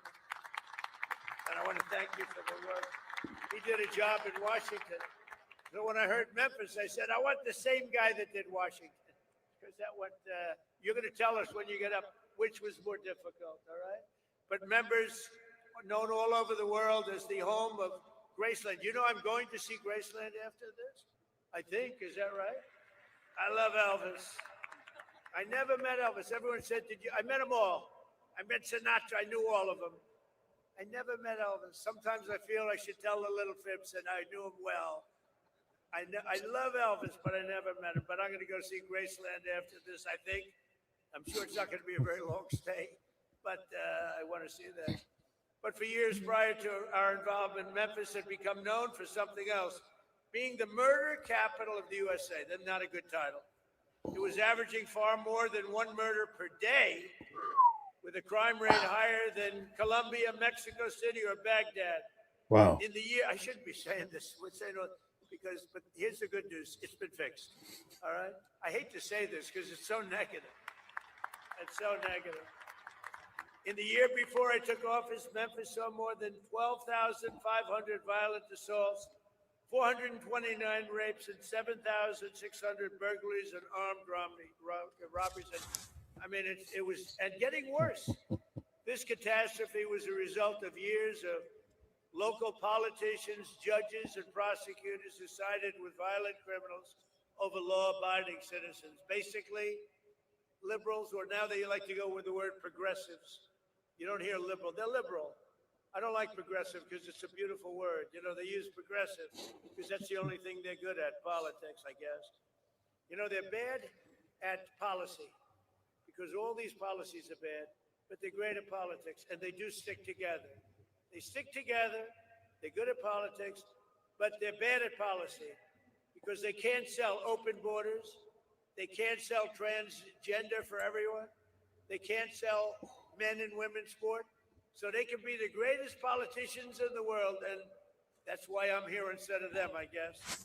But just as we have in D.C., here in Memphis, we've achieved one of the largest, fastest declines in violent crime ever recorded. So that's something, right? Ever recorded. In fact, you're half a percentage point away from the record, so we'll catch them in the next month or two, all right? I think that's going to happen. But that includes a 60% drop in robberies, a 74% drop in carjacking, and motor vehicle thefts. We have always achieved numbers that are good. These numbers are right on line to be among the best that we've done. And wherever we do this, we have very similar results. We were in New Orleans, where the governor called us, as you know, and we went to New Orleans. They just had Mardi Gras. They said it's the first, it sounds terrible, but it's the first Mardi Gras we've ever had where there was no murder. Can you imagine? Doesn't sound too good, but, you know, we're talking about the facts. And they said we had the lowest crime that we've ever had on Mardi Gras, which is almost almost nothing. We went there about 4 months ago. We did a great job. So we've achieved a 70% reduction in murders from the peak in this place.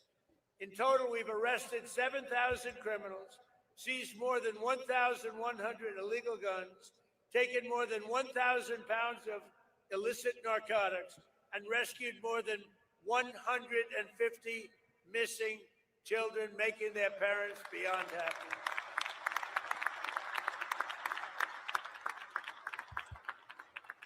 So I'd like you to please join me in thanking, I tell you, every single law enforcement hero here today. We have a small number compared to what's doing the job, who helped make Memphis safe again. Memphis, just so you know, with all of the things we said, you have now developed a reputation as a city that's coming back stronger than any city in the country because of what's happened with crime and because your political leaders had the courage to do what they did.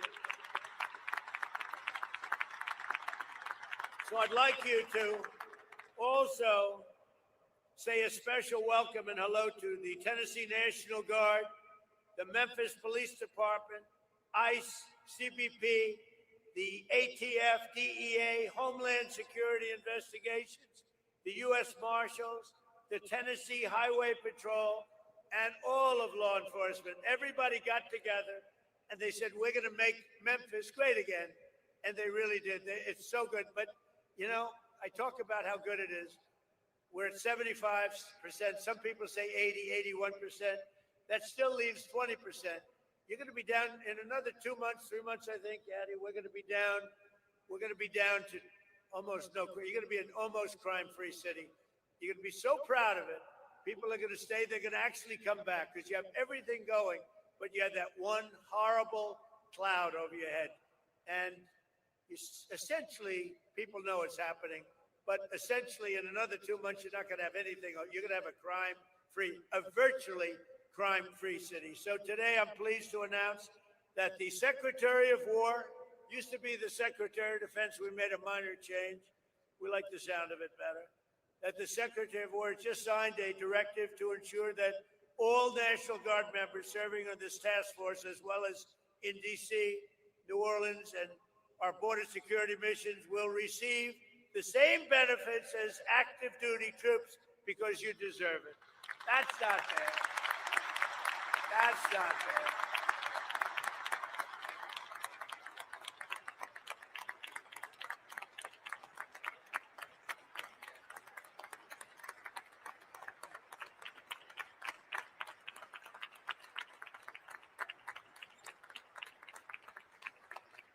So before we leave, I want to thank Attorney General Pam Bondi, Secretary of War Pete Hegseth. These are great people. Chief of the National Guard Bureau General Stephen Nordhaus, FBI Director Kash Patel, wonderful guy, actually. You got to get to know him. Once you get to know him, he's a wonderful guy. I've known him too long, right? He's a good guy. DEA Administrator Terry Cole, what a job he's done. Acting Director of ICE, where's Terry? Good job, Terry. What a job. In Washington, too. Acting Director of ICE, Todd Lyons. Todd, great. Thank you, Todd. Good job. Head of the ATF, Rob Cicada. Rob, thank you, Rob. Head of the Tennessee Highway Patrol, Colonel Matt Perry. Thanks, Matt. And head of the Tennessee National Guard, Major General Warner Ross. How are you? You guys look central casting. These are central casting people. What did you need us for? You didn't need us. Anyway, they had to let you do your job, right? They're letting you do your job now. Thanks as well to Tennessee Governor Bill Lee for the outstanding job. Thank you very much, Bill. We appreciate your call.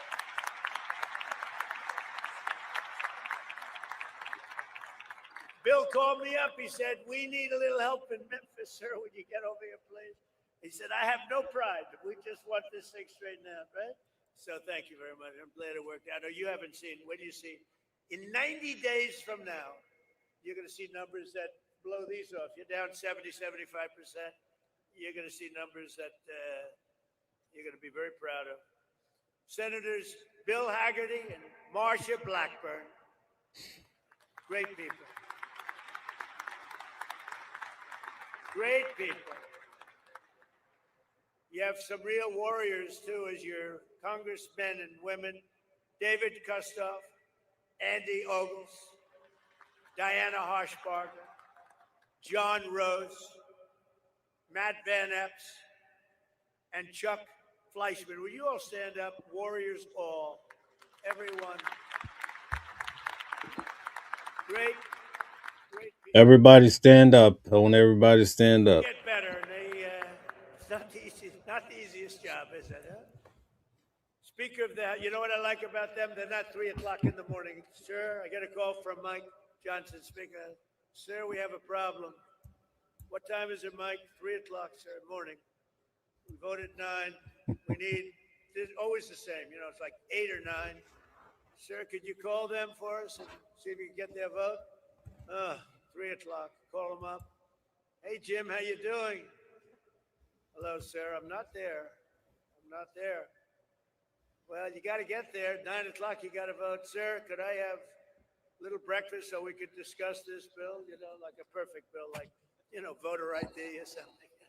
The bill didn't have to be too great to do it. Said, could we have maybe a little breakfast at the White House, sir? So, because I could get there, but I'm just not there. Come on over for breakfast, Bill. I got a lot of them too. I have about 9 of them. But these are the people we love.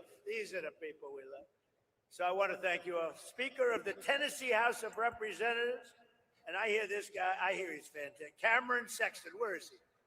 I have heard such good things about you. And you're working on a very specific bill right now. I know all about you. That's great. Let me know when it's finished. You got to send me a copy, okay? That's great. Thank you, Cameron. You're doing a great job. Shelby County Sheriff Floyd Bonner. Thank you, Floyd. National President of the Fraternal Order of Police. Oh, that's a big one. He gave me his endorsement. Patrick Yost. Where's Patrick? He gave me his endorsement. I said, well, what's your endorsement worth? How many members? He said, so we have 490,000 members. I said, that's a good endorsement. Patrick, do you think anybody outside of, within law enforcement, did anybody vote for Kamala that you know of? Don't say it. You're going to get yourself in trouble. Don't say it. But thank you, Pat. That's great. We had an unbelievable, I do believe we got 98, 99% with law enforcement. And why not? President of the National Sheriff's Association, Chris West. Chris, thank you very much. Thank you, Chris. Stand up, Chris. Thank you. Well, why are you so far back there, Chris? You deserve to be in the front row. National President of the Federal Law Enforcement Officers Association, Matt Silverman. Great guy, too. All great guys. Guys, we have Mama Flips in the building. Give a shout out to Mama Guys Flips. that supported me, Pam, every one of them. For years, our leaders allowed entire cities in America to be destroyed by crime, drugs, and gang violence. Tolerating this violence was always a choice. 19 of the 20 most dangerous cities in America are run by Democrats. I'm surprised.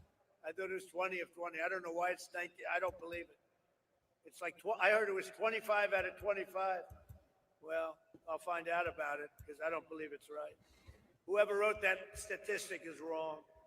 But under the Trump administration, Thank you, Anderson. that no city or neighborhood should be left behind. In Memphis, the crime became so horrible that residents were made prisoners of violence in their own community, in their own home. But with the help of the great people right here at this table and right here, it's a whole different story right now. It's changing fast, and it'll be record-setting in a very short period of time, and I'll be here to celebrate it with you. You know, it's a very special state to me. I won this state bill by numbers that nobody's ever won it before. We have the all-time record for votes. So I happen to like the state. I love Tennessee. Maybe someday I'll move to Tennessee. I might have to move there. No, I love it. You never know what that is. You know, you just have a relationship with the state. It's a lot safer than relationships with other things, I can tell you as a politician.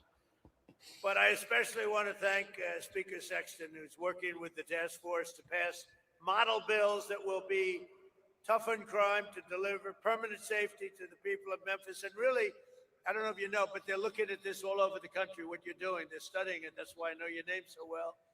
And all over the country, they're studying it. And so I hope you do a great job, as simple as you can and as complex in the sense of we want to be tough. We want to be strong on crime because that's the thing. We want to have heart. We want to have fairness. Yeah, I can see your comment. I put it on the front stage and also started, so it's all over the place. It might be you. You might have banned yourself, Mama Flips. You probably banned yourself. Oh my. Hard-line criminals. And under our leadership last year, the murder rate nationwide saw the single largest decline ever recorded to the lowest level in 125 years. That's something. That's something. And this is despite the fact that they allowed 25 million people into our country. Many of those people should never have been allowed into our country.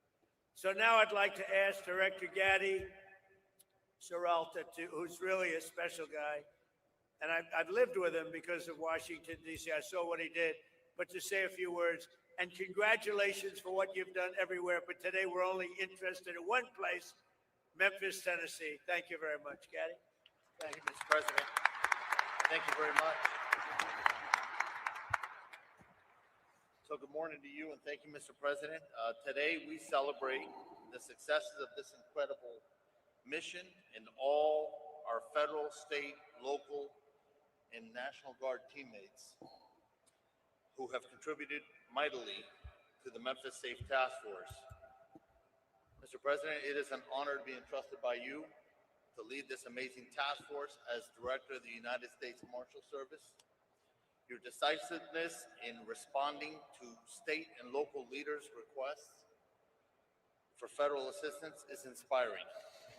It was just over 6 months ago when you signed the executive order restoring law and order in Memphis. At that point, the city of Memphis was overwhelmed with unprecedented levels of violent crime, to include some of the nation's highest per capita rates of murder, robbery, and aggravated assault. Memphis residents could not safely enjoy a walk downtown. Parents were fearful of their children playing outside, and local businesses struggled to prosper. The mission you gave us was clear and concise. Crime will not prevail in Memphis, period. The city will not be surrendered to lawlessness. President Trump, thank you for your leadership. We had a blueprint, quickly restoring order and reducing violent crime, given our success with Operation Make DC Safe and Beautiful, as you mentioned. We began our deployment to Memphis and commenced operations on September 29, 2025 with 20 partner agencies and 200 task force members. Now we partner with 33 multi-agency teams throughout the Memphis area. We have the support of over 2,700 officers and National Guard members who comprise the Memphis Safe Task Force, most of which are out here in the audience. In just over 6 months, the Memphis Safe Task Force has made over 7,342 arrests. This is last week's numbers, with charges ranging. Guys, put an emoji in the chat for our dear brother here speaking. 812 drug offenses, and 757 gang-related offenses. We have seized over 1,200 illegal firearms and located and returned 150 missing children. Each of these arrests and seizures of illegal contraband have a ripple effect, bringing justice to victims, relief to communities, and the prevention of future offenses or deadly accidents. Our work, however, has not just been about arrests and the seizure of illegal firearms and narcotics. Our Tennessee National Guard partners have made a significant impact while serving on the task force by administering several life-saving doses of Narcan to overdose victims, chasing down and detaining a fleeing murder suspect on Christmas Day, and providing immediate life-saving medical aid to the occupants of a vehicle collision on I-40. That's just a few of the things they've done. Similarly, our Health and Human Services Tactical Med, we call them TACMED, they're our doctors. Their team has treated almost 500 task force officers and related injuries during our operations. The fraud cell, the Memphis Safe Task Force Fraud Cell, has been a key contributor in targeting federal benefits fraud, organized crime, and other complex fraud matters. The fraud cell has more than 80 open investigations. He's the United States Director of Marshal Service, so he's the crime man. Of convicted sex offenders. His name is Gadi Sirota. By Housing and Urban Development, and one indictment for stealing benefits from a Social Security beneficiary. I would also like to recognize the work of Attorney General Bondi's incredible staff at the Western District of Tennessee. Pretty things, we know it's right because Donald Trump said they did it for Jesus. The number of defendants charged by 221%, and the number of cases indicted by 204%, when compared to the same operational period last year. I see you smiling, Mike. Congratulations. Without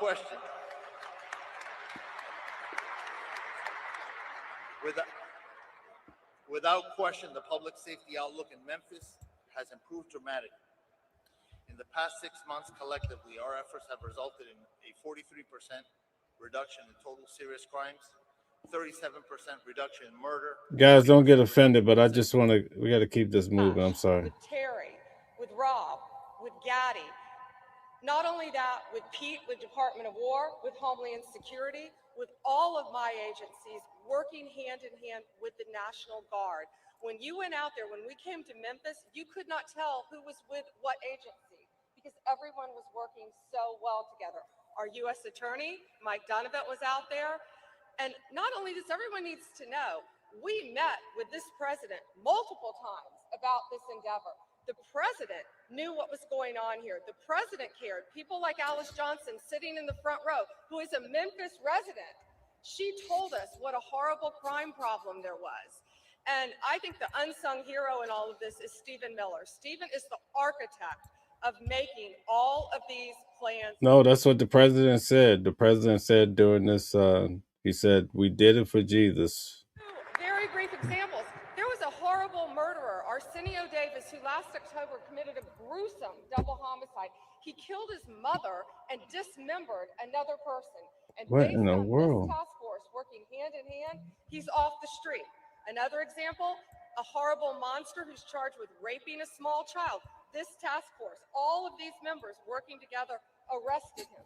We can give you countless examples of that. Over 770 gang members off the streets. And we know there's no normal day for a law enforcement officer.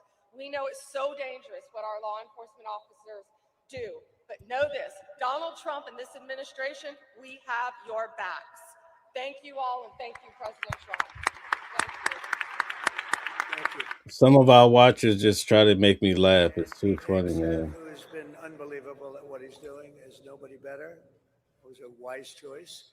Pete, go ahead. Well, thank you, Mr. President.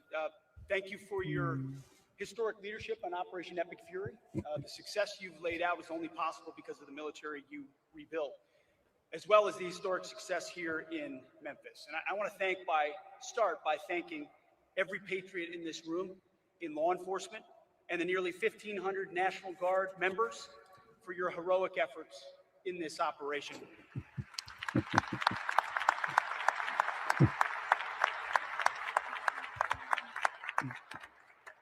This is more than a task force.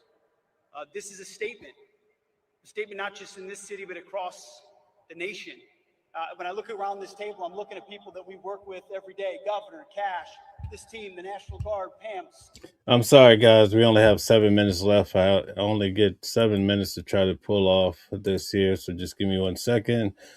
Monday, we got to at least get a little bit in. I think we spent too much time on that. But anyway, let's see what we want to talk about here. Let's talk about LaGuardia. Deadly collision at New York's LaGuardia Airport, and the airport is now closed. An Air Canada jet hit a fire truck on the runway. Now, this happened just before midnight. 2 pilots were killed. Dozens of other people are injured. In this video from the scene showing the wrecked plane, nose tilted up to the sky. The crashed truck is seen nearby, and here is the moment air traffic controllers knew something went wrong. Frontier 4195 to stop there, please. Guys, you know I just flew out of here last weekend, and I fly again next week out of LaGuardia. Oh, God help me. Oh, my. Stop, truck one, stop. Stop, truck one, stop. Stop, truck one, stop. Jet 646, I see you collide with vehicle here, just hold position. I know you can't move. The vehicle's there responding to you now. Okay, joining us now with the very latest is CNN correspondent Gloria Pasmino. And Gloria, what are you hearing right now at LaGuardia? Yeah, Audie, you know, it's just devastating listening to that audio, hearing the radio operator telling the vehicle to stop. We now know that the vehicle collided with the airplane. There were 72 passengers aboard that aircraft, 4 crew members, and sadly, pilot and the co-pilot were killed as a result of that collision. Now, dozens of passengers were also injured. 41 passengers and crew were transported to the hospital shortly after that collision. 31 of them have been released. And this airplane actually hit a fire truck while it was returning to the airport. Can you imagine that? That's crazy. People lost their lives. A lot of people were hurt. You know there's going to be a lot of lawsuits. The 2 people who were inside the fire truck, which collided with the airplane, we are told are in stable condition. Now, here's what happened. And as you look at the images of the airplane, you can see the front of the So they said the people in the fire truck survived. Wow, those fire trucks must be built like tanks, right? airplane is completely destroyed. The collision happened around 11:40 last night. This is a Jazz Aviation flight that was operating on behalf of Air Canada. The aircraft, we are told, struck a Port Authority aircraft rescue and firefighting vehicle, which was actually responding to a different aircraft on the runway. This was flight 8646. It was coming in from Montreal late last night. It left Montreal around 10:30 p.m. local time and landed here at 11:40. It collided with the firefighting vehicle shortly after the landing. In fact, we heard from officials here at the Port Authority, which manages the airport. They described the moment saying the collision happened during the landing. Now, this was a regional jet aircraft. It was traveling south, going very fast, about 130 miles just before it hit that fire truck. Now, the passengers who did not have to be transported to the hospital were actually seen leaving. It seems like we're just having too many catastrophes on all different levels right now, coming from different angles. What is happening in our country? What's happening throughout the world? In the airport just a short time ago, I was able to catch up with one of them. He described the moment to me, telling me that it was a hard landing and that they had no indication that there was a problem on the runway. Take a listen. We went down for a regular landing. We came in pretty hard. We immediately hit something, and it was just chaos from there. About 5 seconds later, we had come to a stop, but in that short period, I mean, everybody was hunkered down and everybody was screaming. Pretty quickly. So we get the pictures of some bad stuff. Indeed. Imagine being on an airplane or just being at the airport. I heard that it's a 9-hour wait just to get on your flight. It's going to be a rough journey. There's trouble in paradise, folks. What is happening here? Alex Jones is pulling up on Marco Rubio with all the smoke. Oh, my goodness. That sounds American. But there are people. You are like you. The young and the pen. Alex was always a strong Trump supporter, but now things are changing. We see Tucker Carlson. Tucker Carlson, I thought he would be the #1 champ for Donald Trump. He's turned. Also, Joe Kent has come out talking about the administration. All the while, we're just trying to figure out what's happening and what does the future look like. Oh, my goodness. Hey, guys, I know we're having fun now covering some of the craziness on the internet, but I think court is back on. So I just want to go back and oh yeah, court is back on, I believe. All right, back to court. Oh my, back to court we go. Let's see here. Here we go. All right, so not yet, but at least we're going to be set up for it. So, all right, so we still have some more time. I'll keep my eyes open for court. We can go back to this. With all the smoke he wanted today, my goodness. That's my first time seeing that. So, that's quite intriguing, I must say. I thought these guys were in cahoots together. Let's take a little bit in regards to, let's see. This is an interesting story about Hegseth, real quick. He said, finish this. Honor their sacrifice. Do not waver. Do not stop. I want you guys to really pay attention to this. This is real serious. Watch this. Until the job. Now, keep in mind, Joe Kent says the government lies to us, all right? So I want you guys to check this out. Is done. And it's very important to know that Joe Kent was a part of the government just 4 days ago. He was the leader of counterterrorism. He's coming forward saying, oh, the government is lying to you. We're fighting Israel's war. Okay, now add this to the script. My response, along with that of the president, was simple. Of course, we will finish this. Those comments by War Secretary Pete Hegseth are causing a major controversy tonight. During a Pentagon briefing about the 6 American service members who were killed in Iraq, Hegseth said their families told him to finish the war in Iran. 3 of those airmen were from right here in Ohio, and the father of Master Sergeant Tyler Simmons tells ABC6 that was not what they talked about. He sat down with our Terry Sullivan. Oh, no, they can't be saying that Hegseth is lying. Oh, my. Today. Just so proud of him. It was an honor to be his father. And I was so blessed to have him as a son. Milo Simmons glows when he talks about his only son, Master Sergeant Tyler Simmons. He had just a magnanimous personality, never met a stranger, would light up the room with his smile, with his disposition. Tyler Simmons was among 6 crew members killed when their refueling plane crashed in Iraq. Simmons says last Monday's ceremony at Dover Air Force Base is still surreal. The Simmons family was the first to be greeted by the president and his team. Much to my pleasant surprise, I saw emotion in the president's face. Because usually when you see him on television, he's just being the stern leader. I get that. But his humanity showed in that moment. And then Defense Secretary Hegseth Shook hands, conveyed to him Tyler was my only son. And they had been briefed on his record, so they were aware of his record. And, you know, we embraced, thanked me for Tyler's service. They said, finish this. Honor their sacrifice. Do not waver. Do not stop until the job is done.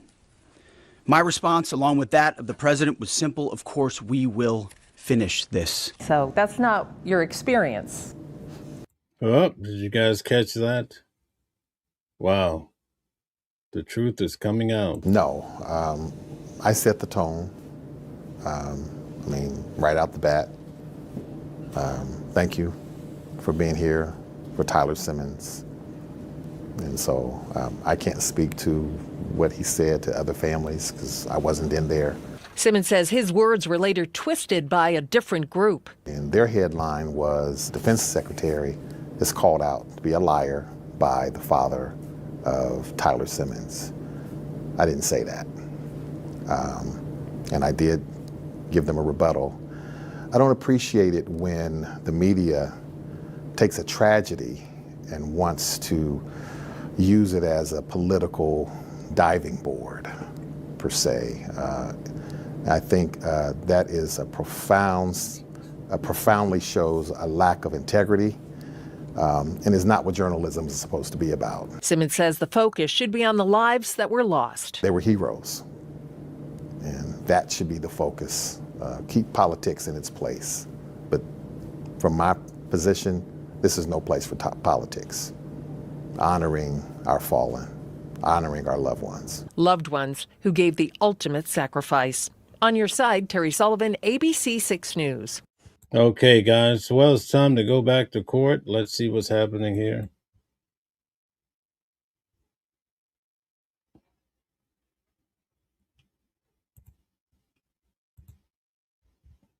Let's see what's happening with court. Well, I guess we could have taken another minute or so. I guess they're waiting for the judge to come back in. All right. We have some movement. What do you think about this case so far? Are you siding with the defendant, or do you think the police officers had every right to bring on these charges against her? What do you think? We spent the morning checking out this case. I like this case. This case has a lot of moving parts. Yes, indeed. What do you guys think about this particular case? Do you feel sorry for the lady? Looked like she was going through a lot. She lost her family, had a lot of things coming at her. Okay, Pretty Thing says no comment. Okay, all right. Okay. Lisa says he's talking about Hegseth saying the fallen soldiers' dad, not saying don't stop the war. Okay, thank you for the clarification of that. Thank you. What do you think about this case, Kelsey? Let's see, Fitzsimmons. Anybody have any sympathy for her so far? What do you guys think? We're waiting for the judge to get back in the courtroom. I imagine we'll finish somewhere around 5 o'clock. Hopefully, the court day ends much sooner, but you never know. Okay, True Court says not enough information yet. I get it. Okay, June, welcome in, June. Nice to have you. June say they missed the morning. Georgia says it took the whole front off the airplane. Yes, indeed. That's a crazy event. That's the worst feeling I would imagine, being on an airplane when it's already tough enough to get your nerves in line. And then all of a sudden you're hitting a fire truck, of all things to hit. Like, how did that happen? Jeff says, I had no clue to start with, but now looks like prosecutors are horrible so far. Okay, seems like the officers are distorting the truth a measure, right? I saw that a lot with the case of Luigi Mangione as well. This court case, let me show you the banner right here. This is the case, Kelsey Fitzsimmons. We're actually virtually attending her trial together for the next couple of days. And thank you guys for tuning in to Watching the World 777. We have some amazing people here today. Thank you guys very much. So much. And as a filler, we went through the President of the United States. He gave us a nice lecture today about an update on the war. Although I didn't walk away from that knowing a lot about what's really happening with the war. Although many people debate whether it's a war, a lot of people do not like to use that term. I still can't get over Alex. Alex stepped to Marco Rubio. Isn't that something? What was that all about? I'll have to dig into that. I saw Pretty Things talking about it, but those guys seem like there's trouble in paradise. Anderson says there's much more to this than we've been shown so far. She's innocent and has been put through hell. Okay, well, if the jury feels that way, she'll be free as a bird. Okay, let's see what's happening here. Do we have... Okay, we're just waiting for court to get back into session, guys. This court here in Massachusetts appears to be a little bit delayed. Usually when I go to court, things are moving right on time, but I don't know what's happening here. I'm not too sure. But that's Massachusetts, perhaps. We'll have to see what happens. We could have kept on playing a few more snippets, but anyway. Anderson says her fireman fiance guy breaks into her apartment with some other guys. Okay, there's videos online. Okay, very good. Georgia says that InfoWars is a joke. Okay. All right. I think we have some movement. Maybe we're back in session. Okay. Looks like it. All right. March 23rd p.m. Session 1. The judge is back on the bench. Hit the like button, share, subscribe. Keep hitting the heart. Before the Commonwealth calls its next witness, I want to just make sure that the media folks and our audience members are, we're all on the same page. My order, my media order that I issued this morning specifically says that when I leave the bench, cameras go off, recordings go off, audio goes off. Okay, so please just make sure that that happens. You're only to film while we're in session, and only to record audio or broadcast audio while we're in session. All right, Commonwealth, you can call your next witness. Yes, but before our next witness, the Commonwealth offers a copy of the restraining order that the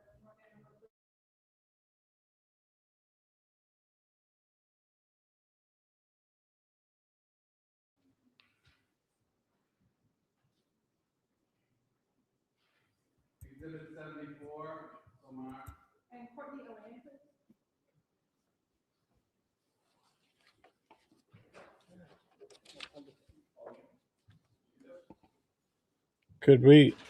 Could we have whenever we have a new witness, could we have the moderators put their names in the chat? Can you document the names, guys? You solemnly swear that the testimony you're about to give in this cause now and hearing shall be the truth, the whole truth, and nothing but the truth to help you God. Thank you. You may have a seat. Thank you. They're going to clarify her name. Can you guys put it in the chat, please? Thanks. All set. Thank you. Thank you. Good afternoon. Good afternoon. In a nice loud voice, if you could please state your name and spell your first and last name for the record. Courtney Elaine, COURTNEYAYLAIAN. And do you pronounce your last name Elaine? Yes. How old are you? I'm 28 years old. In what city do you live? I live in Stowe, Massachusetts. Where did you grow up? Stowe, Massachusetts. And did you go to school in Stowe? Yes, I went to all of my childhood schooling in Stowe. I went to high school in Bolton, Massachusetts at a regional high school. What do you do for work? I work in software sales. And do you have siblings? I do. I'm the youngest of 4. And if you could please state your siblings' names and their ages from oldest to you. Sure. Brendan Elaine is 34. Justin Elaine is 32. Ashley Elaine is 30. And you are? I am 28. Thank you. I'd like to focus on your brother, Justin. Yes. What's your relationship like with him?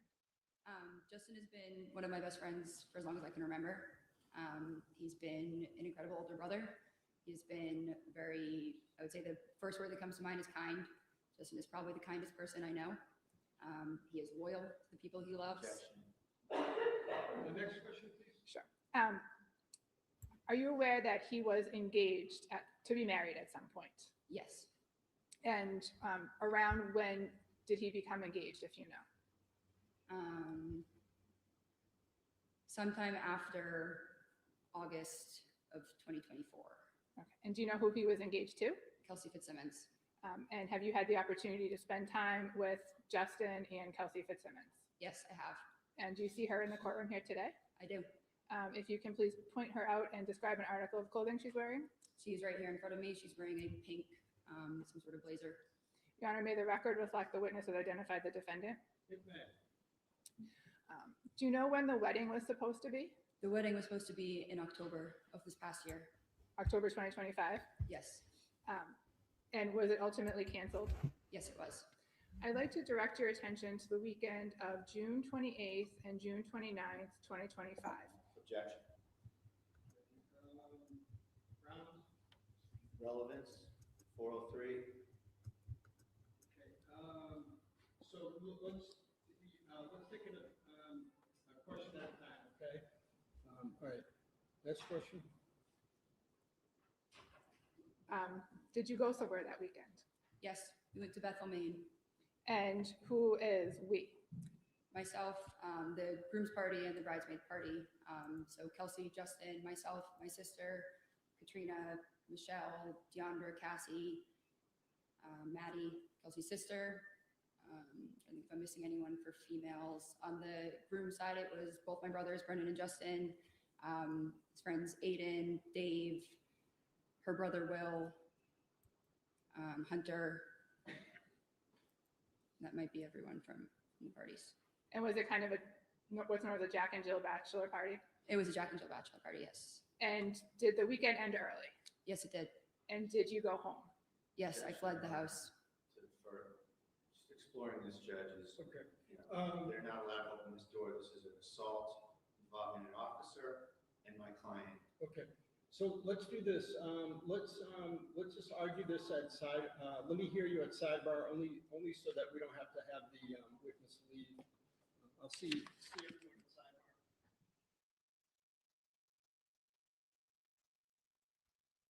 Okay, guys, now they're having a sidebar. Whenever you hear sidebar, that means they're going to the corner with the judge to have this discussion, something they don't want the general public to hear. Thank you, Lisa, for putting her name in the chat.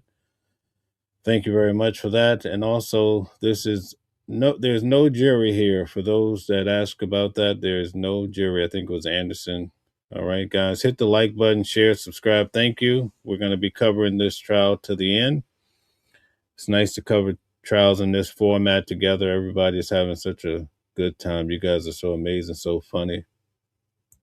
Okay, so they're having a sidebar. That's what it means. The girl that's on the stand in the video, she appears to be the one that they handed the baby to out on the front stoop, and she walked the baby out. I was wondering who she was, so now we get a chance to hear from her and how she fits into the total dynamic of this case. This case is all right. Yeah, that girl is young. She appears to be quite young. But when the officer shot, I can't say that word on YouTube.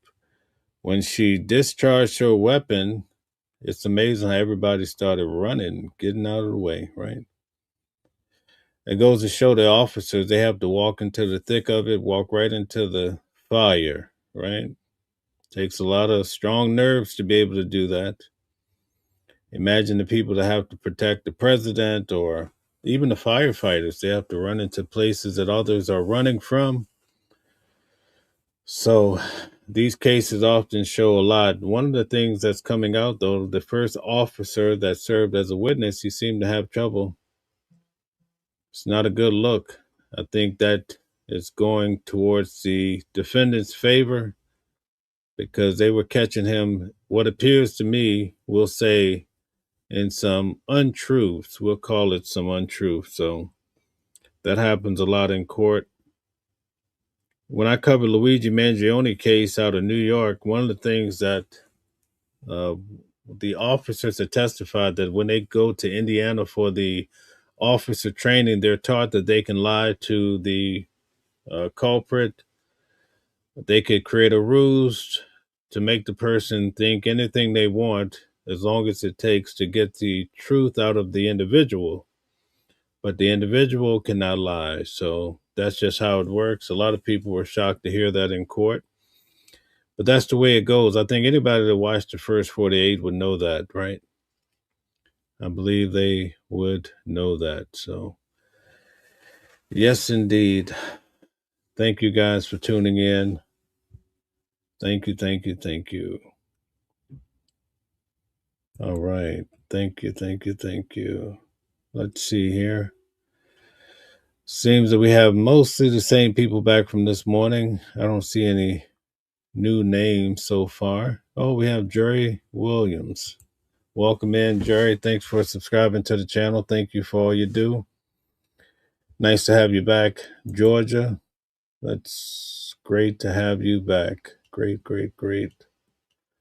All right. Anderson says sidebar. Okay, sidebar. Okay, Lisa is still hanging strong. Thank you, Lisa. And thank you for giving your personal testimony. I think a lot of people benefit from hearing things of that nature. Oh, we have OG Kicks in the building. Shout out to you. Nice to have you here. Thank you.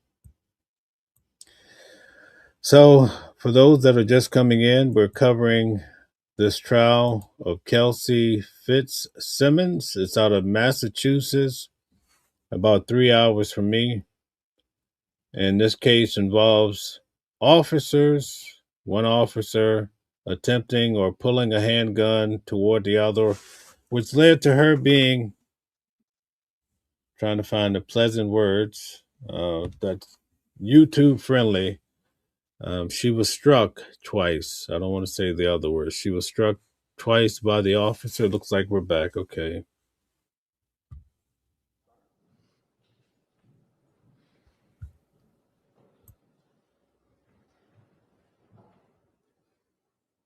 May I, Your Honor? Yes, please. Is it true that you drove home to Stowe on Sunday of that weekend? Yes, if that is the, sorry, I'm trying to think of the days, yes. I stayed at a hotel the night before. And then ultimately on Sunday, you went to your house in Stowe? Correct. And did you have without telling me what the conversation was about, did you have a conversation with Justin on that Sunday? Yes. And then did you again have a conversation with Justin the next day, which was Monday, June 30th? Yes, And as a result of that conversation, did you go somewhere? absolutely. Where did you go? We drove to his friend Hunter's house. And who is Hunter? Hunter is Justin's friend who he knew through the fire academy. And where does Hunter live? Hunter is in, I believe it is still in North Andover where he lives. And is that where you drove on June 30th? Correct. And who did you drive with? I drove my car alone. I met Justin there after he called me. And did you, was anybody else at Hunter's house that day? Yes, it was Hunter, myself, and two of her friends, two of Kelsey's friends, Michelle and Katrina, who were very concerned. Okay, without talking about what was said, did you and Justin at some point go somewhere alone? Yes, Where did you go? we went to, I'm not sure which courthouse it was. We went to a courthouse And what was the purpose of you and him going to the courthouse? to file, so he could file for an emergency restraining order and custody And get custody of of whom? Caden. And who's Caden? Caden is Justin's son. And how old was he at the time? He was right around 4 months, I believe, at the time. Did you have any familiarity with restraining orders? No. What did you do when you got to court? When we got to court, Justin went to the desk and told them the situation, said he believed his son was. Sustained. Next question. Did you help Justin fill out a form? Per the clerk's advice, yes, Justin was shaking. And where did you go from there? From there, we drove to the North Andover Police Department. And what did you do at the police department? We both walked in and I spoke with a couple of her lieutenants, Daly. I'm not sure who it exactly was I was speaking to. And I told them that I thought she would. And without telling me what you said, did you give the police something? Did you give the police a copy of the restraining order? It was faxed to them, yes. And did the police? And did you stay at the police station for a period of time? Yes. And what happened next? We were at the police station praying and we got a call from one of the lieutenants saying that Caden was safe and to come to the house and get him. And what house were you going to? 125 Phillips Brooks Road.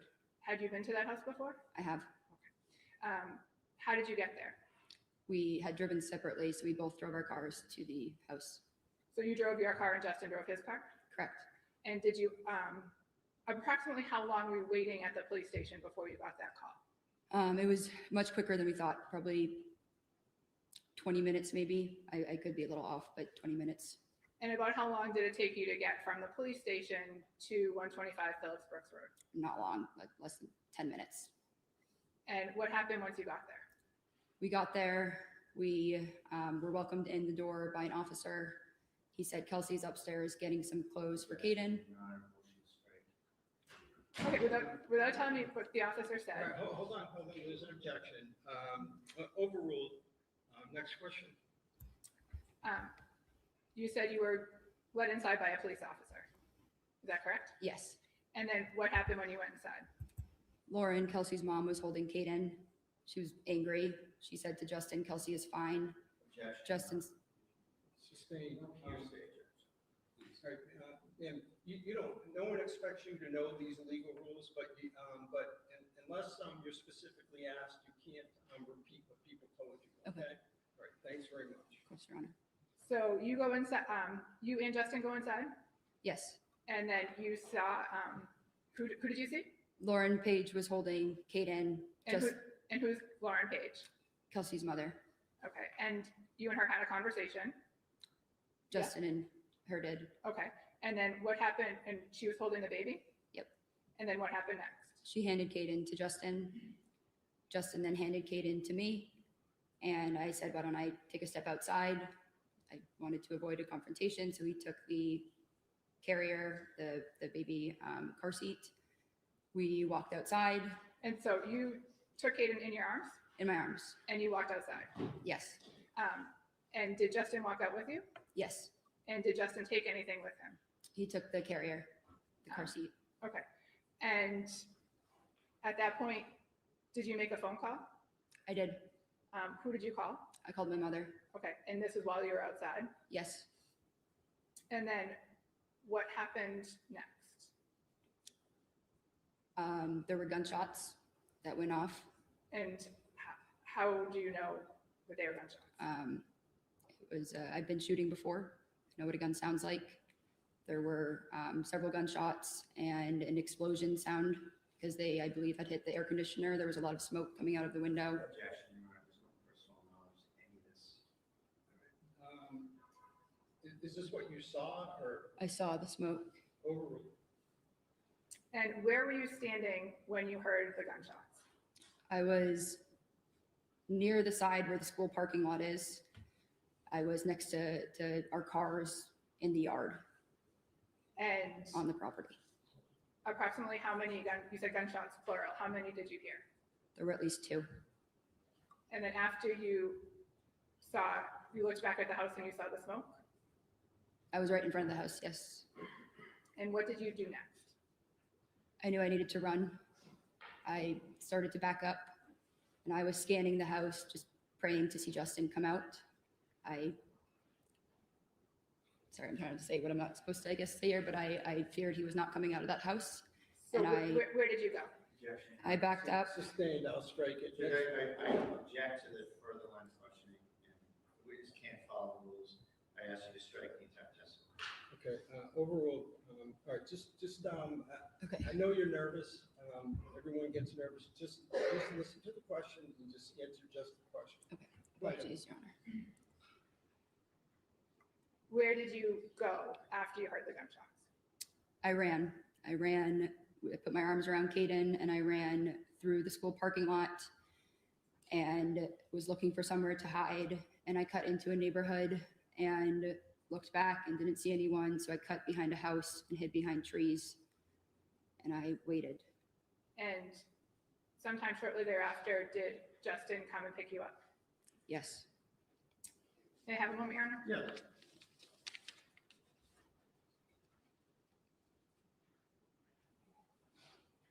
No further questions.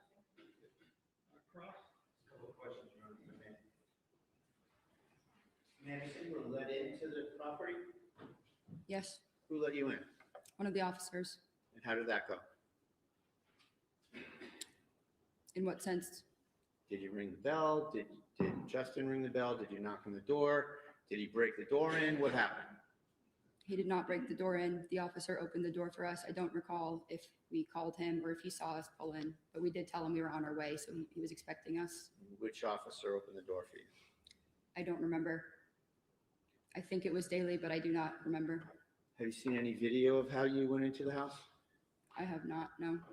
Judge, I'm going to ask that we play a clip that's in our exhibit, our thumb drive, if I may. Is it within Exhibit 74? Yes. Sure.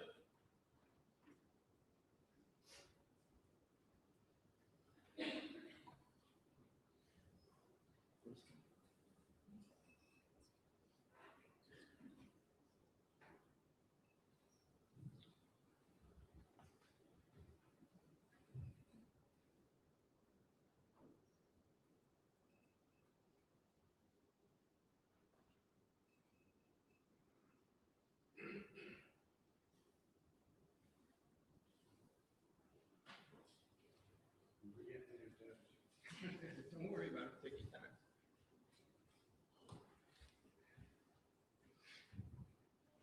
You need our IT person? No, I hope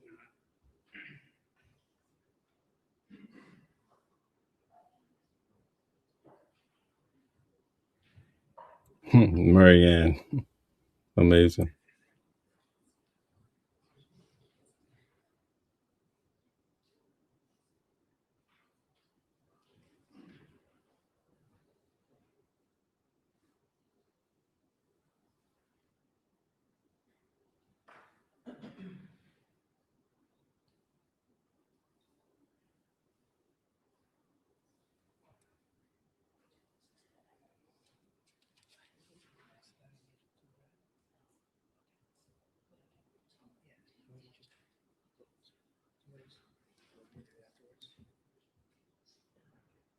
Counsel, can I just make an observation? Yes, sir. I don't want to interfere. This format that is on the screen is different than what was on exhibit. Yes, Hold on, please let me finish.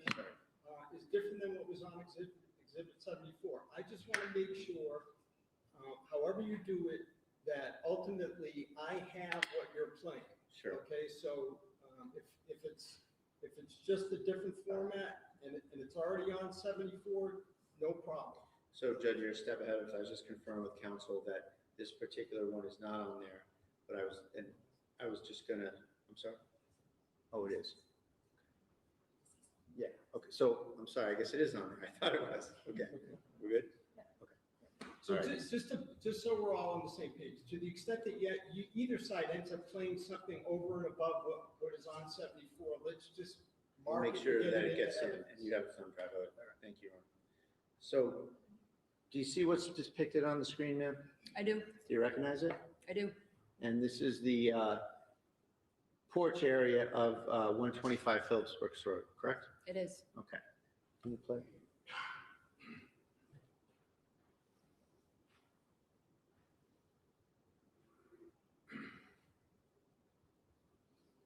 So where's the officer that let you in? He was right behind that door. I do not recall the exact scenario. He was right at that door. So you walked in without anyone letting you in her house, didn't you? I don't know that I could say that because the officer was right Did you see behind it. anybody on there letting you in? I can't see the other side of the door. So you're already in the house by that time. You walked in the house all by yourself, didn't you? With your brother? So when I've gone to their house before, I typically go in that doorway and then knock at that door there. You walked right in, didn't you? I don't know. There was an officer Well, you right saw it. behind What it. did you see on the video? I walked in. I'm not sure if an officer was right behind it opening that too. Because I know he was at the door. But I'll offer that. It's not in, but I believe it's in the thumb drive. I'm sorry, I'm confused. Say that again? I believe that clip is in the thumb drive. But if you find out. Hey, Maureen. Okay, all right, thank you. Is there any redirect? No, thank you. Okay, all right, thank you very much. You may step down. And she walked right in. Come up and call your next witness. She walked right in. Huh? Wow.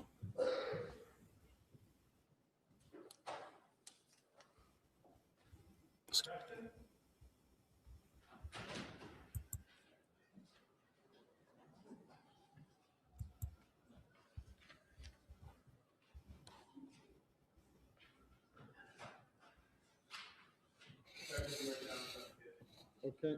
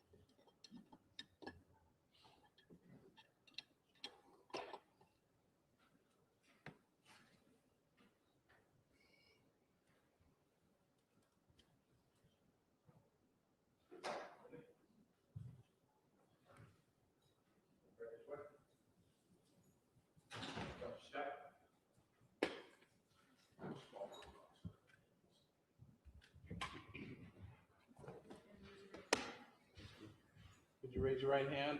Do you solemnly swear that the testimony you're about to give in this cause now and hearing shall be the truth, the whole truth, and nothing but the truth so help you God? I do. Thank you. Guys, put his name in the chat, please. Thank you. I may. Sir, in a loud, clear voice, can you please introduce yourself? Spell your first name and your last name.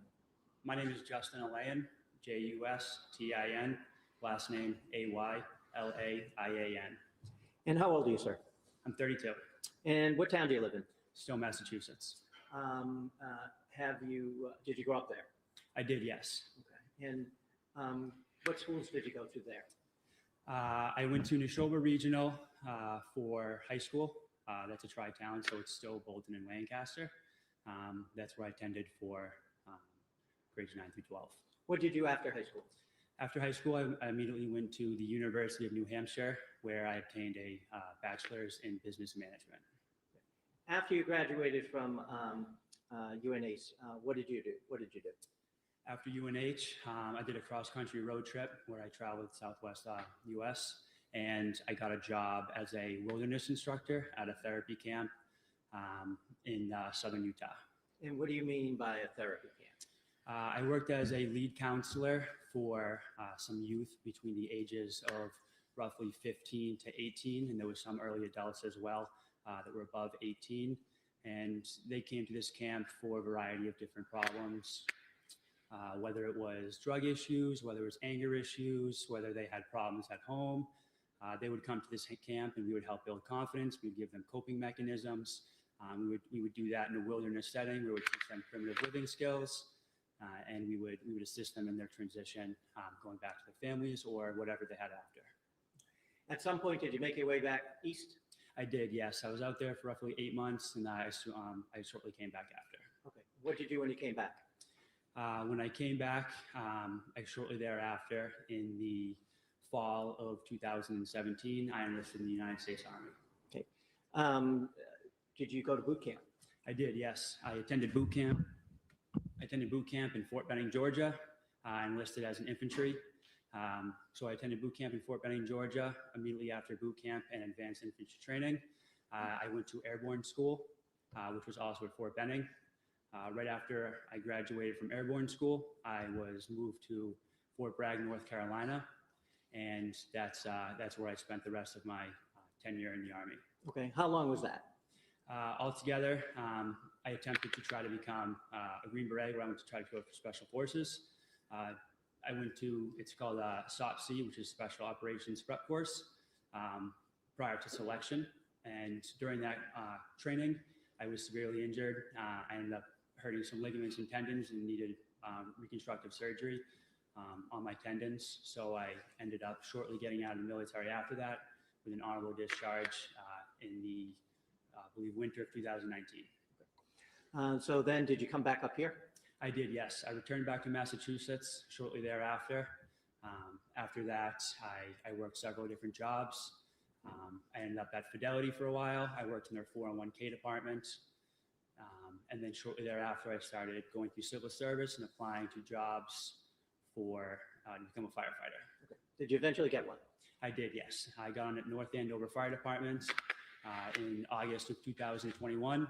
It was at that point I also went back to my fire science degree at Anna Maria College, which was obtained roughly a year and a half ago. I got my bachelor's degree in fire science. So what is your role in the North Andover Fire Department? I'm a firefighter EMT with the North Andover Fire Department. My job is to protect life and property. When you say an EMT, do you work as a firefighter full-time or an EMT? How does it work there? With the rotation that we have, the newest 24 members on the fire department, they're in charge of running the ambulance. So on my shift, what we do is we work 2 weeks on the ambulance, and then that third week rotating off, we either go on the engine or the ladder truck. Do you know a person by the name of Kelsey Fitzsimmons? I do, yes. How and when did you first meet her? It was September of 2023. She had reached out to me on Facebook. She had seen a picture of me posted on the North Andover Fire Department page. And she was recently going to be getting hired as a North Andover police officer. and she reached out to me on Facebook. Fair to say you developed a relationship with her? We did very quickly, yes. Okay. At some point, did it become more than casual? Yep, it became more than casual very quickly. Both of us developed feelings very quickly, and that developed into a relationship very quickly as well. And it was about roughly 6 months after that we had initially met that that Kelsey and I had moved in together. And where did you move in? She had owned a home at 125 Phillips Brooks in North Andover. My lease had ended that May of 2024.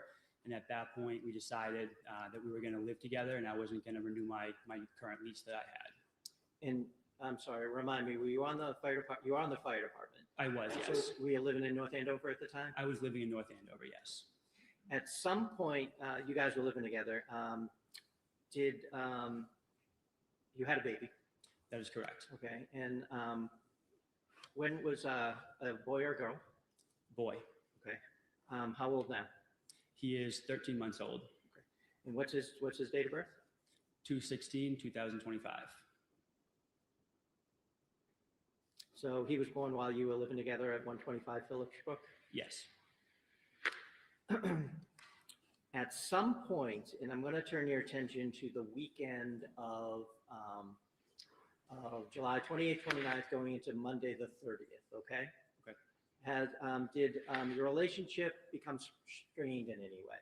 Just yes or no? Yes. Okay. And as a result of that, did you decide to do something on June 30th, that Monday? Yes, I ended up obtaining a restraining order. Okay. Now I'm going to just step back for a second, and we're going to talk about that day in particular, okay? Okay. At some point, were you communicating with the defendant at all? Yes. How so? It started in the morning. It was both text and phone calls that we were going back and forth with each other. I had requested to see my son. I wanted to make sure that he was okay. She had sent many disturbing messages back and forth to me.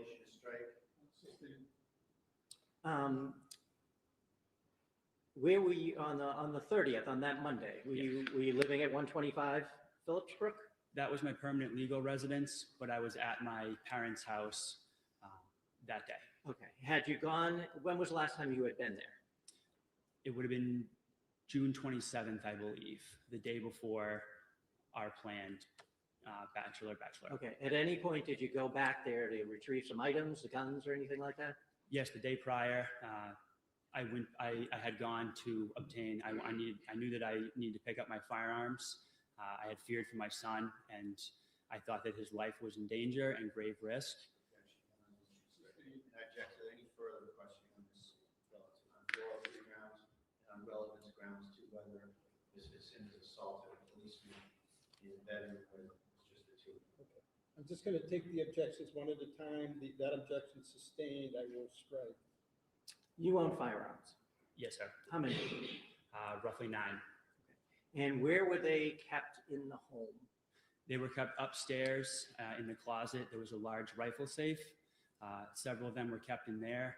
And then I had one firearm that I would keep in our bedroom that was in a green chest directly. If you were to walk into the bedroom, it was on the left side in the green chest, directly next to the door frame, locked up in my green safe. Okay, so if you walk into your home through the door, yes, the front door, the stairs to upstairs, fair to say, are almost right in front of you? Correct. Okay. Now, as you walk up the stairs, there are 2 rooms at the top. Yes. There's a landing and 2 rooms at the top, correct? Yes. The safe that you had described, the green safe, which way would you go to get to the green safe? You would take a right into the bedroom, and then the first foot that you would step into the bedroom, it was directly on your left, on the ground. That was a bad question. What color is the safe, the rifle safe? The rifle safe was black. Black. Okay. I want to talk about that first. I apologize. Now, where was that? If you were to go up the stairs and you were on the landing, you would take a left. You would go into that room right there, and then it was in that closet directly on the left side of the room. Okay. And it's a rifle safe, meaning it has a lock? Yes. What kind of lock? I believe it was a keypad lock. Okay. Do you know if the defendant had any firearms? Yes. How many? I couldn't be exact. She just got her license to carry returned to her. I don't know the exact number of firearms that were returned to her. Okay, what kind were they? Several handguns. Handguns? Okay. When you went on the 29th to retrieve your handguns, where did you go?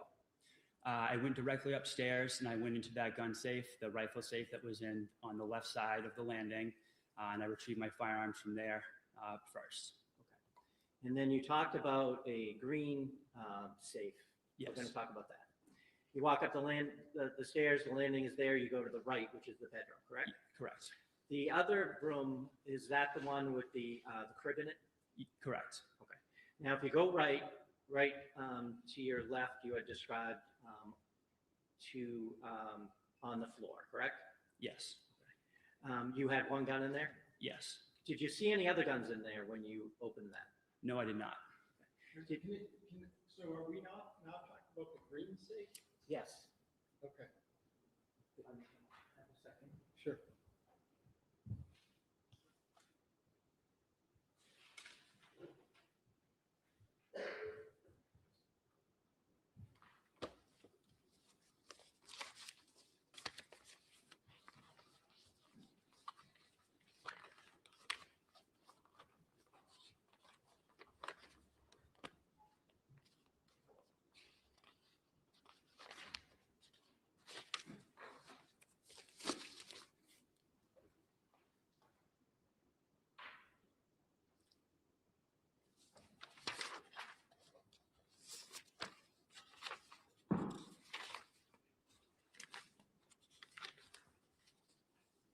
I'm going to show you what's been previously marked as exhibit number 40 first, okay? Okay. See that screen? I do, yes. You recognize what that is? Yes. So describe where the photo taker, the picture taker would be standing in that home. They'd be standing on the landing as immediately as you go up to the stairs to the second floor in between the two rooms. Okay, and that's the one on the left that we had been describing, Yes. correct? I'm going to show you what's been previously marked. The one on the left, meaning the room on the left? Yes. Okay. I'm going to show you what's been marked as exhibit number 45. Can you see that? Yes. Do you recognize what that is? I do, yes. What is it? That is the nursery. That's the closet with my clothes in it. And behind my clothes is the black rifle safe. Okay. And that is, when you're standing on the landing, that is the room to the left. And the closet in that room is where the rifle safe is? Correct.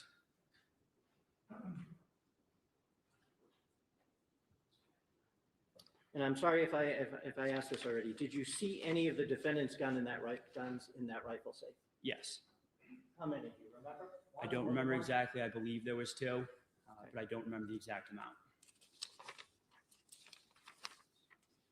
Now, bear with me. I'm going to take it step by step. I'm going to show you exhibit number 49. Do you recognize what that is? Yes, that is taken from the landing going up to the second floor on the right side that's facing our bedroom with my green safe on the floor. Okay, so the picture taker is on the landing, correct? Correct. The stairs are pretty much behind them. Directly behind. And I'm going to show you what's been marked as exhibit number 51. Do you recognize that room, first of all? Yes, I recognize the room. And that's the same room we were just talking about? Yes. The green safe is the box on the left corner of the picture? Yes, on the ground, that the large chest, the box, yes. Okay, so this is the safe you were talking about? Yes, sir. Okay. Do you know what that box is? I do not know. Have you seen that box before? I may have, but I don't remember seeing it. When you went on the 29th and retrieved your gun out of that safe, and you didn't see any of the defendant's guns in that safe, correct? I don't believe so, sir. Do you remember that box being on top? That box was not there, sir. Now I'm going to turn your attention, now that we're on the 29th, I'm going to turn your attention to the 30th. You had stated that you had been calling and texting the defendant throughout that day, correct? Yes. Were there any plans attempted to be made by anyone? She had made several attempts to try to get me to meet her at the Common. via text message. She had reached out and said, can we meet the Common at 2 p.m.? My initial response back to that was, for what? She then again tried to get me to reason with me, to meet me at the Common again. At that point, I said I had no gas. There was no way for me to get there.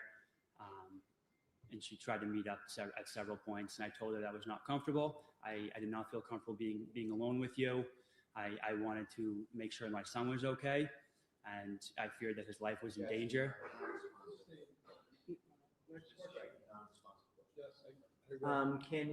Where were you when the texting back and forth was happening?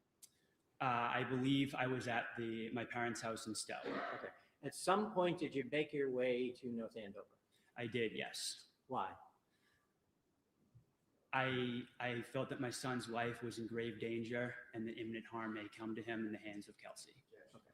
So as a result of that. Hold on, there's an objection.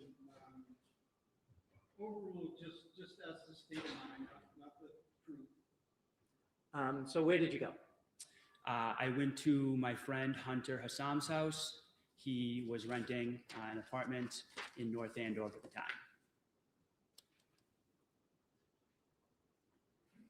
time. Did you call anybody to meet you there? I don't know if I had made the calls or they had called me, but I had called my sister Courtney. I told her that I was going to North Andover. I had feared for my son and that I didn't know what was going to happen, but I had called her and I was in contact with Kelsey's maid of honor, Katrina, and her bridesmaid, Michelle. So Katrina, Michelle, Courtney, Hunter, and you? Yes, sir. All right. Are you all in Hunter's house right now? Yes, sir. Okay. Without saying what was said between was there anybody else there? Because I have 5. I believe Hunter's girlfriend at the time, she was there as well. I believe she was present. Okay. Now, were you communicating when you were there with the defendant at all? Yes. Can you tell us about that? There were text messages that were being exchanged just over Caden, our son, and just general messages back and forth. Okay. Did you ever agree to go meet her at the park? No, sir. Okay. At some point, did you learn through the text messages anyway that she knew you were at Hunter's? Yes, sir. Can you tell us about that, please? All of us were at Hunter's. We were all discussing the events that had occurred and what we could do to ensure Caden's safety, which is our son, but also Kelsey and everyone else around. At one point, Kelsey had messaged my phone. I'm sorry. To the extent, Judge, that questions are open-ended, producing narrative answer, I object. And, there's been all sorts of objections sustained about his answer. So I would ask the court to maybe direct the Commonwealth to make more specific questions so that it doesn't produce an answer that's half okay and half non-responsive and objectionable. So the objection's overruled. If you could just try to just answer the question to the best of your ability, right? Yes, Your Honor. All right, next question. Thank you. Did she, meaning the defendant, say something to you to indicate that she knew you were at Hunter's? She yes, had, yes or no? Yes. Okay. What did she say? I don't remember the exact verbiage, but it was, what are you doing? Something along the lines of, what are you doing at Hunter's? What is happening? Why are you with my friends? Something along those lines. Okay. Now, without getting into the conversation that you had with your friends and with your sister, was a decision made for you to go somewhere to do something? Yes. Okay. And what was that? To go to Lawrence to obtain a restraining order attached with temporary custody of Caden. Okay. And did you do that? Yes. Where did you go? Do you remember? I don't remember the exact, it was family probate court, I believe it was, but I'm not 100% sure. And who did you go with? I went with my sister Courtney. Okay. Now, did you fill out paperwork while you were there? I did, yes. Did anyone assist you in filling that out? Yes. My sister helped me, and then there was also someone with the court system. I don't know who the name was, but they assisted as well. Fair to say you went in front of a judge, an order was issued, and then you left the building, correct? Yes. Okay. Where did you go when you left the building? I immediately went to the North Andover Police Department. When you got there, did you have a conversation, without saying what was said, with some of the police personnel there? Yes. Did you give them anything? I believe I handed them the restraining order, and they said that it was already faxed to them. Okay. At some point, did they leave? They did, yes. And what did you do? I waited at the police station while they went to the Kelsey Fitzsimmons home. Okay. And at some point, did you get a call? I did, yes. From who? I believe it was from Officer Daly. He had called to inform me to come to the residence and get custody of my son. So did you go? I did, yes. Did you go with anybody else? My sister and I, we both went to the house. We took two separate cars. Did you get there at the same time? Yes. What happened when you got there? At that point, we both walked into the house. Officer Daly was downstairs. Two officers were upstairs. And Kelsey's mother was holding the baby in the living room. At that point, I obtained Caden from her mother. And then we initially started to put him in a car seat. And then once he started crying, we figured it might be best, my sister and I, to get him ready for transport, to bring him back to Stowe outside. Okay, so who carried Caden out? My sister Courtney did. And what did you do? I asked if I could obtain some clothes while I was there. I just needed something so I could live day to day, as I had no clothes or any of my son's. Was this the first time you went out, or did you go back in the house a second time, if you remember? This was the first. I went out the first time, and then I came back in. Okay, so the first time you went out, Courtney went out with Caden. Yes. What did you take, if you remember? I believe I had a car seat in my hand. Okay. At some point, you came back? Yes. And you asked permission to do something? Yes, I asked permission to get some clothes and a few clothes for Caden and some of his bottles and formula. Okay, so where did you go?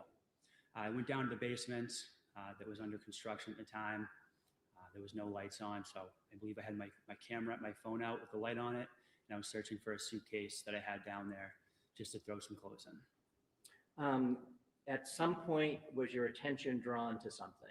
Yes. What happened?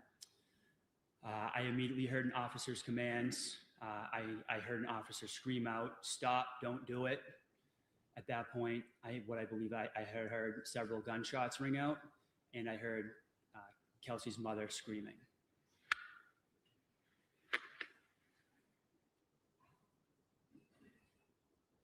What did you do then? At that point, I immediately ran through the garage, which was connected just to the basement. There was no wall there. Again, we're putting up a wall, so I ran straight through there. I fumbled with the lock for a second to get it open, as there was no light down there. As I got it open, I threw the door open, and I ran around the side of the house, screaming for my sister to run. And so where did you go? Did you see your sister? I believe I saw her briefly. I did see her running down past the school that was adjacent to our property. With Caden? Correct, yes. So what did you do? At that point, as I saw my sister run, I knew that we needed a vehicle for transportation to get out of there, to get out of the area as fast as possible. Fearing for my son's life, for my sister's life. Sustain, just what you did. I got into my vehicle. I believe I had made eye contact very briefly with Officer Houston, who was grabbing his medical bag out of his patrol vehicle. I got into my truck, and I immediately pulled a U-turn and drove where I saw my sister running from. Once I got to the other end of the school, I had stopped my vehicle, and at that point, I didn't see which direction my sister had gone. So I had stood outside my car yelling her name repeatedly. I wasn't sure where she was or if she was okay. At some point, did she appear? She did appear. She came running out behind another house across the way, and she came running over towards me. And what happened when she got to you? She got in the vehicle, and then we quickly drove down the road to get away towards Mass Ave in North Andover. And where did you eventually go? We eventually made our way back to Stowe, Massachusetts, my parents' residence. Thank you. I'll just have 1 second. Yes.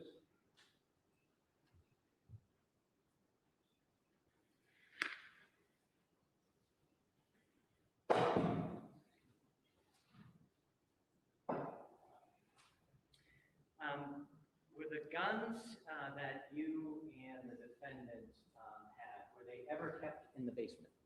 No, Is there a gun safe in the basement? there was never a gun safe in the basement.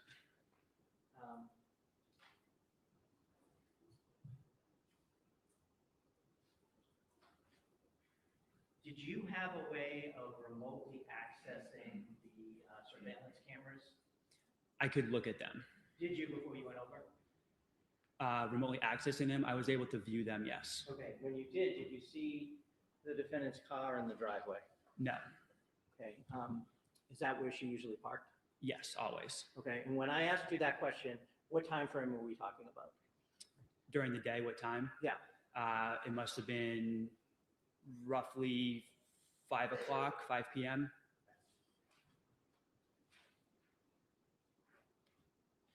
Thank you. I have nothing else. Okay, cross-examination? Good afternoon, sir. Good afternoon. So a lot of talk about gun safes. The safe that you mentioned with your rifles in it, that was in the baby's room, correct? Correct, yes. And that's the room as you go up the stairs to the left, you hit the landing, you go make a left, you're in the baby's room, correct? Correct. And then you visited the house on the 29th to retrieve your guns, right? Yes. And it's fair to say that you spent about 60 seconds with the baby. I would say that's not true. Kelsey had to tell you, do you want to see your baby? Do you want to hold your baby? And you held your baby for about a minute. Isn't that right? I was at the property for roughly 30 minutes. Answer my question. Okay. Is that true? Yes. So with respect to the gun safe in the bedroom to the right, up until then, that was your and Kelsey's bedroom, correct? Correct, yes. And there was a green safe in that bedroom, right? Yes, sir. And on the 29th, you went to that bedroom and you retrieved some of your firearms from that green safe, correct? Yes, sir. In fact, that was your grandfather's safe, wasn't it? Yes, sir. And you wanted to take that with you, didn't you? I did, yes, sir. And you took Kelsey's guns out of that safe and you put them on the bed so that you could take only your guns and your grandfather's safe. Isn't that correct? I did not take the gun safe, sir. Isn't that what your intention was until Kelsey asked you not to? I did leave the gun safe, yes, sir. You left it because Kelsey asked you to leave it because she needed a place to safely keep her guns, right? I don't know if that was her intention, sir. So let's just go back a minute. You said that you went into that safe, you didn't see any other guns, you took your guns and you left. Isn't it true that you took Kelsey's guns, which you did see in the safe, you put them on the bed, and you tried to take the safe? I do not remember if I took any of her guns out of the safe, sir. I don't remember seeing any of her firearms in that green safe. I only remember seeing them in the black safe. So, I mean, you were very interested in getting your stuff out of that house on a couple occasions. This is your chance to get your grandfather's gun safe out of there, and it's your testimony that you just decided to leave it? The only priority was removing my firearms. That was secondary because it was holding my safe, and it meant a safe transport way to move that firearm out of the house in a secure manner. And when you left Kelsey with her firearms, and you took yours and you went back to still with your father, correct? Yes, sir, I took my firearms. Now, you said you were, let's get it right. You said that you work at the North Andover Fire Department, is that right? Yes, sir. Do you work there presently? Yes, sir. Are you on the schedule? No, sir. Why not? He opened the door. I'm sorry, objection. Relevancy? Yeah, I'll hear you sidebar. Uh-oh.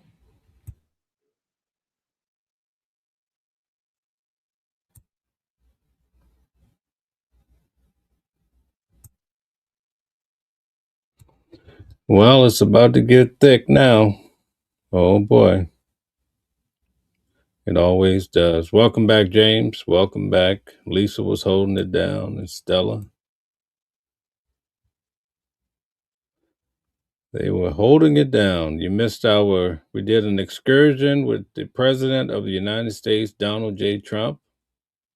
And he explained that the work that he's doing, it came out of his mouth. He said he's doing it for Jesus. Yes, indeed. We heard it here. Jeff says the plot thickens. That's right, Jeff. Jeff be holding it down with me, man. Jeff, I don't know what I'd do without you. Jeff has been rolling with me a long time. Sometimes we be here when nobody else is. Good job, Jeff. All right. James says, Mel, this case reminds me of Karen Reed. All right. What about it? What is it about the case that reminds you? Yeah, LaGuardia is closed. I'm going to be in LaGuardia in the next 7 days. I'm worried about that now. Yes, indeed. Marianne. Good to see you, Marianne. Thank you for all the support, guys. Free Flight says, love Jesus. All right, 777. All right, thank you, thank you. This is what the president said. He loves Jesus too. Well, he didn't say that, but he said he was doing it for Jesus.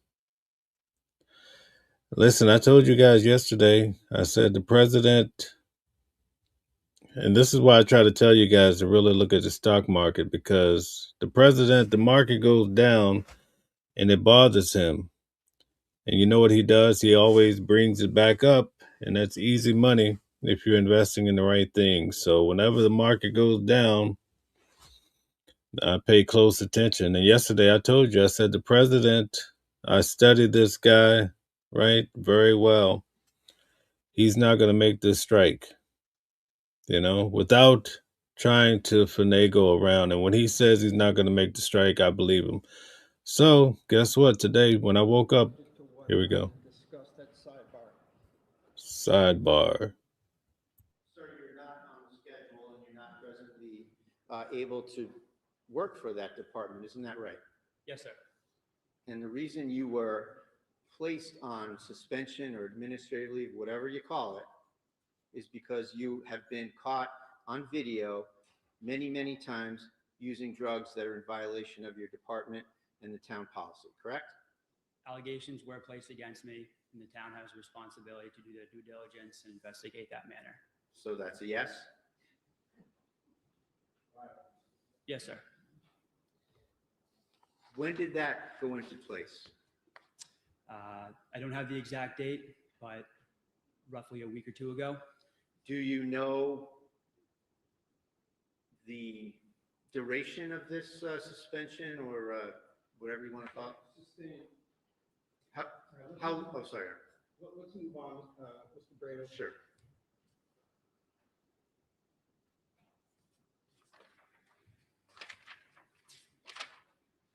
Nothing further, thank you.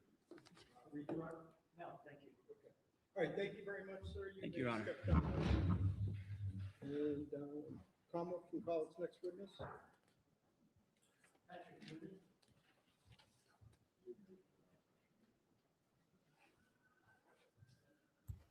That's why I do so well in the stock market.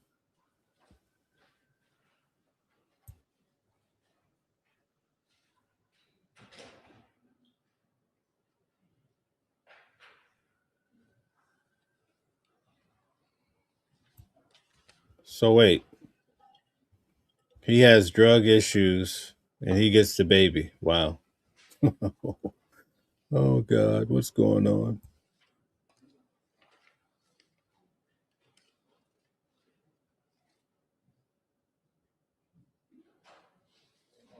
She's starting to look brighter now that all this is coming out.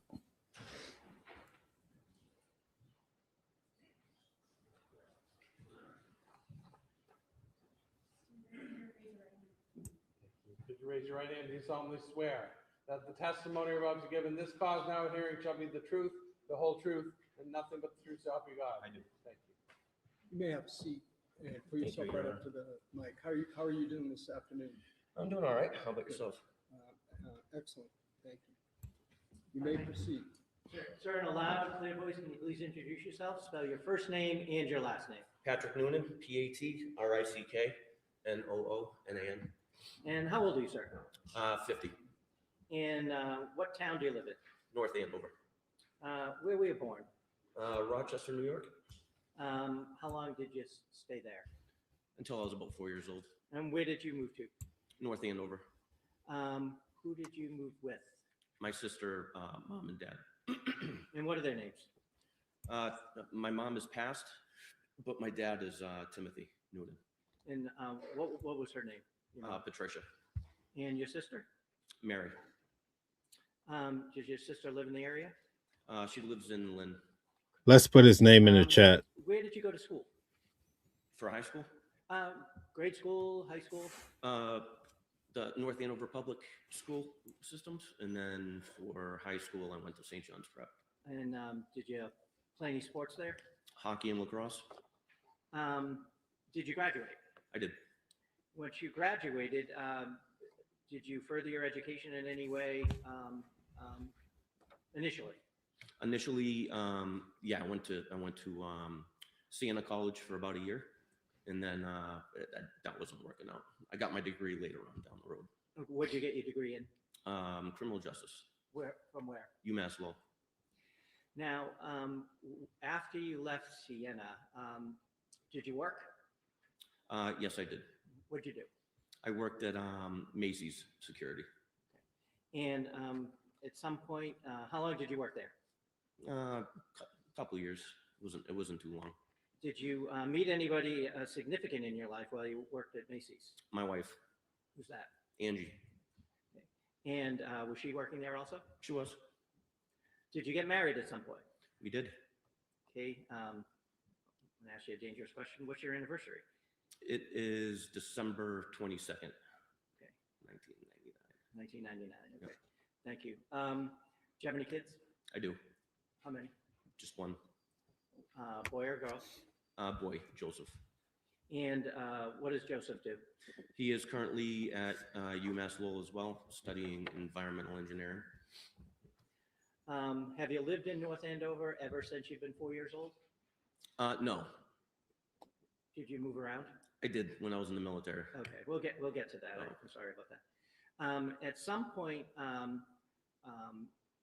you talked about you were in the military. What area of the military did you join? Air Force. And when was that? That was in '99. And where is boot camp for the Air Force? Lackland Air Force Base in San Antonio. Okay. And can you tell us a little bit about boot camp? Some of the training, some of the things that you were subjected to, I guess? Yeah, I mean, it's some sleep deprivation. You also have, you have to learn how to march. They basically strip your identity and try to build you up as a team. Okay. Firearms training, things along that. At some point, did you make it through boot camp? I did. Did you, I guess, enlist or volunteer to any special area of the Air Force? Security forces. And what is security forces? They're basically the defenders of the force. So when I went in, I went through my tech school, which is almost like a police academy. We learned various different things in there, land nav, different weapons systems, things of that nature. And then once you graduate, you get your orders cut. And what were your orders originally? Cheyenne, Wyoming. Okay. And what was your role when you were in Cheyenne, Wyoming? I originally, when I was waiting for my security clearance, I was originally working on the ground. So ingress, egress from the gates, a cruiser, enforce the laws of the Uniform Code of Military Justice. When you're going through that type of training, are you trained in the use of firearms? Yes. Any different, all different types? Yes. Any other types of weapons? Yes. Such as? The 60, which is a fully automatic machine gun. The SAW, which is pretty much the same, only it's a little lighter. The 203, which is an M16 with a grenade launcher attached to it. M16 and also your sidearm. Eventually, did you get your security clearance? I did. Okay, and was your assignment different when you got that? Yes, they moved me over to like a camper team. So whenever a facility goes down, you go with a 4-man team to protect the site. What kind of sites are we talking about? Missile sites. Nuclear missile sites? Yes. And are they in one state, more than one state? Tri-state. And what tri-state area was that? That would be Wyoming, Nebraska, and Wyoming, Nebraska, Colorado. And was that your range or? Yes. And at some point, well, can you tell us a little bit about the training you got? Was there any specific training for that job? It was basically like on-job training. Okay. We're already trained up, so you get your orders, you get your assignment, and you link up with your four-man team. Okay. At some point, did you move on from what you had described as a camper team? Yes. To where? Fire team. And what is a fire team? Fire team consists of 4 people. Each person carries a different weapon, from the machine guns to the 203, so on and so forth. Our primary responsibilities were if any alarms were tripped on any of the missile sites, we respond. Okay. And so you're heavily armed. Mm-hmm. Is when you say you respond, is that on the ground? Yes, it's on a Humvee. Yep. Okay. Did you at some point move from a camper team to something else? Yeah, to the fire team, and then from the fire team, I went to the 37th helicopter unit. Okay, so the helicopter unit. Helicopter unit. So how was your role different in the helicopter unit than it was on the camper team or the fire team? We're still a 4-man fire team, but our primary mission there was to have overwatch whenever we're transporting nukes to or from base. And we basically radio down to the U.S. Marshal if we see a potential threat up ahead. When did you leave the service? 2003. And when you left the service, did you go to work anywhere else? Seabrook Nuclear Power Plant. In what capacity? As an armed guard. And any specific training of that, or did you rely on your military training for that? There was also additional training for that. I think it was like 22 weeks or 12 weeks. And what kind of trainings were that? Just basic knowledge about nuclear energy, where to go in the plant, where not to go, different hazards to look out for, firearms training, and general knowledge of the whole plant itself. At some point, did you decide to move on from Seabrook? I did. And what was your plan at that point?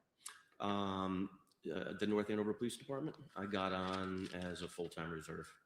Okay. And how long were you full-time reserve? For 1 year. And then did you become a full-time police officer? I did. Went to the academy in 2006. At some point during your tenure at the North Andover Police Department, did you have additional responsibilities? Yes. What were those? Areas of responsibility, different sectors you're assigned to. Respond to calls of service, 911, medical, effect arrest when necessary, enforce motor vehicle law. Okay. What is RRT? That's the regional response team. And what is that? They're a part of NEMLEC, and the RRT team primarily they deal with big crowds, riots, crowd control when it comes to let's say big games. If we win championships, just extra security, and also kind of like a search and rescue. If people go missing somewhere, they'll deploy the RRT to try to find them. Were you part of that team? I was. For how long? I would say about a year. And NEMLEC, that's NEMLEC, correct? Yes. Northeast Massachusetts Law Enforcement Council? That's correct. Okay. Did you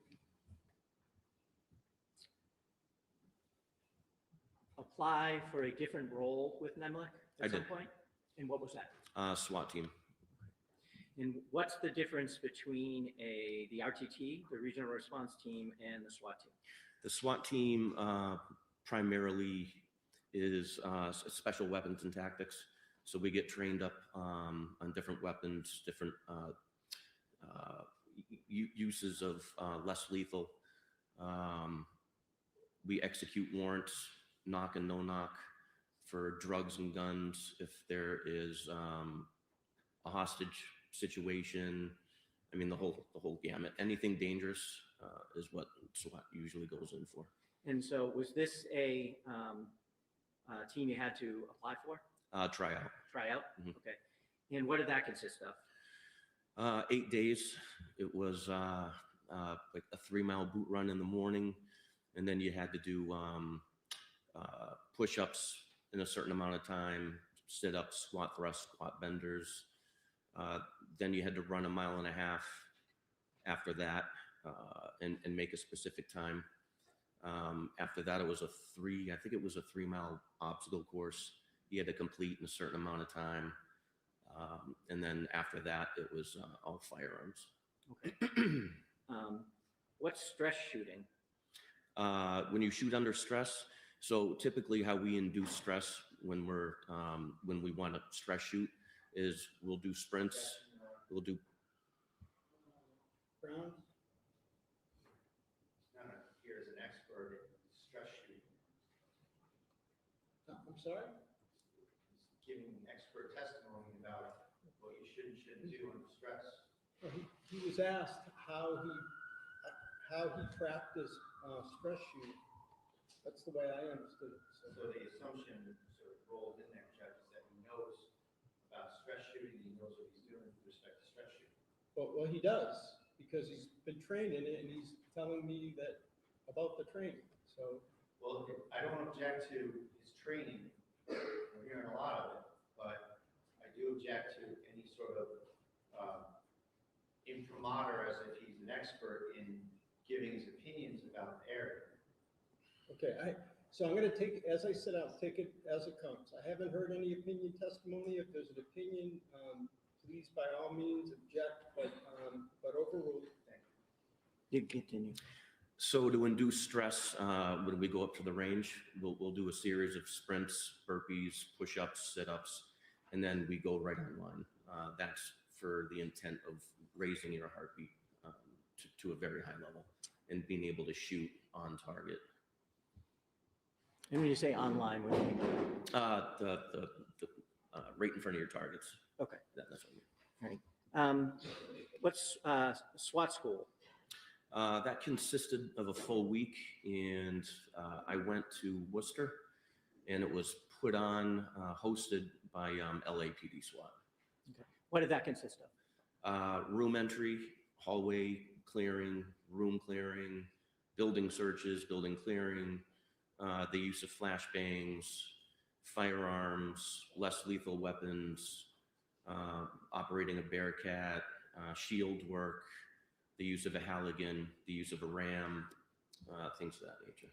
What's a shoot don't shoot scenario?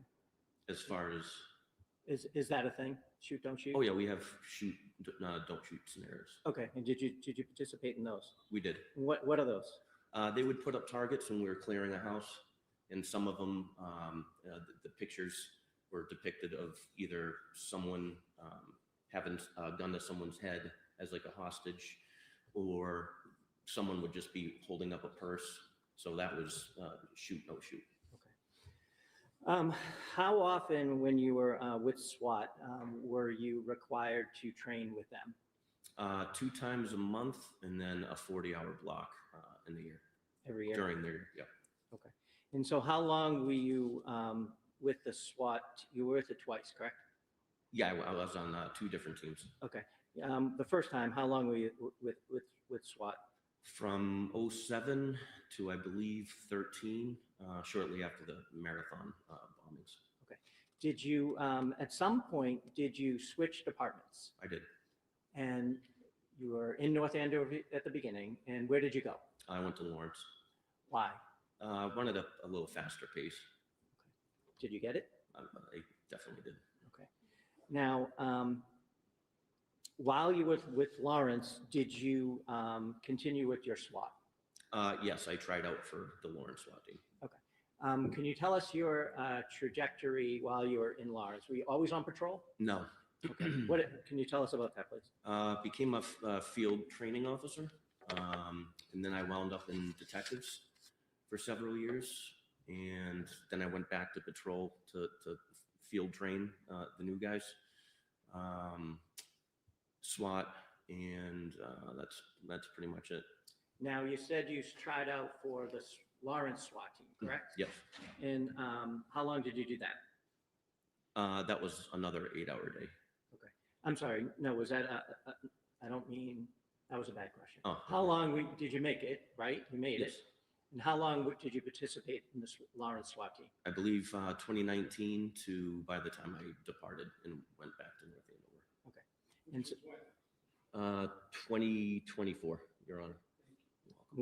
why did you come back to North Andover? I just wanted to bring my training and experience back to where it all started. I have 10 years left, so yeah, that's about it. And I'm getting older, so a slower pace is kind of needed. Okay. So I'm going to turn your attention back to June 30th of 2025. Were you patrol on that day? Yes. Okay. What was your shift, if you remember? I did a swap, so I was working for another officer. So that shift was 4 to 12. At some point, did you get a call from someone in particular? Yes, Officer Houston. At some point, did you learn why he called you? Yes. And why was that? Apparently, the defendant's ex-fiance took a restraining order out. You had to serve it? Yes, we had to serve it. Did you know that person? Did you know a person by the name of Justin Alain? Didn't know him, but I met him on one occasion. Did you know the defendant, Kelsey Fitzsimmons? Knew her, but not well. She was on maternity most of the time that when I first transferred over. So. All right. So you got a call from Houston. I did. Where did you go? We met behind the Atkinson School. It's called the CCC, and he explained the situation to me. Okay. Was he anybody else arrive at that point? Not yet. Okay. At some point, did someone? Yes. Who was that? Lieutenant Daly. Did you talk about any plan as to how this was going to occur? Yeah, Lieutenant Daly said that he'd do the talking, and based on the restraining order, Justin was supposed to get custody. Oh, sorry. Well, I'm sorry. Well, I'll jump in. So you knew that there was potentially a child there, yes, and that the child would be transferred from the defendant to the fiance, correct? That's correct. Okay. So where did you go? So from there, I pointed out to Officer Houston and Lieutenant Daly the positioning of where the defendant had parked her car, which was at least 150 yards away from her house. And we all thought that that was very odd.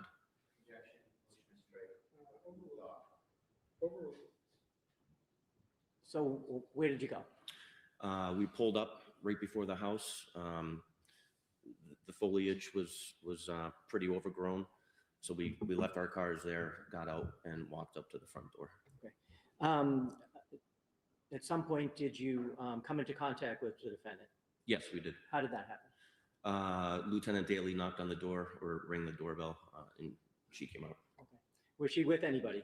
Her baby. Well, where did you go?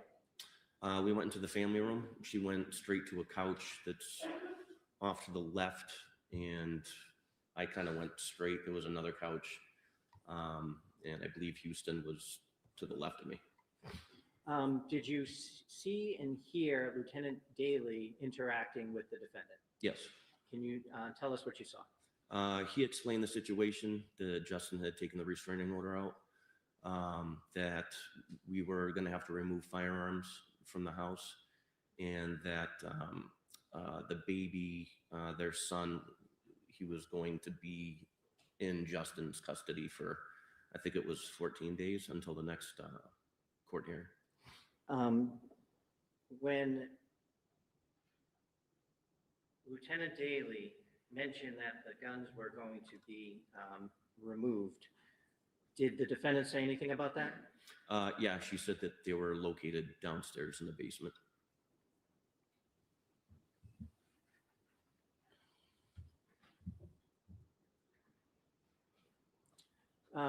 What happened after that? I noticed her duty belt on the couch, so I went and checked that. There was no firearm in there, and I observed a like a gun case on a mantle. I opened that up, and there was no gun. There was no gun. Did she say anything in response to that? Yeah, she reiterated the guns were downstairs in the basement. What happened next? She went to gather some belongings for their son, and she came up and handed me the baby. He was screaming. I was trying to calm him down. I believe she gave me his bottle, and I was trying to feed him, but I'm thinking it can't be too comfortable. I wear an Albert carrier vest, and I have all my equipment in the front, so it was kind of hard to cradle him. Did you eventually hand the baby off to someone else? I did. I believe Lieutenant Daley. Now, if do you typically wear gloves when you're on duty? I do. Were you wearing gloves that day? Yes, briefly for maybe like 10 minutes. Okay. Did you take them off once you were in the house? I did. Now, did Miss Fitzsimmons leave the room at all? While I was with the baby, yes. Lieutenant Daley and Officer Houston escorted her around. I think it may have been a kitchen area. I never went back there, so I just basically stayed in the family room with their son. Okay. Did on a typical restraining order service, would you let a person who is the subject of the restraining order walk around the house unattended? No. At some point, did they come back? Yes. Okay. What happened after that?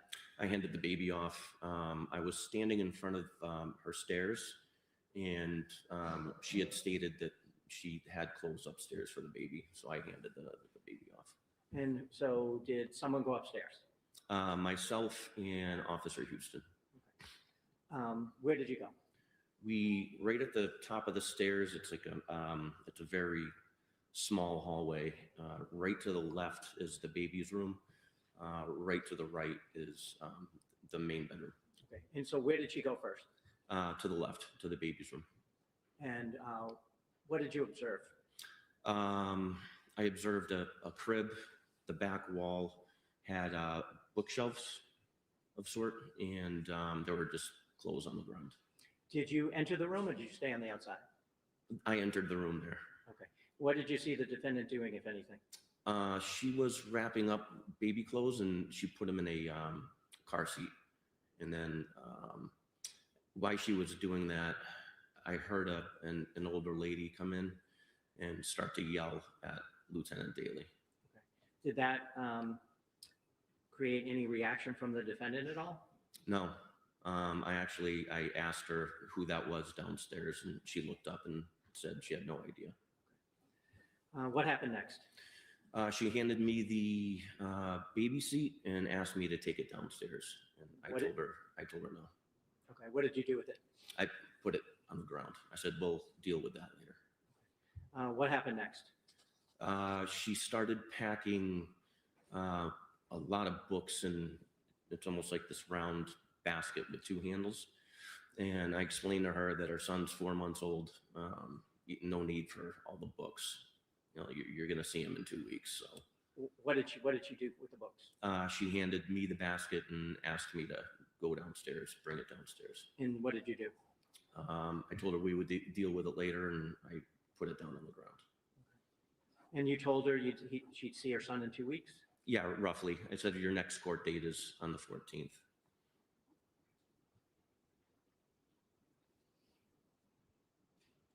What happened after you put had that conversation with her and put the book carry her down? At that point, Officer Houston had gone downstairs because of the commotion. So she said that she had to get more clothes out of her room. So I followed her into the room, but I never went in the room. I stayed on the, I guess the top landing, right before the door frame. And did that seem to be a bedroom? Yes. Okay, so if you walk up the stairs, you had been in the room on the left, correct? Yes. Now she went across to the room on the right? Yes. Okay. You said you didn't go into the room yourself. No. Were you able to see her? Yeah, she was 3 feet in front of me. Okay, and what was she doing? She was wrapping up clothes, and she had paused, and she said something to the effect that these are dirty. And I said, listen, you know, wherever the baby's going, I'm sure there's a washer and dryer. I said, wherever the baby's going, most likely has a washer and dryer, so don't be concerned. And then I could tell she was getting upset. She started to shake, and I said, listen, you know, court date is in 2 weeks. It'll be over before you know it. Did something happen next? Yes, she was on one knee when she was wrapping up the clothes, and she pushed off with her left foot and lunged behind the door frame. So to my left, to her right. Okay. Could you see what was there from where you were? Not from my perspective, no. What happened after she went behind the door frame? She reappeared with a gun and pointed it right at me and pulled the trigger. Can you describe or show us how she did that? Yep, so when she came around the frame here, she came up and clicked. Okay. Where was it pointed? My face. After it clicked, what happened?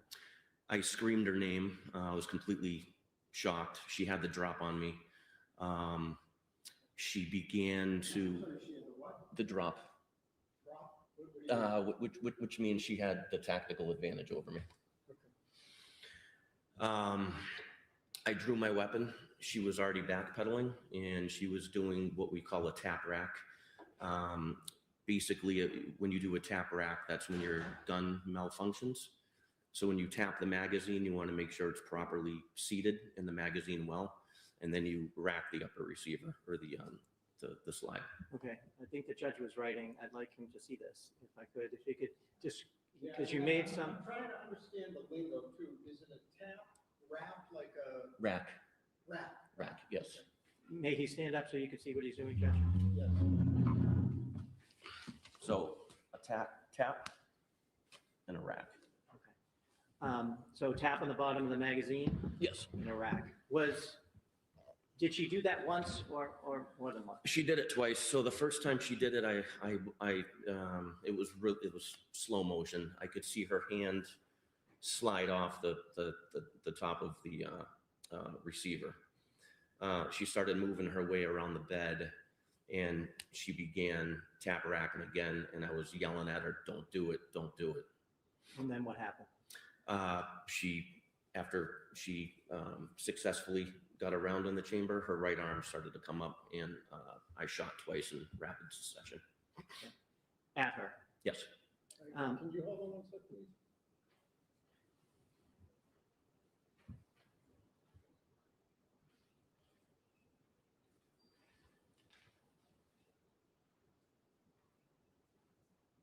Yeah, I'll set that.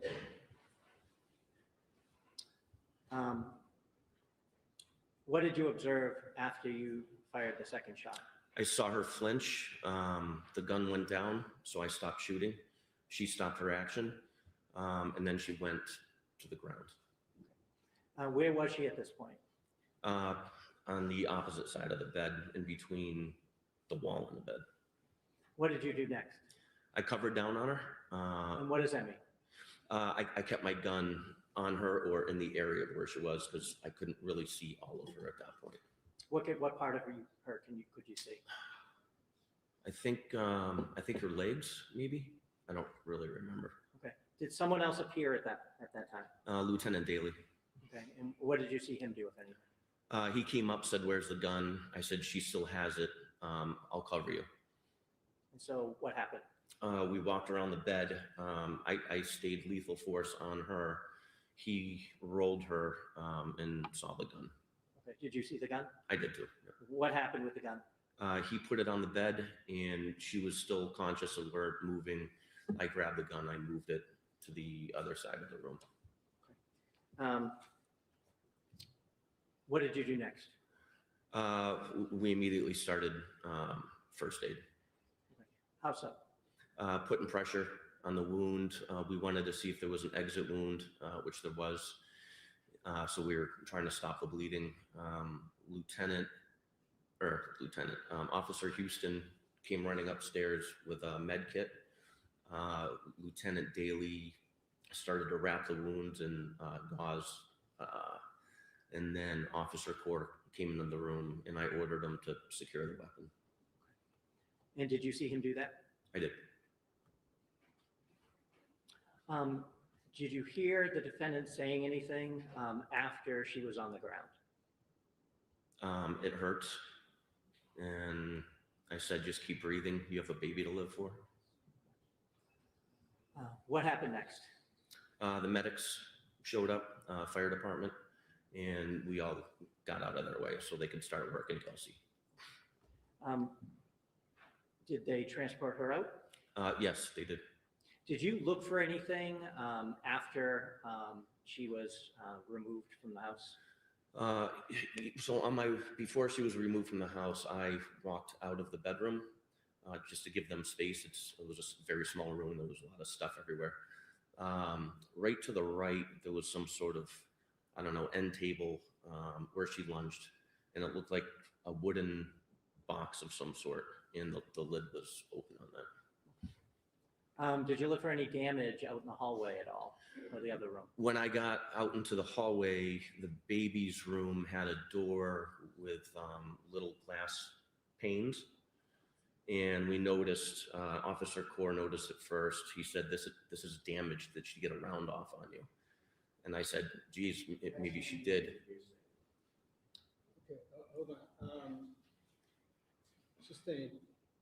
Did you notice the broken glass? Yes, I did, but there was nothing on the floor. So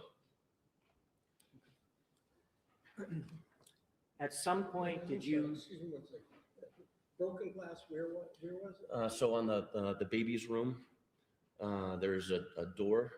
I believe it was on the baby's room, and it had little glass panes. Right. One of them was damaged, but there was no glass on the floor, Your Honor, so I chalked it up as old. Why did you shoot twice?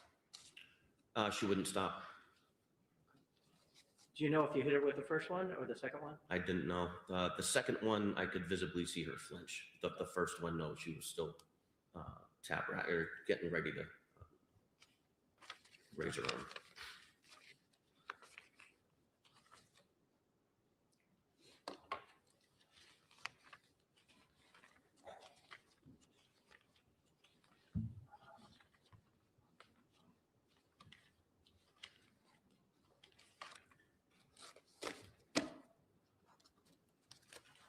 Sir, I'm going to show you a number of pictures. Sure. I'll show you what's been marked as exhibit number 6. Do you recognize that? I do. Okay, what is that? That's the front of the defendant's house and the door that we entered. Show you exhibit number 10. Do you recognize what that is? Is that the front door? Oh, yes, that's the front door. The stairs are right to the right, yeah.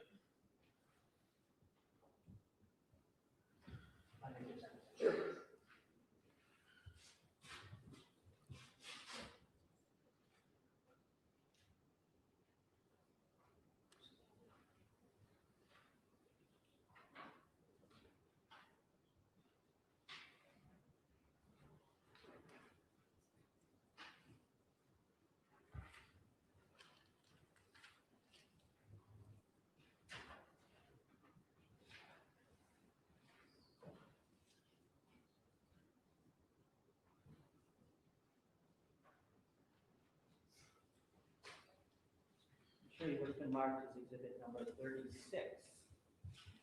You recognize what that is? The stairs leading up, upstairs. So right to the right would be the master, and if you took a quick little left, the baby's room. I'm going to show you what's been marked as exhibit number 39. Is that the baby's room that you were talking about? Yes.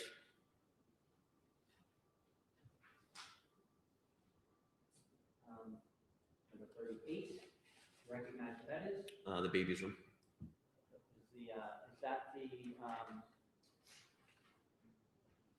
container, I guess you will, of books that you were talking about earlier at the bottom? Oh, yes. Right there. I'm going to show you what's been marked as exhibit number 49. You recognize what that is? That would be the entrance going into the master. Okay, into the bedroom? Yes.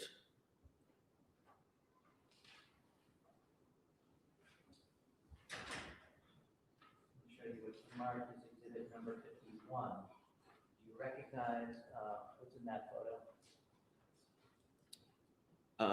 That would be the box that was open to the left of the door frame.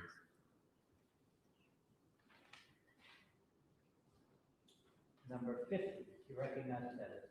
Yes. Where were you in relation to this picture? Where were you when you first observed Miss Fitzsimmons pull out the gun and aim it at your face? Right before the door frame. Okay, so you were backed up a little? Yep.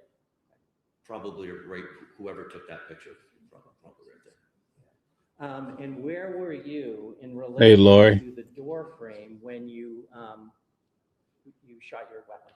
I used part of the door frame as some sort of cover, and I was leaning up against it with both my hands. So my gun and my wrists would have been in the room. Let me show you what's been marked as exhibit number.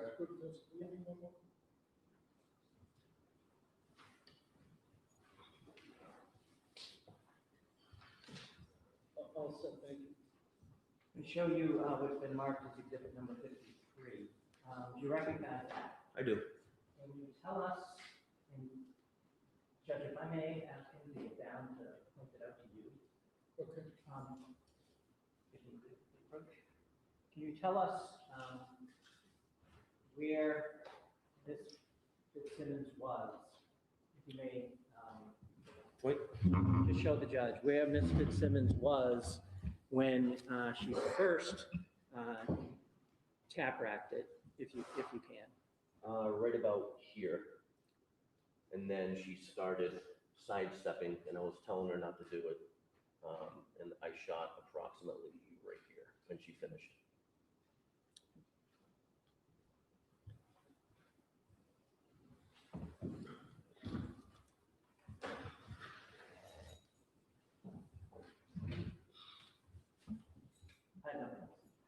So makes sense to stop for the day at this point. And we'll pick up at 9 a.m. tomorrow morning. And witnesses, the folks that are on the witness list should continue to follow my order and rule. And that is not to watch any of the other folks' testimony. And we will pick up tomorrow morning. All right.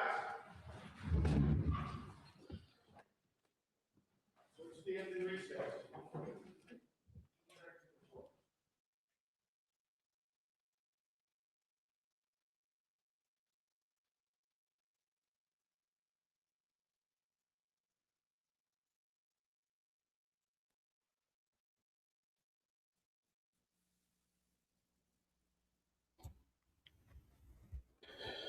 Okay. All right, guys. I guess we can take another excursion here for a few minutes. How are you guys doing so far? What do you think about the case so far? Anybody have any ideas What do you think? Are you still leaning in her favor? Or do you think she's in a tough bind right now? What do you guys think? Or is it too soon to really tell? Let's see what everybody has to say in regards to the case. Give us your opinion in the comments or go take a break. Everybody take a break, or fill back up with more coffee, more tea, whatever floats your boat. All right, very good. Let's see. Yes. Okay, everybody's taking a break here. Okay. While you're taking a break, we're going to take a look at something here. Let's see what we can find. National Iranian American Council President Jamal Abdi is here for more. Hi, Jamal. Thank you for coming on. My pleasure. So what's your reaction to the president saying the U.S. and Iran have had very good and productive conversations about resolving hostilities, while Iran is denying any talks are happening? Well, I think, first of all, the fact that the United States is leveraging war crimes, talking about blowing up power plants, I think demonstrates that Trump does not have very many options here. And so there's a lot of speculation that he is sort of spinning this to calm the markets, and this just happens to be saying, well, I'm not going to commit those war crimes for 5 days until the market closes, and then who knows. So the fact that the Iranians are saying that there are no talks happening, I think there likely has been an exchange of messages. The question, though, is the United States prepared to give up concessions? Because the Iranians are not going to just open up the Strait of Hormuz unless they get something for it. They believe they're in the position of power on that question. And so it really remains to be seen, what is the United States willing to give? If there really are serious talks being brokered indirectly, then I think a solution is possible. But Iran does not want this war to repeat itself. Remember, this is the second war on Iran in less than a year. And I think Iran wants to retain this leverage that it's built up by demonstrating that it can inflict a lot of pain on the United States and the world if it's attacked.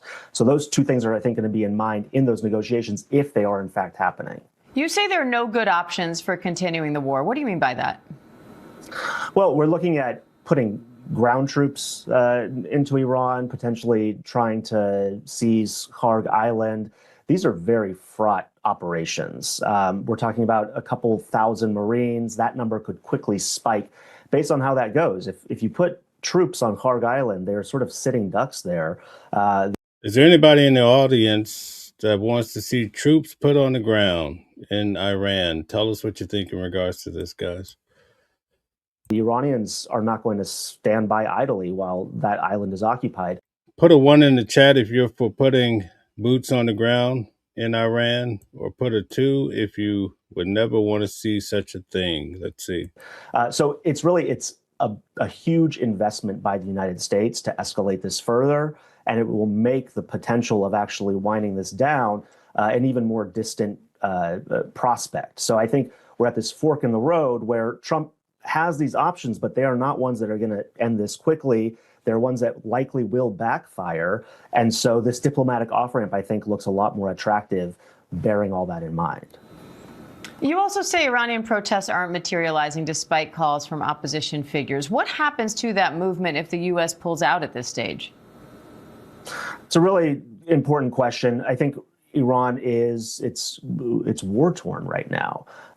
So most of the people here do not want to see a war, especially with the issues we already have here in the United States, right? But we're definitely being affected. You see all the ups and downs we're seeing in different states, especially when it comes to what happened at the airport being closed down. At least we've seen it over, I believe it was in Michigan, where they shut down the airport because of some threats. While I was traveling to D.C., remember they shut down they did what they call it, a ground stop. And there was no flights coming in and out. So a lot of things, they tried to say that was associated with the smell, but many people that were traveling felt like it was associated with the action that's happening overseas. So yes, indeed. Thank you guys for all of the good comments. All right. Brian is talking about his medical history. Thank you, Brian. Brian is a pillar here. Nice to have you here. I want to thank you to Anderson for holding us down today and also making us laugh along the way. Lisa has been taking care of us. I'm shocked that the judge ended this so soon today, right? That means we'll probably go on longer with this case during the week, but I'm shocked about that. Free Flight says, I'll go with the plan. We don't know enough. Okay, good point. Good point. JCat says, I think Trump got outmaneuvered. Ooh, JCat, I'm worried about that. And if we are outmaneuvered, then what does that mean for the future? If you give Iran a little leeway, they'll take, what do they say? If you give them an inch, they'll take a mile, right? Take a mile. Uncommon Woman, my favorite. Shout out to you. Uncommon Woman says, good thing you're not traveling today. Exactly, right? That's a very good point. I heard there's a 9 to 10 hour delay in the airport down in Georgia, but it's about a 5 to 6 hour delay in Washington, D.C. So there's a lot happening in the world. Definitely. Definitely. Tell us, if you can, what do you guys think about today, court? Did you feel like anyone was being dishonest? Who was being the most dishonest today? Who would you say? Was it the officer we saw take the stand? Or was it the well, there was two officers. Who do you guys think? Tell us what you think in the comments. And also tell me if you enjoy watching these type of trials, because if you enjoy it, we'll do this more, with cases that have some interest, not just the run-of-the-mill cases, but there's a lot of cases that come through that we could cover, especially when it comes to crime. Oh, okay. Lisa says the first witness was most dishonest. I think he's still stuttering. I think he's still stuck on stuttering right now. Lisa, go wake him up. Tell him to say, wake up and give your life over to Jesus, right? That's what they say in the church when you start lying, right? Okay, thank you very much. Okay, Free Flight enjoys these type of streams. Okay, I'm going to try to start live streaming longer. I think we're starting to get a lot of interest. We're getting more people. A lot of people came over last night. I woke up this morning, I had maybe 300 more people that came over. A lot of them probably discovered me last night on the show. Well, that's good. I welcome each and every one of you. So thank you so much. Thank you. Tomorrow, I will definitely be back at it, live streaming in regards to this case. We're going to try to carry this case all the way to the finish line. But I'm starting to feel like, what did you guys notice about this last officer and what the officer said in regards to how the actual, I have to use YouTube friendly words, the actual discharge of the weapon happened? Isn't it much different than what she was saying? Didn't she say she had the source pointed to herself and then turned it to the officer? What did you guys get from the officer? He said something quite different, right? What did the officer say? Let's get some comments going here. The officer tells a different story. Do you think it makes a difference in this case? Did you change your opinion based on what the officer said?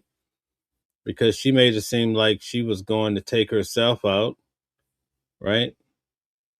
And the officer mentioned nothing of the sort, right? He did not say anything about her seeking to do this to herself, right? That makes a big difference when it comes to this matter. Anderson says the first cop was shady. Okay, we call him Shady Grady, right? Shady Grady Anderson. That's what we'll call that cop. But anyway, I guess it's tough, because when I covered, let me tell you guys a story. Let me tell you a quick story. When I covered Luigi, hold on one second. Anderson says, only true crime cases for me, Mel. and most of J.R. Lell's fans. Okay, so you guys like the true crime? Okay. I don't know. I cover some unique cases. I wouldn't call Sean Diddy Combs, well, it's a lot of crime. Yeah, it's crime. Donald Trump's case I covered. Yeah. So it's all up in the same alley. But I get it. More like the Nancy Guthrie cases. Those are the type of cases I'll be exploring. I like the first 48 and all that type of stuff too. But really, I like those cases that we have a hard time figuring out. And not to point at Nancy Guthrie, but that's a case that's very difficult to figure out. Do you guys remember the case of Kanika Jenkins? She was found in the freezer. Remember that? That was definitely one that I think a lot of people really caught their first win when it comes to true crime. I remember everybody trying to figure out, was she put in the freezer or did she walk into the freezer? How many of you guys remember that case? If you remember Kanika Jenkins' case, put a 1 in the chat. If you've never heard about it, put a 2. Oh, Anderson said the officer was lying to save his rear end. That's so true because, when I covered Luigi Mangione, they brought in maybe 8 to 10 officers that arrested him. And imagine he's sitting there in McDonald's and you bring in all these officers looking to just get a little shine off of Luigi Mangione. And one of the things I noticed, they had an attorney in the back of the court, and they also had like they had the higher ups, and they were there listening to those testimonies. I imagine some of those people were reprimanded when they got back to Altoona, Pennsylvania. That's where Luigi Mangione was arrested. I'll be covering that case coming up June the 8th. But I think before I cover that case, I'll be down in Texas covering Carmelo Anthony. That's the young man on trial for taking the life of another young man allegedly inside of a school game event. Oh my, Richard said he blames Trump. You blame Trump for what? Tell us what you blame Trump for. What happened here in this case? Are you blaming Trump or Kanika Jenkins? Tell us all about it. Anderson, that's right. We'll call him Shady Grady. Shady Grady. Anderson says, yes, crime doesn't have to be murder necessarily. Oh, that's probably a word I shouldn't have used. Stella's going to send me a text message and say, oh, you used that word today. I'll say, okay, I'm sorry, Stella. I'm sorry. All right. Lisa says Nancy's case is captivating. Yeah, it's very captivating. I was out there boots on the ground, but let me tell you something. It gets so dark out there at night. And then on top of that, we never really knew who did it, right? Sometimes, the criminals come back to the crime scene. So imagine I'm out there at nighttime, right? Check this out. And I have my phone on a tripod. It's starting to get dark, and I'm just talking away, preaching the kingdom of God is near, right? And I'm talking to you guys, then it gets dark, and I'm like, wait a minute. This is not the safest environment. Right here is where someone actually went missing, and we're out here in the dark, not knowing who's the culprit and if they're coming back. So, but I was never scared, believe that. But, those things cross your mind out there. And then we come to find out, we saw a lot of the construction workers coming up that hill right by where we had our, we were set up at. And come to find out, that's one of the properties that they were looking at. So I'm like, wow, was the person that did this right there all along? I guess we won't know until we know. But again, like Lisa say, we want justice, right? We want justice in regards to Nancy Guthrie. When it comes to this particular case, I guess we'll have to check back in tomorrow to find out more information as to how this is going to go. But I guess right now, a lot of people in the chat feels like the officers have not been honest. What about the last officer? What about this last guy? Did he come across as being honest to you guys? Tell us what you think. That's right, Lisa. Yes, she was very vulnerable out there in the dark. This last officer for today, did you get a good vibe from him that he was being honest? J-Cat says, Mel, did you cover Karen Reed? Because that was before us. Yes, I covered that case too. I've covered a lot of cases and many more to go. Okay, Free Flight. Free Flight is answering these questions so fast. Free Flight felt like that last officer was honest. Okay. James says not at all. Okay. James is the attorney. He has to question people all day. James, I wish you were on the platform. I'm going to try to explain this to the crowd. Don't hold it against me because I'm not the attorney you are at a high level, but this is why we have you here, right? This is why we have you here. But for the most part, I don't think people fully understand. Like in court, when they bring up a witness, well, first off, they have opening arguments for the case. So you'll see both sides, right, give their summary. They'll give their best explanation in regards to what to expect in the trial and so forth, right? And then when the witnesses come up, they'll call the first witness. In this type of case, when the prosecutors question the individual, they call that direct. That's the direct examination. And then when the defense comes up and question the person, they call that redirect, or no, they call that cross-examination, okay? So then after the cross-examination is done, then you'll see both sides question the person again, okay? So they have the redirect and so forth. So I think when it comes to the process, I would like to have maybe James come up and give everybody an understanding of what to look for during a trial, because all of the different parts, I think it would be better when we cover these trials to have an attorney lay it out so that everybody know what to look for and kind of give us an explanation of certain points, like what happened today. There are some things that everybody wants to know, like what was this about? So it'll be great. Maybe we'll get James to come up, especially about this particular case.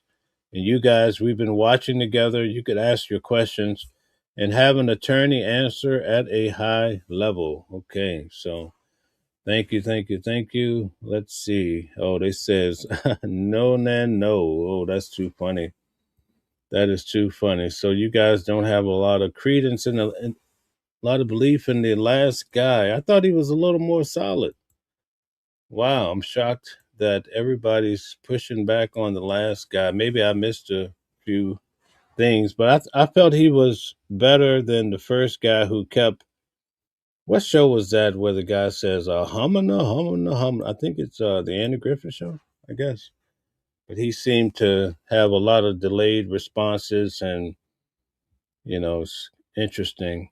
Okay, Fantasy says definitely didn't spend time on where her gun ended up at. Okay, ooh, I said the word. Where her weapon ended up at, guys. Okay, so I'll try not to say that again. Yes, Jeff, he was definitely better. Definitely better. James says, no problem, Mel. Just let me know when. Okay. You let me know because I stay ready. I'm ready every day. I have a live every day this week. In fact, we won't be having news at noon. Well, we're having news at noon, but we're having it in a different way because of having to cover this particular case. So, but here we are at the end of the first day. I'm shocked that the judge ended this so soon, but hey, we have time to perhaps even do a deep dive tonight and maybe do a refresher on this war, even though many people are saying it's not a war. Lisa says, it's hard, isn't it, Mel? Yes, indeed. Yes, indeed. Fantastic says, under leg beside leg. Yeah, that's the discrepancy, right? Because initially he said it was under her leg, right? Is that what you guys heard? The weapon was under her leg. And then he changed it to beside the leg. I wonder why. I wonder why the technicality or what's being hid or what's being revealed with this whole weapon under or beside the leg. Jeff says, Judge took mercy on the prosecution. Yeah, let them go and get their act together, maybe, perhaps, right? Maybe that's the case. We're going to end out today with a final video here. I don't want to keep you guys too long. I know you guys are probably tired of a long, long day, right? So we're going to check out this event here we're going to cover two things. You guys know that I go to these No Kings rallies or protests, right? And did you guys hear about the young fella in Iran that was unalive due to protesting? That's something, right? Must be a tough place where you can't even push back. But there's a new No Kings rally coming up, and I want to go over it a little bit with you guys. Good morning. It's Sunday, March 22nd. I'm Ali Velshi, and we begin this hour with important work this week. Mark this on your calendar. Next Saturday, March 28th, will be the next No Kings protest. It'll be the third time that the No Kings Coalition has organized a nationwide day of action, this one inspired by the federal government's violent and deadly immigration crackdown in Minnesota earlier this year, which is why No Kings organizers chose St. Paul, which is Minnesota's capital, as the site of its national flagship event this time around. It's also a testament to the power of your voice for bearing witness to the government's actions. The outcry that erupted against the immigration operations in Minneapolis-St. Paul forced the White House to scale back its operation. At its height, more than 3,000 federal agents were deployed across the state. Today, fewer than 1,000 remain. Ultimately, it also led to the firing of Homeland Security Secretary Kristi Noem. Americans, including you at home watching this, have done a lot to provide a backstop to many of Trump's abuses of power. So let's back up for a second and remember what else has been achieved so far. At this point last year, just 2 months into the second Trump administration, no large-scale effort had materialized yet to counter Trump, but the seeds of a movement were beginning to sprout. Small clusters of people around the country were getting together to protest the anti-democratic actions that Donald Trump had promised to take and had started to take upon his return to power. Some people gathered at... Wow, Lisa, I can't believe you're actually seeing that type of activity on the platform, but nothing is surprising nowadays. Thank you for sharing that, though. Tesla dealerships and elsewhere to demonstrate against Elon Musk and Doge, who were empowered by Trump to fire government workers and to slash federal budgets. Americans began confronting... So it looks like this next No Kings protest will be in Minnesota. I think I'll have to sit this one out, although I might talk myself into going. It's going to be in Minnesota. I might go out there for the day, but if the airlines does not get better, then it's more than likely a no-go, James says she had a bed for a king in her plane that we paid for as taxpayers. Talking about Kristi Noem. Okay, thank you for that discussion as well. And Lisa says she was a MAGA. Oh, they turned the tables on her quickly. She landed on her head. Oh, what a thing. Tom says it will be across the whole nation. Okay, so more than likely I'll catch the one that's in New York. Okay. Hopefully they'll have it here in New York. I'll have to check the schedule. Typically, they always have one in New York that I go and cover as well. And also the last one they had was in Washington, D.C. I remember that. But they had some smaller ones in New York too. So I'll definitely try to cover it for you guys. So you can see the boots on the ground activity when it comes to the No Kings protests. I tell you, you'll see the most amazing signs, but it's mostly negative about the president. They usually will have the president in diapers, in Pampers, folks. Oh, no, not the Pampers.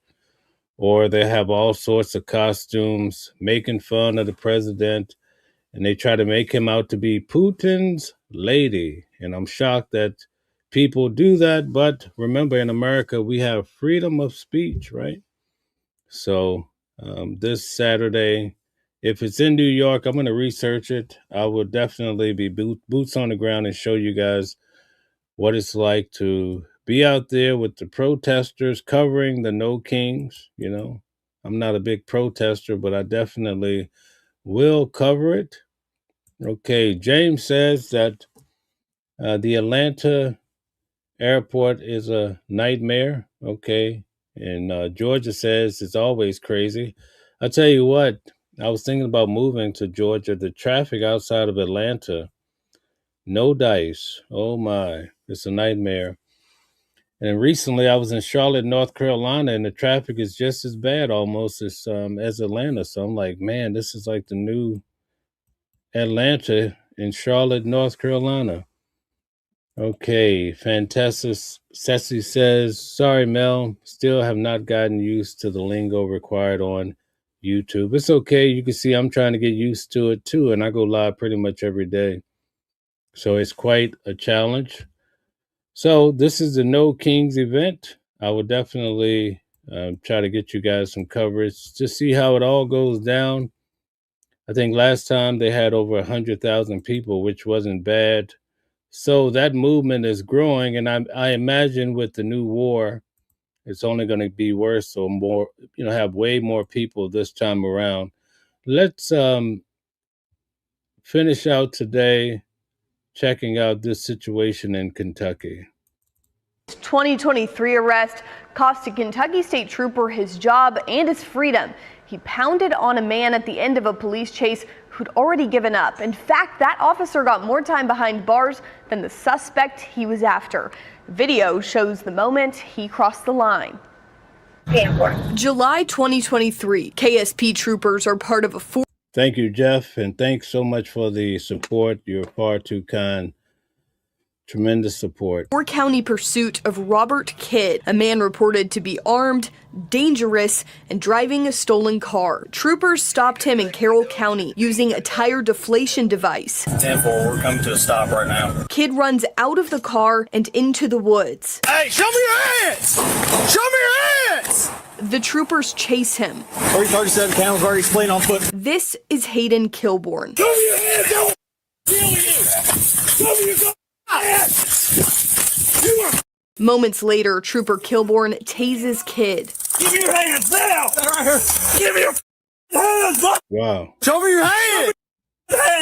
As Kidd holds his hands up, video shows Kilborn continuing to hit him repeatedly with a baton. Put your hands behind your back! Show me your hands! Man, he'll never do that again. That's crazy. Wow. Right here. I will kill you! Put your hands behind your back now! Give me your hands! Court documents say Kidd suffered 7 stitches to the upper lip, bruising across his face and body, and broken teeth because of the attack. During the baton strikes, the suspect was seen on body camera footage appearing to comply and show his hands to Trooper Kilborn. Guys, I should have given you guys a warning because of what we're seeing here, but I really didn't realize it was this extensive, so sorry about that. It was during this time that the agency determined that Trooper Kilborn's actions constituted excessive force. 5 days later, KSP moved to fire Kilborn. He appealed and saved his job, getting a 6-month suspension without pay. KSP also launched a criminal investigation, and while it played out, the department pulled Kilborn off the street, putting him on admin duty and taking away his police powers. Former Trooper Kilborn's actions were out of line and rightfully prosecuted. In January of this year, Kilborn pleaded guilty to a... Okay, this is a little bit too much for TV, right? Can't believe the way they're just giving it to him, man. That is crazy. Wow. Okay, so we see what happens out here on the road, and people are getting beat to a pulp. That is something. And we're hearing so much about this, and basically I don't think there's ever going to be an end to this type of behavior. And, we just have to, I don't know what to say about this. I wasn't expecting to see this based on the headline, but it's a terrible thing indeed. Okay, guys. Well, thank you for tuning in today. We covered a lot in regards to this case. I think it's going to be a really good one. I'll be back on tomorrow and we'll check it out together and see what sense we can make of this whole thing. I mean, I think this last officer made it hard for her. I kind of felt like she'd probably be okay, but after his testimony, I don't know. We'll just have to see how this turns out. But this last testimony from the last officer, Officer No, as some of you in the audience have said, I think he makes it tough for her. But we'll see. We'll see how it all turns out. We just have to follow the facts, right? Tom Maddox, thank you. I should be thanking you. Thank you for the support. I really do appreciate it. Thank you to all of you guys. You guys have been wonderful today. If the universe is great, we'll be back on tonight for a deep dive. And I have some good shows coming up with some great interviews. I think you guys are going to like the broad perspective that we'll have with some of the people that I have coming on. Some very famous. So we're going to be asking some good questions, and everything that we cover will have something to do with news and also true crime. Definitely politics is in the mix, but we do so respectfully. And I just want to say, enjoy the rest of your day. It was nice spending the day with you guys. And thank you, Lisa. Yes, indeed. Thank you, Stella. Yes, and thank you for everybody that took the time to like the video, share, and subscribe to the channel. We hit 59,000. We'll be at 60 soon. And we'll keep growing and growing as we keep definitely being boots on the ground, bringing you some of the tough stories. But we try to do so with a lot of dignity and respect, especially for people, because we're all humans trying to find our way through, right? Thank you so much. I really enjoyed myself with you guys today. Fantastic. Thank you. Thanks for subscribing to the channel. Definitely come back and hang out with us anytime as we continue to check out all of this great stories and even some of the bad. Anderson, love you too. James, thank you so much. James, I look forward to seeing you this week. I think we're going to have a great time in store. Thank you so much. I'll see you later. Thank you. Different voices, but the same song. Living a world where we all belong. Kindness leading the way, breaking the chains. In the symphony of love, the thing remains. Embracing diversity, brighter days in sight. Watching the world sharing love and light. Hearts beating as one in our peaceful flight. Colors of harmony, painting the night. United we stand in love's pure might.